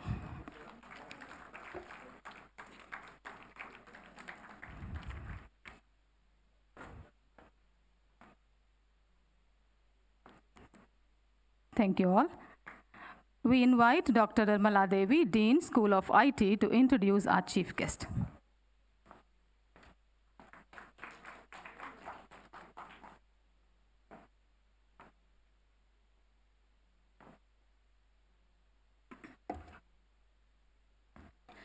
A very good afternoon to one and all present here. I am privileged to introduce our esteemed valedictory chief guest. Professor C. Muthamil Selvan is the Vice Chancellor of SRM Institute of Science and Technology, formerly known as SRM University, who is a professor in nanoscience and nanotechnology with over 180 research publications in reputed national and international journals. Sir has been recognized as Honorable Guest Professor in Shizuoka University, Japan since April 2014. He is also associated with various professional bodies and also serves in key positions. To mention a few, Sir is a fellow of IET UK. He is a certified member of management and leadership education in Harvard University. Sir led the SRM University on international and national accreditation process like ABET USA, IET UK, and NAC. He is a strong participative leader driving the vision of SRM University by initiating and executing path-breaking ideas, developing people, and devising strategies to transform the university to an institute of eminence with global standards by technology adaptation and e-governance initiatives in the academic environment. He presently focuses on active and project-based experience learning methodology to create an exciting learning environment for the students to innovate with the academic system. He is one among the environment-conscious leaders focusing on digitizing and automating works leading to paperless workflow operations.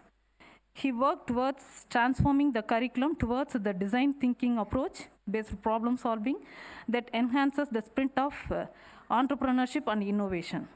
Sir also heads the institution's Innovation Council of SRM University and has been instrumental in the creation of SRM Innovation and Incubation Center, SIIC. The SIIC and the IIC fosters the culture of entrepreneurship and innovation in the institution and play a vital role in encouraging students and faculty startups. Dear sir, we are eagerly looking forward to hear from your expertise and rich experience. Now a request, sir, to deliver his valedictory address. Thank you for giving the opportunity.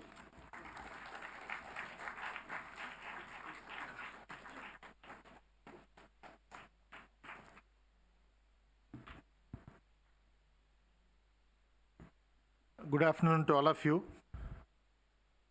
I know it's very difficult to participate in the valedictory program. All of you might have been tired. Morning you had the inaugural function where 2 vice chancellors have been addressing, and again to be closed by another vice chancellor. Respected General Secretary of Guru Nanak College, Madam Advisor,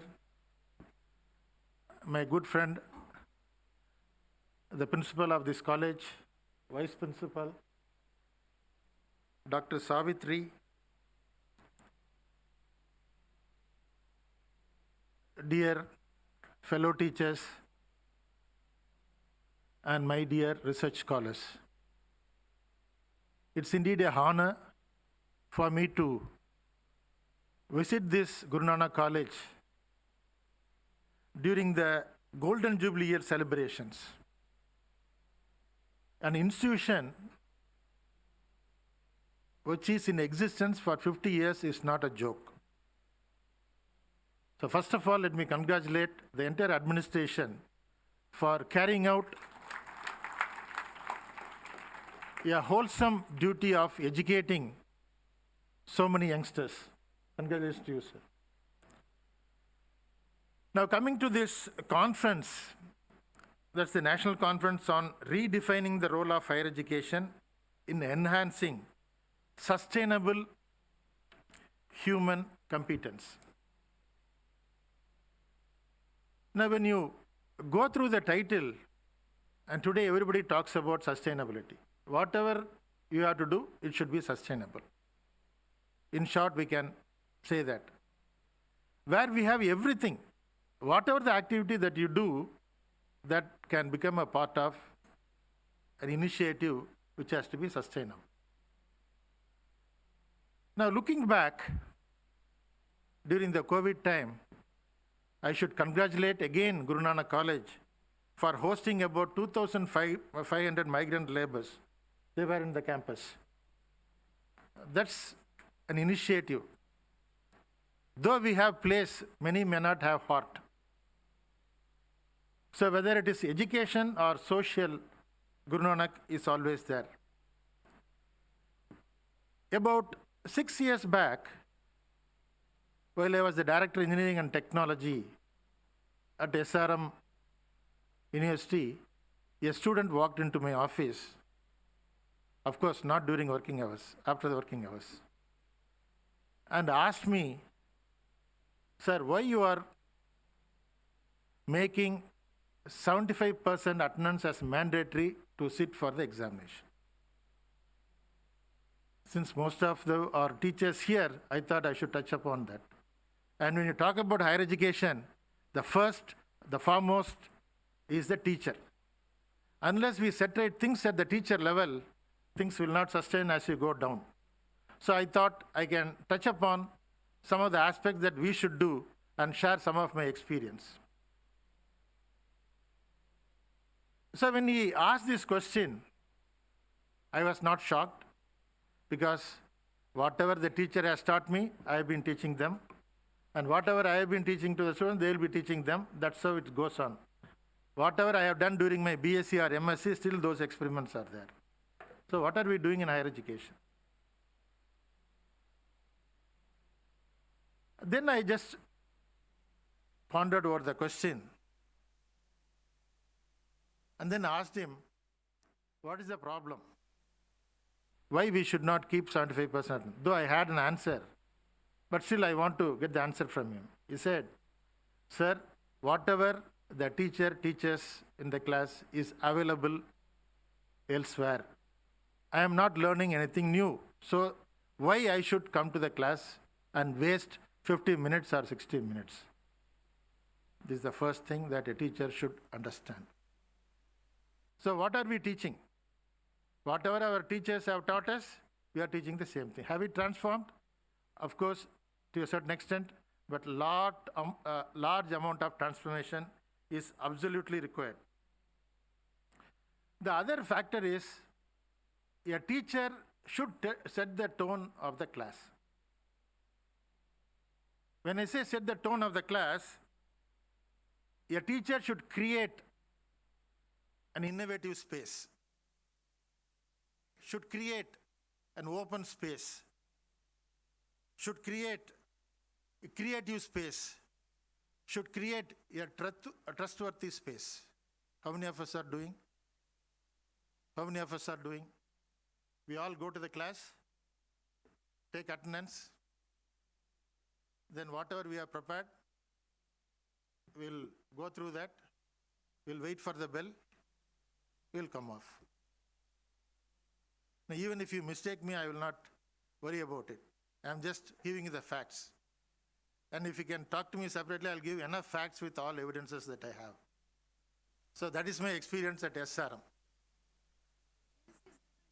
Huh? No. Okay, let me go ahead. Now, first of all, we should accept when somebody says, I'm not saying that all teachers are bad. I'm not saying that all students are good. It's a general statement. Unless and until you think that there should be something to improve, you cannot progress in life. Why do you feel that, yes, we are comfortable? We should not be comfortable. We should talk beyond the curriculum. How many of us are talking beyond the curriculum? Now, I said I am here to share my views. Since you have invited me, I'll share my views. It is up to you to take it or leave it. Now, when you create such a space like this, there will be a lot of opportunity for the students to grow. There will be a lot of opportunity to make the students to take risks. You should understand them to take risks. And also, they should feel comfortable in their own patterns of learning. We all treat everybody the same in the classroom.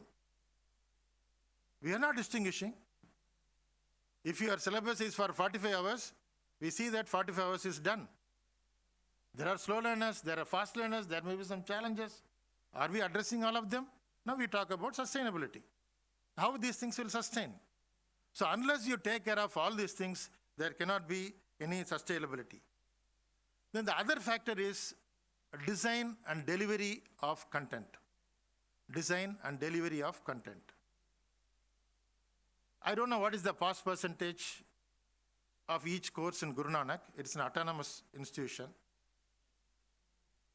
How many subjects have 100% pass percentage? No. Okay. 95? 95 to 100?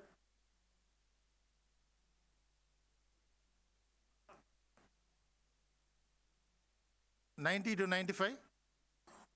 $90 to $95. Do you give any moderation? Now, no moderation. Somebody says yes. We give moderation. I was also there. I was the controller of examination. Why do we give moderation? We will say question paper is lengthy. Isn't it? Or question paper tough. Out of syllabus. Out of syllabus. Who designs the curriculum? Who designs the curriculum in Guru Nanak? You design the curriculum. You design all those things. But when it comes to the measurement, we always try to bring in some reason or other and then see that everybody is happy in the system. That's the other point that I want to say. Most teachers were trained to educate solely from the teacher's point of view. We just go there as a teacher, teach them. But today the concept has changed. We are no longer teachers. We are facilitators.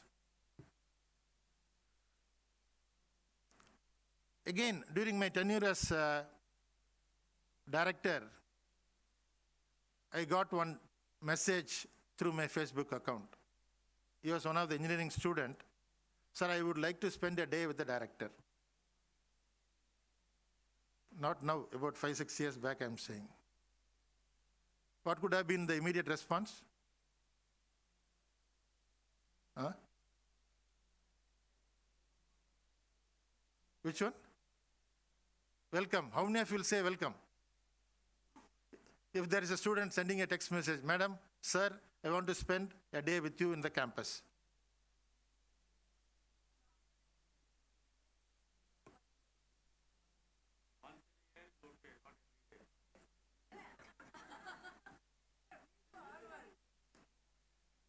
I said, okay, I took a day's time, and then I said, okay, I'm willing to spend a day with you. I called him to my office and said, yes, a day after tomorrow, you can be with me. Then he asked me at what time I should come, sir. I said, come to my house at 4:30. Sir, 4:30 he was staying in the hostel. I said, okay, I'll come to the office at 8:30. Come to the office at 8:30. And as you said, when I go for meetings, convene my higher officials, you cannot be a part of that. And what are the decisions that are being taken here, you are not supposed to reveal. When somebody is coming for some discussion, only I will be talking to them and you cannot open your mouth. One interesting thing happened. A student came to me and said, sir, I am from Tamil medium, I am finding it extremely difficult to cope up with the academics. Then I said, okay, I will try to locate somebody and then put you on to him. He'll be in a position to support you. The moment that boy left, he said, sir, there is one student by name Shiva Subramaniam. He is doing all these activities. Why don't you connect him to that? I was not knowing. So this is the advantage. So he was there for the throughout day with me. And what did he learn? Leadership qualities. What did he learn? He learned about the challenges, the students or the faculty or what is happening in the meetings. So is it not outside the curriculum? Yes, we need to tell all those things to them. Then the next point is, when we wanted to introduce choice-based credit system, choice-based credit system, there should be a choice for the student to choose the subjects and also a choice for the student to choose the faculty. Let us assume that there are about 10 faculty members handling a particular course. What do we do now? Okay, this faculty 40, that faculty 40, next faculty 40 students. It will go like this. How about giving an option to the student to choose the faculty? What will happen? Opposition from student side or faculty side? Faculty side. Yes, it did come up. It did come up. Faculty said, and I said, usually our batch size is 60. I said, okay, a teacher can accommodate, one teacher can accommodate 100 students. Then immediately there was a response from the teacher's side saying that, sir, if you are allotting 100 students to one faculty, then what will happen if I don't get students? What will happen to my job? I said, you have to improve. And we know how students are choosing the faculty also. If you are very liberal, if you give more internal marks, if you don't, if you make the class interesting, I'm not going into the details of how students choose the faculty. So that was the case. Why we should be afraid? So if 6 or 7 faculty members are teaching a course, we should allow the students to choose the faculty. Then only our competence will increase. In the year 2013, one of my students who graduated in 2008, again he contacted me and said, sir, these online courses are picking up. I'm going to join a course which is offered in Udacity. If you have time, why don't you join for the course? 2012, I am saying, 2012, 2013. I did not complete that course. My student completed that course. Then next time I took up another course, I completed. I found a lot of value in that. Then I told all the faculty to undergo at least one online course every year from 2015. Now we all talk about online courses. During pandemic, what did we do?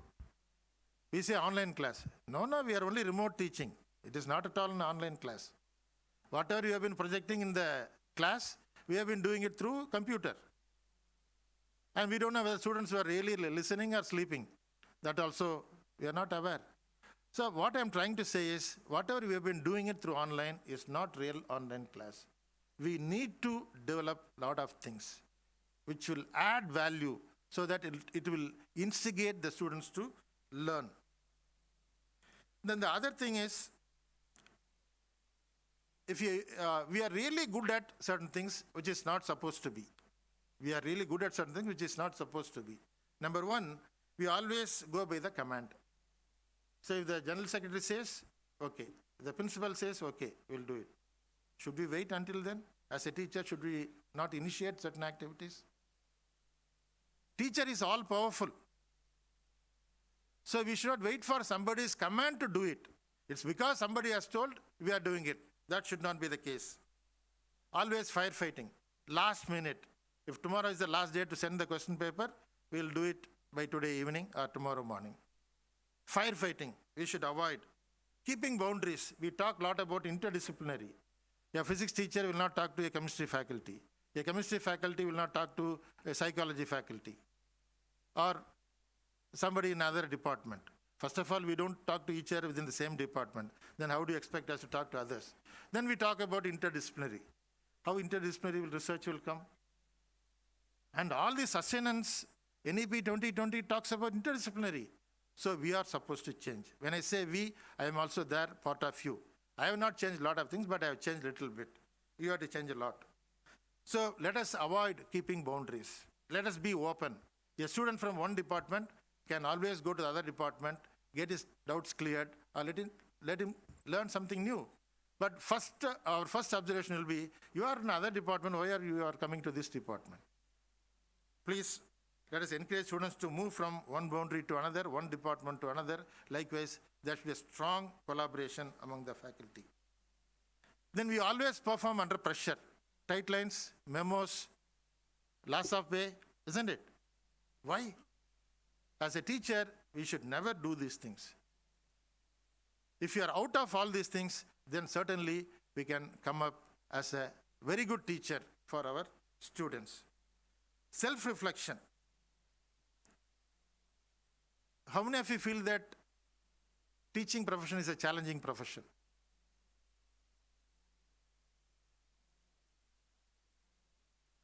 Okay, this is another problem in the class. We go, we talk, we never allow, we don't ask questions because we know if we ask, students will not respond. The same thing continues here also. It's a challenging profession.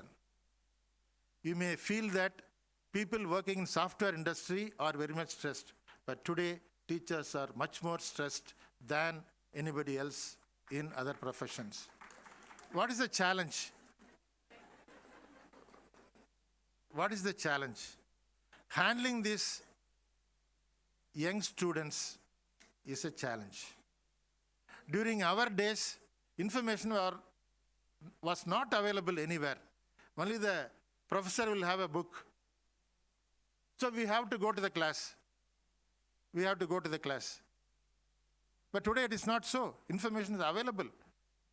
So our job is to moderate all those things. It is not simply chalk and talk that we should continue. You should have a role play during your class. You should have some sort of video. All those things should be there so that students will be engaged completely. Then ask open-ended questions. Ask questions which do not have an answer. Ask questions which do not have an answer. Then that will create a lot of interest. Innovation will happen. Creativity will happen. And that is required in every classroom. Use problem finding. Find out problems. Don't look for solutions. Find out problems. So I said about open-ended questions. Now I am saying identify the problems. There are a lot of students here, a lot of faculty members here. Find out the challenges in Guru Nanak College. come out with your own solution, ideas. That can be the biggest project. You need not send them to any R&D laboratory or whatever. So problems are in the campus. We have to do all those things. Then the other one is about the flipped classroom model. Flipped classroom model. We should not teach anymore in the class. I think our arrangement of the desk should change. It should be more of a discussion table than a regular teaching thing. I know it's very difficult. It's not that easy. I can say, in all classes you have, ma'am? Every class should have. Then only there will be a transformation. Access is there everywhere, ma'am. That means we know everything. That there is always a scope for improvement. Then invite entrepreneurs and innovators into the classroom. How many of you are doing that? You'll say you're already doing it. How many hours you are doing it? It is not about 2 hours, 3 hours, or 4 hours. You are teaching for 45 hours. That should be at least about 20 to 25 hours. Industry person or innovator should come to your classroom and teach. Don't think that ours is an arts program, science program. We cannot bring in so many industries. You can. You can.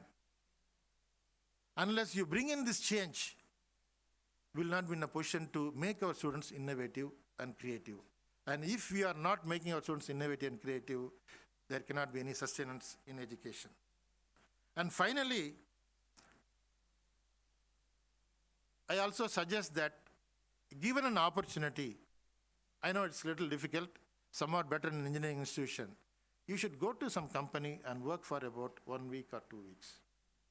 Like sending students for internship. Every faculty should go and feel the experience of what is required by them. Then only we can come back and teach the students in the class. And finally is the design thinking process, which everybody is aware of the term design thinking process. Now it is a structured strategy where it has 5 steps. One is, for each and everything, we can identify the challenge. Challenge is always there. Don't think that everything is fine. The moment you think everything is fine, that's all. You don't have any scope for improvement. Identify the challenges. Then gather information. Next one is gather a lot of information about that challenge. How is it? What is it? What are the parameters? Then the third one is generate potential solutions. Generate potential solutions. There can be many solutions for that. Don't think that there is only one solution. So all these things can happen in the classroom. Then once you have more solutions, you refine your ideas. Refine your ideas. And then finally, you test all your solutions. So this process is called as the design thinking process. So the equivalent is, you can say discovery. Identify challenges, nothing but discovery. Gather information is, that's called as interpretation. Then trying to find out potential solutions is ideation. Then you are narrowing down your ideas. That is called experimentation. And then finally evolution. So if you try to bring all these components into your regular teaching mode, then you will become a successful teacher. Otherwise, you'll be one among 350 or 300. You cannot move further beyond the ladder. I have a challenge means how do I approach it? That's very important. I earned something. How do I interpret it? I see an opportunity. Where can I create? Opportunity is there, abundant. Don't think that we don't have an opportunity. It is there. I have an idea. How can I build it? I tried something new. How do I make it evolve?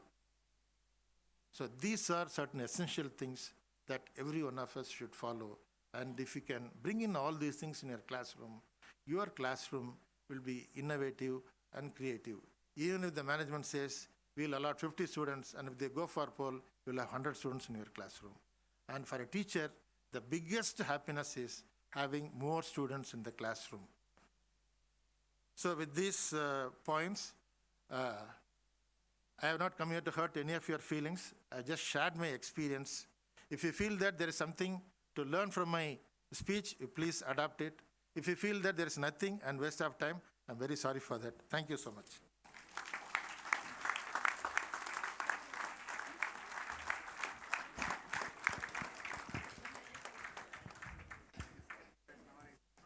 Thank you so much, sir, for sharing your expertise as a Vice Chancellor with real-life challenges faced both by students and teachers.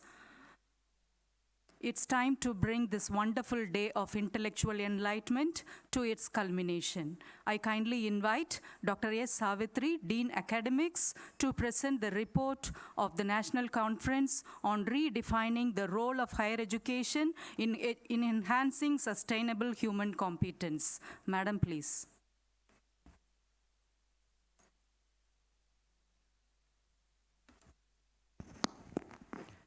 A wonderful afternoon to all of you.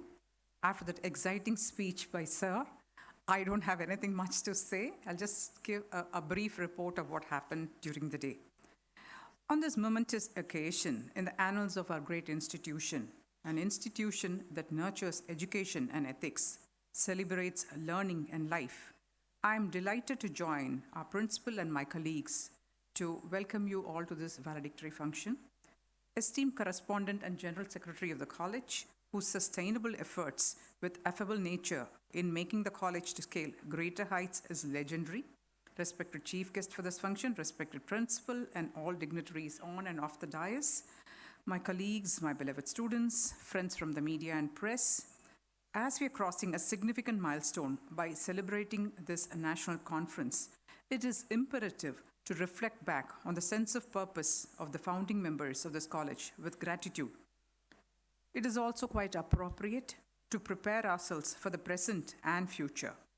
It is in this context that the college came up with a conference with the overarching theme of redefining the role of higher education in enabling sustainable human competence, and aptly reflecting the fact that higher education in India is at crossroads.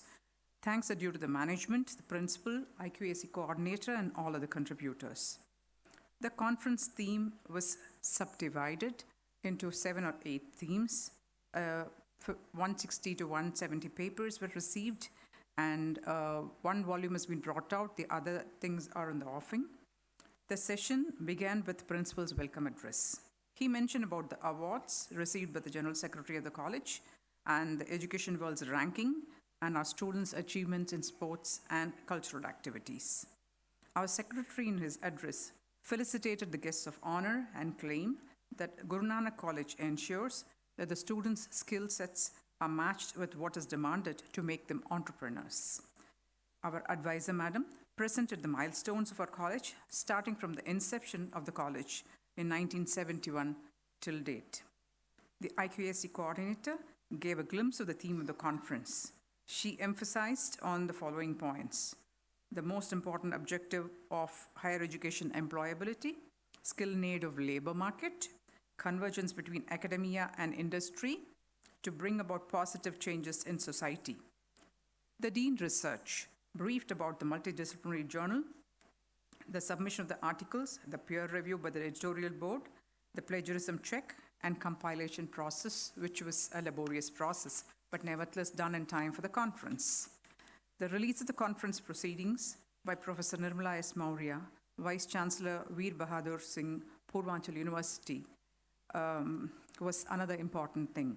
Our General Secretary received the first edition, and the presidential address was given by Colonel Dr. G. Thiruvasagam.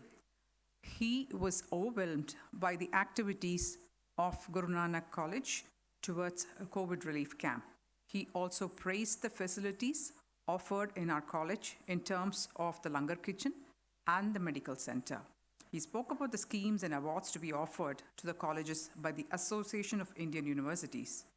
He mentioned a resolution that has been moved to include principals of autonomous colleges in the Vice Chancellor's Association.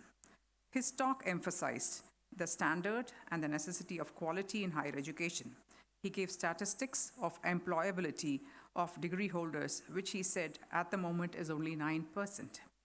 He quoted from the policies or the ideas of Mahatma Gandhi ji Dr. Ambedkar, and Dr. APJ Abdul Kalam. He insisted that education must be application-oriented and not just theoretical. He also focused on the technical skills, competence, value addition, and effective placement. Finally, he highlighted the NEP 2020 policy and the need for its implementation for the betterment of the student community in higher education. Professor Nirmala S. Maurya delivered the inaugural address. In her address, she mentioned that the topic of the conference was very relevant and was the need of the hour. She also focused on the quality of research rather than quantity. She appreciated the milestone presentation by our advisor, ma'am, stating that the mission of the college changed with time as and when needed. She insisted that basic school education is definitely important in achieving higher education. She also spoke of the upgradation of humans with expertise and skill. Finally, she emphasized the need to move from informative to intellectual education. The next session was by Dr. S. Venkatraman, Senior Consultant, UNESCO, who, in his plenary lecture, spoke about UNESCO's vision of higher education. He explained about the 17 Sustainable Development Goals. He also cited that the universities abroad have already implemented this in their curriculum and insisted that we make a step in that same view. He also spoke about the Agenda 2030, which deals with planet, people, prosperity, peace, and partnership. In conclusion, he said faculty and students in Guru Nanak College and outside should learn about the concept of sustainability. In our valedictory function, our Honorable Vice Chancellor spoke about we teachers being facilitators, that we are no longer just teachers who just go deliver lectures or use the chalk and talk method and we come back. He also gave us one instance of how a student got to spend a day with him, and the student picked up the skills of leadership and also understood the challenges faced by a leader and a teacher. He mentioned why it was necessary for teachers to improve on their faculty of learning. He gave an instance of the online classes where we just moved from chalk and talk to the online mode of instruction. It was not teaching per se, but it was just a different medium of instruction.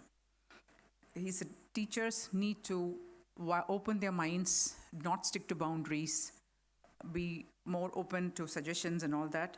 Talked about creativity and problem solving, which was a need of the hour.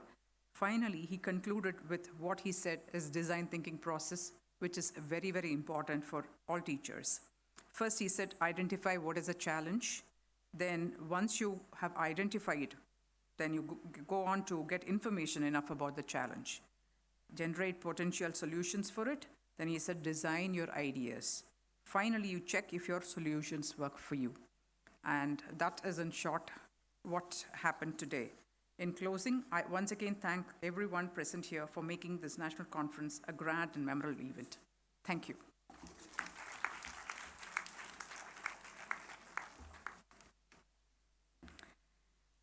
Thank you, Madam, for flashing today's events in our minds once again. We feel so satisfied and elated for having successfully conducted the National Conference 2022.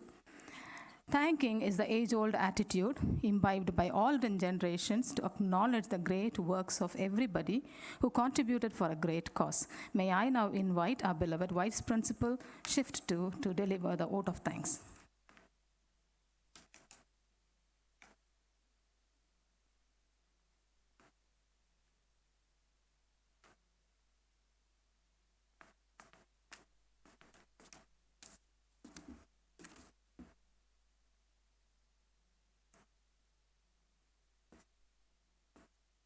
Thank you.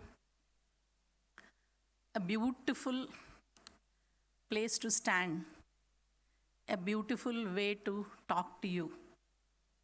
Thanksgiving from the bottom of the heart. Respected chief guest and all the dignitaries on the dais, ladies and gentlemen present here, a very good evening to one and all. I am representing this great institution and I am representing the organization committee as a team member to share my views and to place on record my appreciation for all the good work done. I feel very honored to propose this word of thanks on behalf of the organizing committee, the management, and GNC as a whole. We are all happy and grateful for this successful program. We are all grateful to our chief guest and guest of honor for sparing their valuable time for us and gracing this occasion. A big thanks to Dr. Tiruvasagam, Vice Chancellor, Amidst University, for providing so much value to our audience in the morning. So his speech was thought-provoking, and he is the man for people. He is always called as the Vice Chancellor of colleges. He is a man of words, and he executed it. He is a man of people. I remember to have associated cost reached the weavers. So that was his magnanimity to go into the aspects, problems, and solve it then and there. Thank you so much, sir.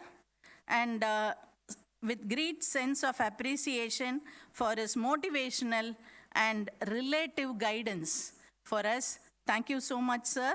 We are grateful to Madam Dr. Nirmala S. Maurya, Vice Chancellor of Purvanchal University. She is from a family of Vice Chancellors, and now we have one more Vice Chancellor here with us.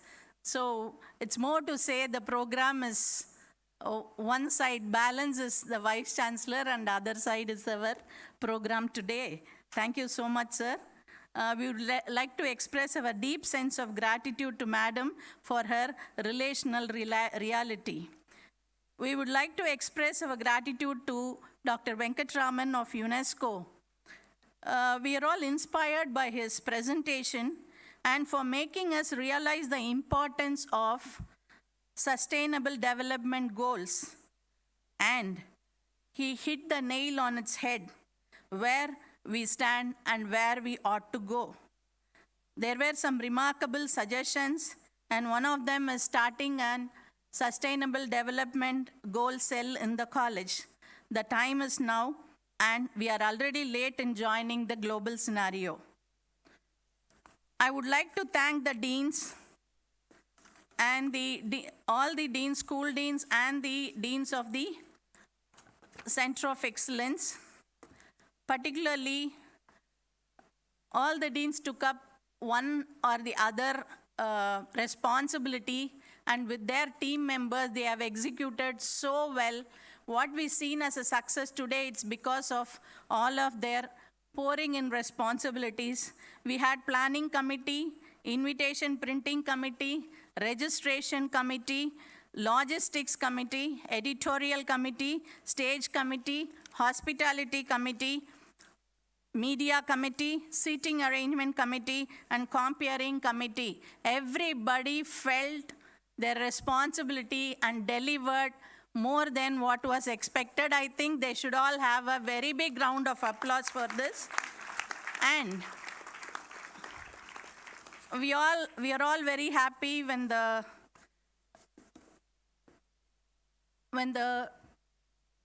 bus or a train we travel moves on. But there should be someone in the driver's seat.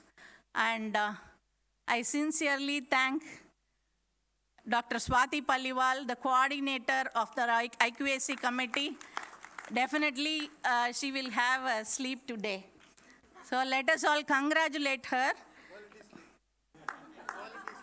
Yes, quality sleep she will have.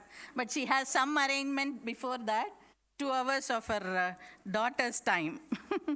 Okay, so this Thanksgiving, I think that with this type of team spirit, anything and everything we can make it. And my special mention about the evening's valedictory functions chief guest, Dr. Muthamil Selvan, Vice Chancellor, SRM University. I think his experience is his success. very nicely he told us what we are doing. And he also told us what we should do. Thank you, sir. So this is something really nice which we will all internalize, ingrain in ourselves and do it, sir, for sure. And next comes our advisor, madam. What a beautiful presentation she did. I don't know how much time she took for it. Let us all give her a big round of applause because her enthusiasm, if we watch, we should all take it that way.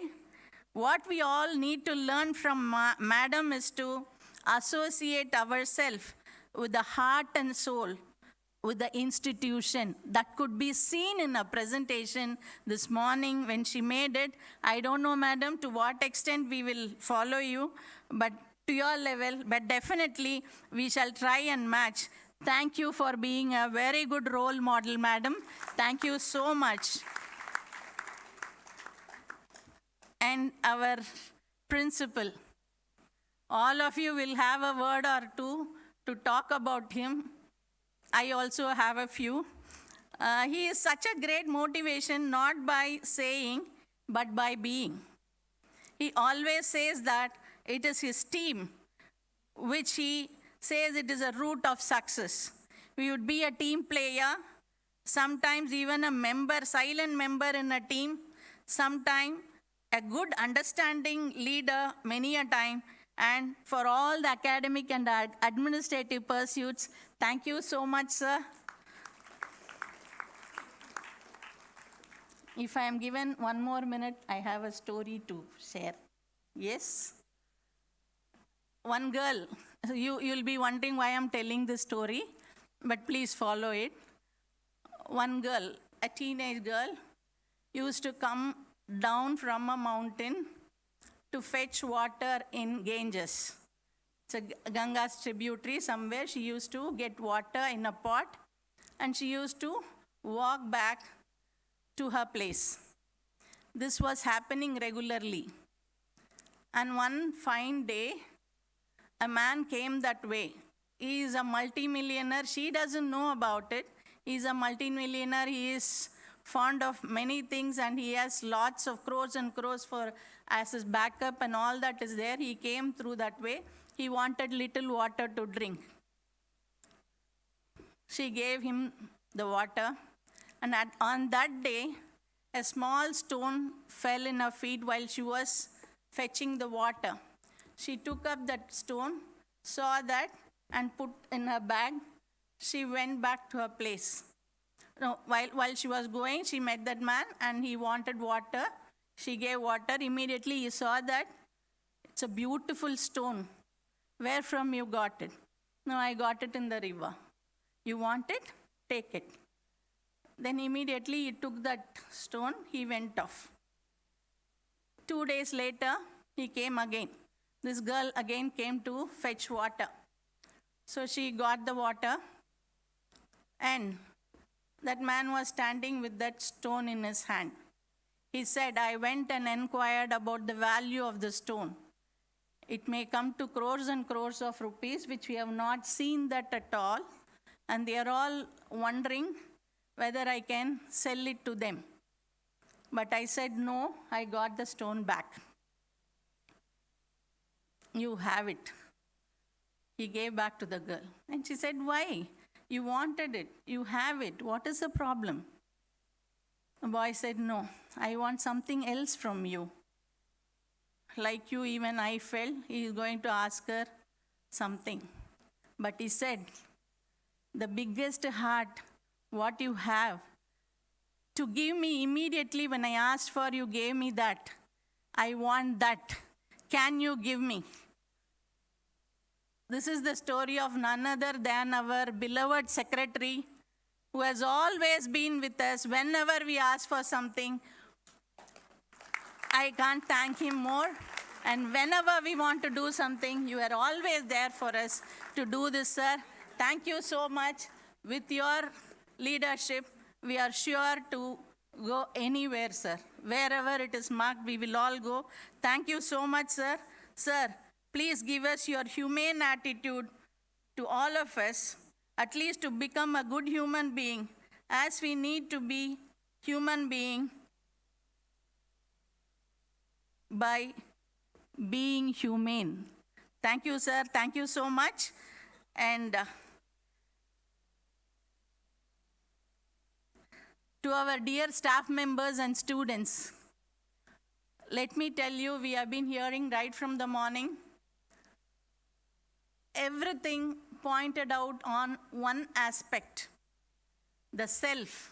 If we are changing, everything we can change. You don't expect a change outside. Start changing, start cleansing yourself. And my dear students, what you want to have, you can have if you are standing on your own legs with your self-esteem, with your self-respect, with your self-discipline. Everything is possible. If you want to dwell more on this, we will have a separate meeting. We will all talk. Okay, thank you so much, my dear staff members and students, my colleagues. And finally, my heartfelt thanks, happy thanks to our dearest Guru, presiding deity, Guru Nanak Devji, for he is with us in all our endeavors. Happy moments, praise God. Difficult moments, seek God. Peaceful moments, feel God. Painful moments, pray God. Joyous moments, enjoy God. Every moment, thank God for life and making it worth living. Thank you, Guruji.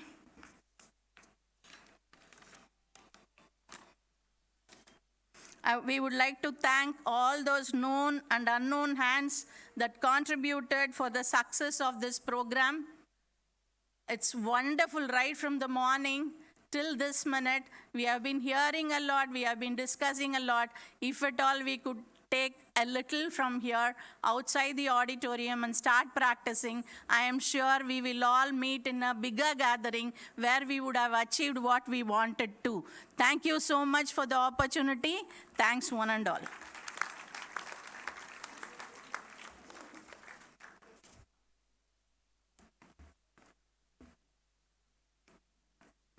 Thank you, ma'am. I invite our beloved principal to bestow the token of appreciation for the successful conduct of the National Conference 2022. My dear friends, I would like to add a few notes on this national conference. The moment the conference was conceived, the date was conceived, we had a meeting in the General Secretary's room with the advisor, me and the team. I used to say that my team is honeybees. We used to call honeybees how they work. But due to the pressure, we know, sir, we are going to face this NAC peer visit team. We don't know the date, uncertain. We have to face the extension autonomy visit by UGC. And we have 3 convocations to be done. We have to celebrate Golden Jubilee. And so many other events are there, but we are not sure on which date we have to confirm the conference. And finally, we came to a conclusion with a lot of difficulties and meetings and many days.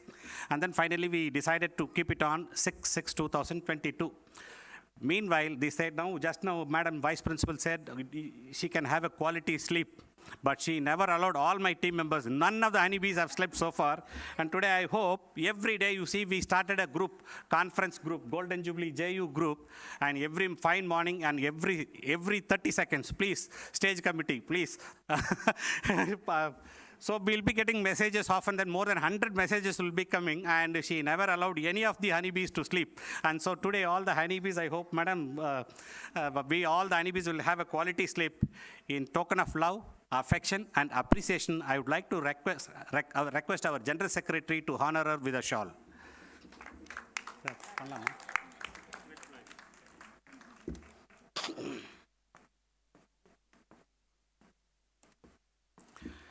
Madam, best conduct. We have conducted a seminar very well, Madam, with a lot of appreciations. Let us all give a big hand to her. Now I request our advisor, Madam.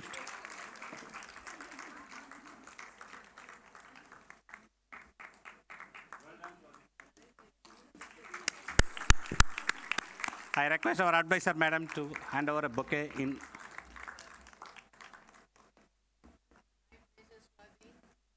Thank you, madam. Best wishes and congratulations, madam. Dr. Swati ji, thank you. I'll have a photograph.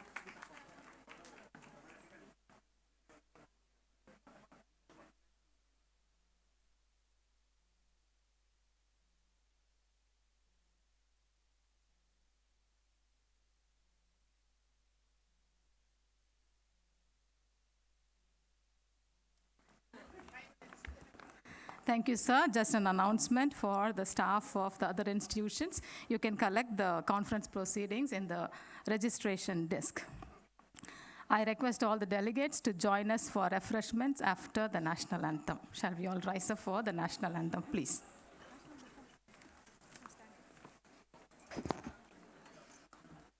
जनगण मन अधिनायक जय हे भारत भाग्य विधाता पंजाब सिंध गुजरात मराठा द्राविड उत्कल बंगा विंध्य हिमाचल यमुना गंगा उच्चल जलति तरंगा तब शुभ नामे जाहे तब शुभ आशीष माहे गाहे तब जय गाता जनगण मंगल नायक जय हे भारत भाग्य विधाता जय हे जय हे जय हे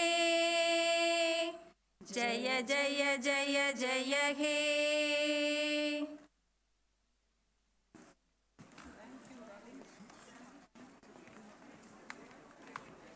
A small announcement. Please wait until the chief guest goes out, and I request all the heads of the department and school deans for wait for 5 minutes.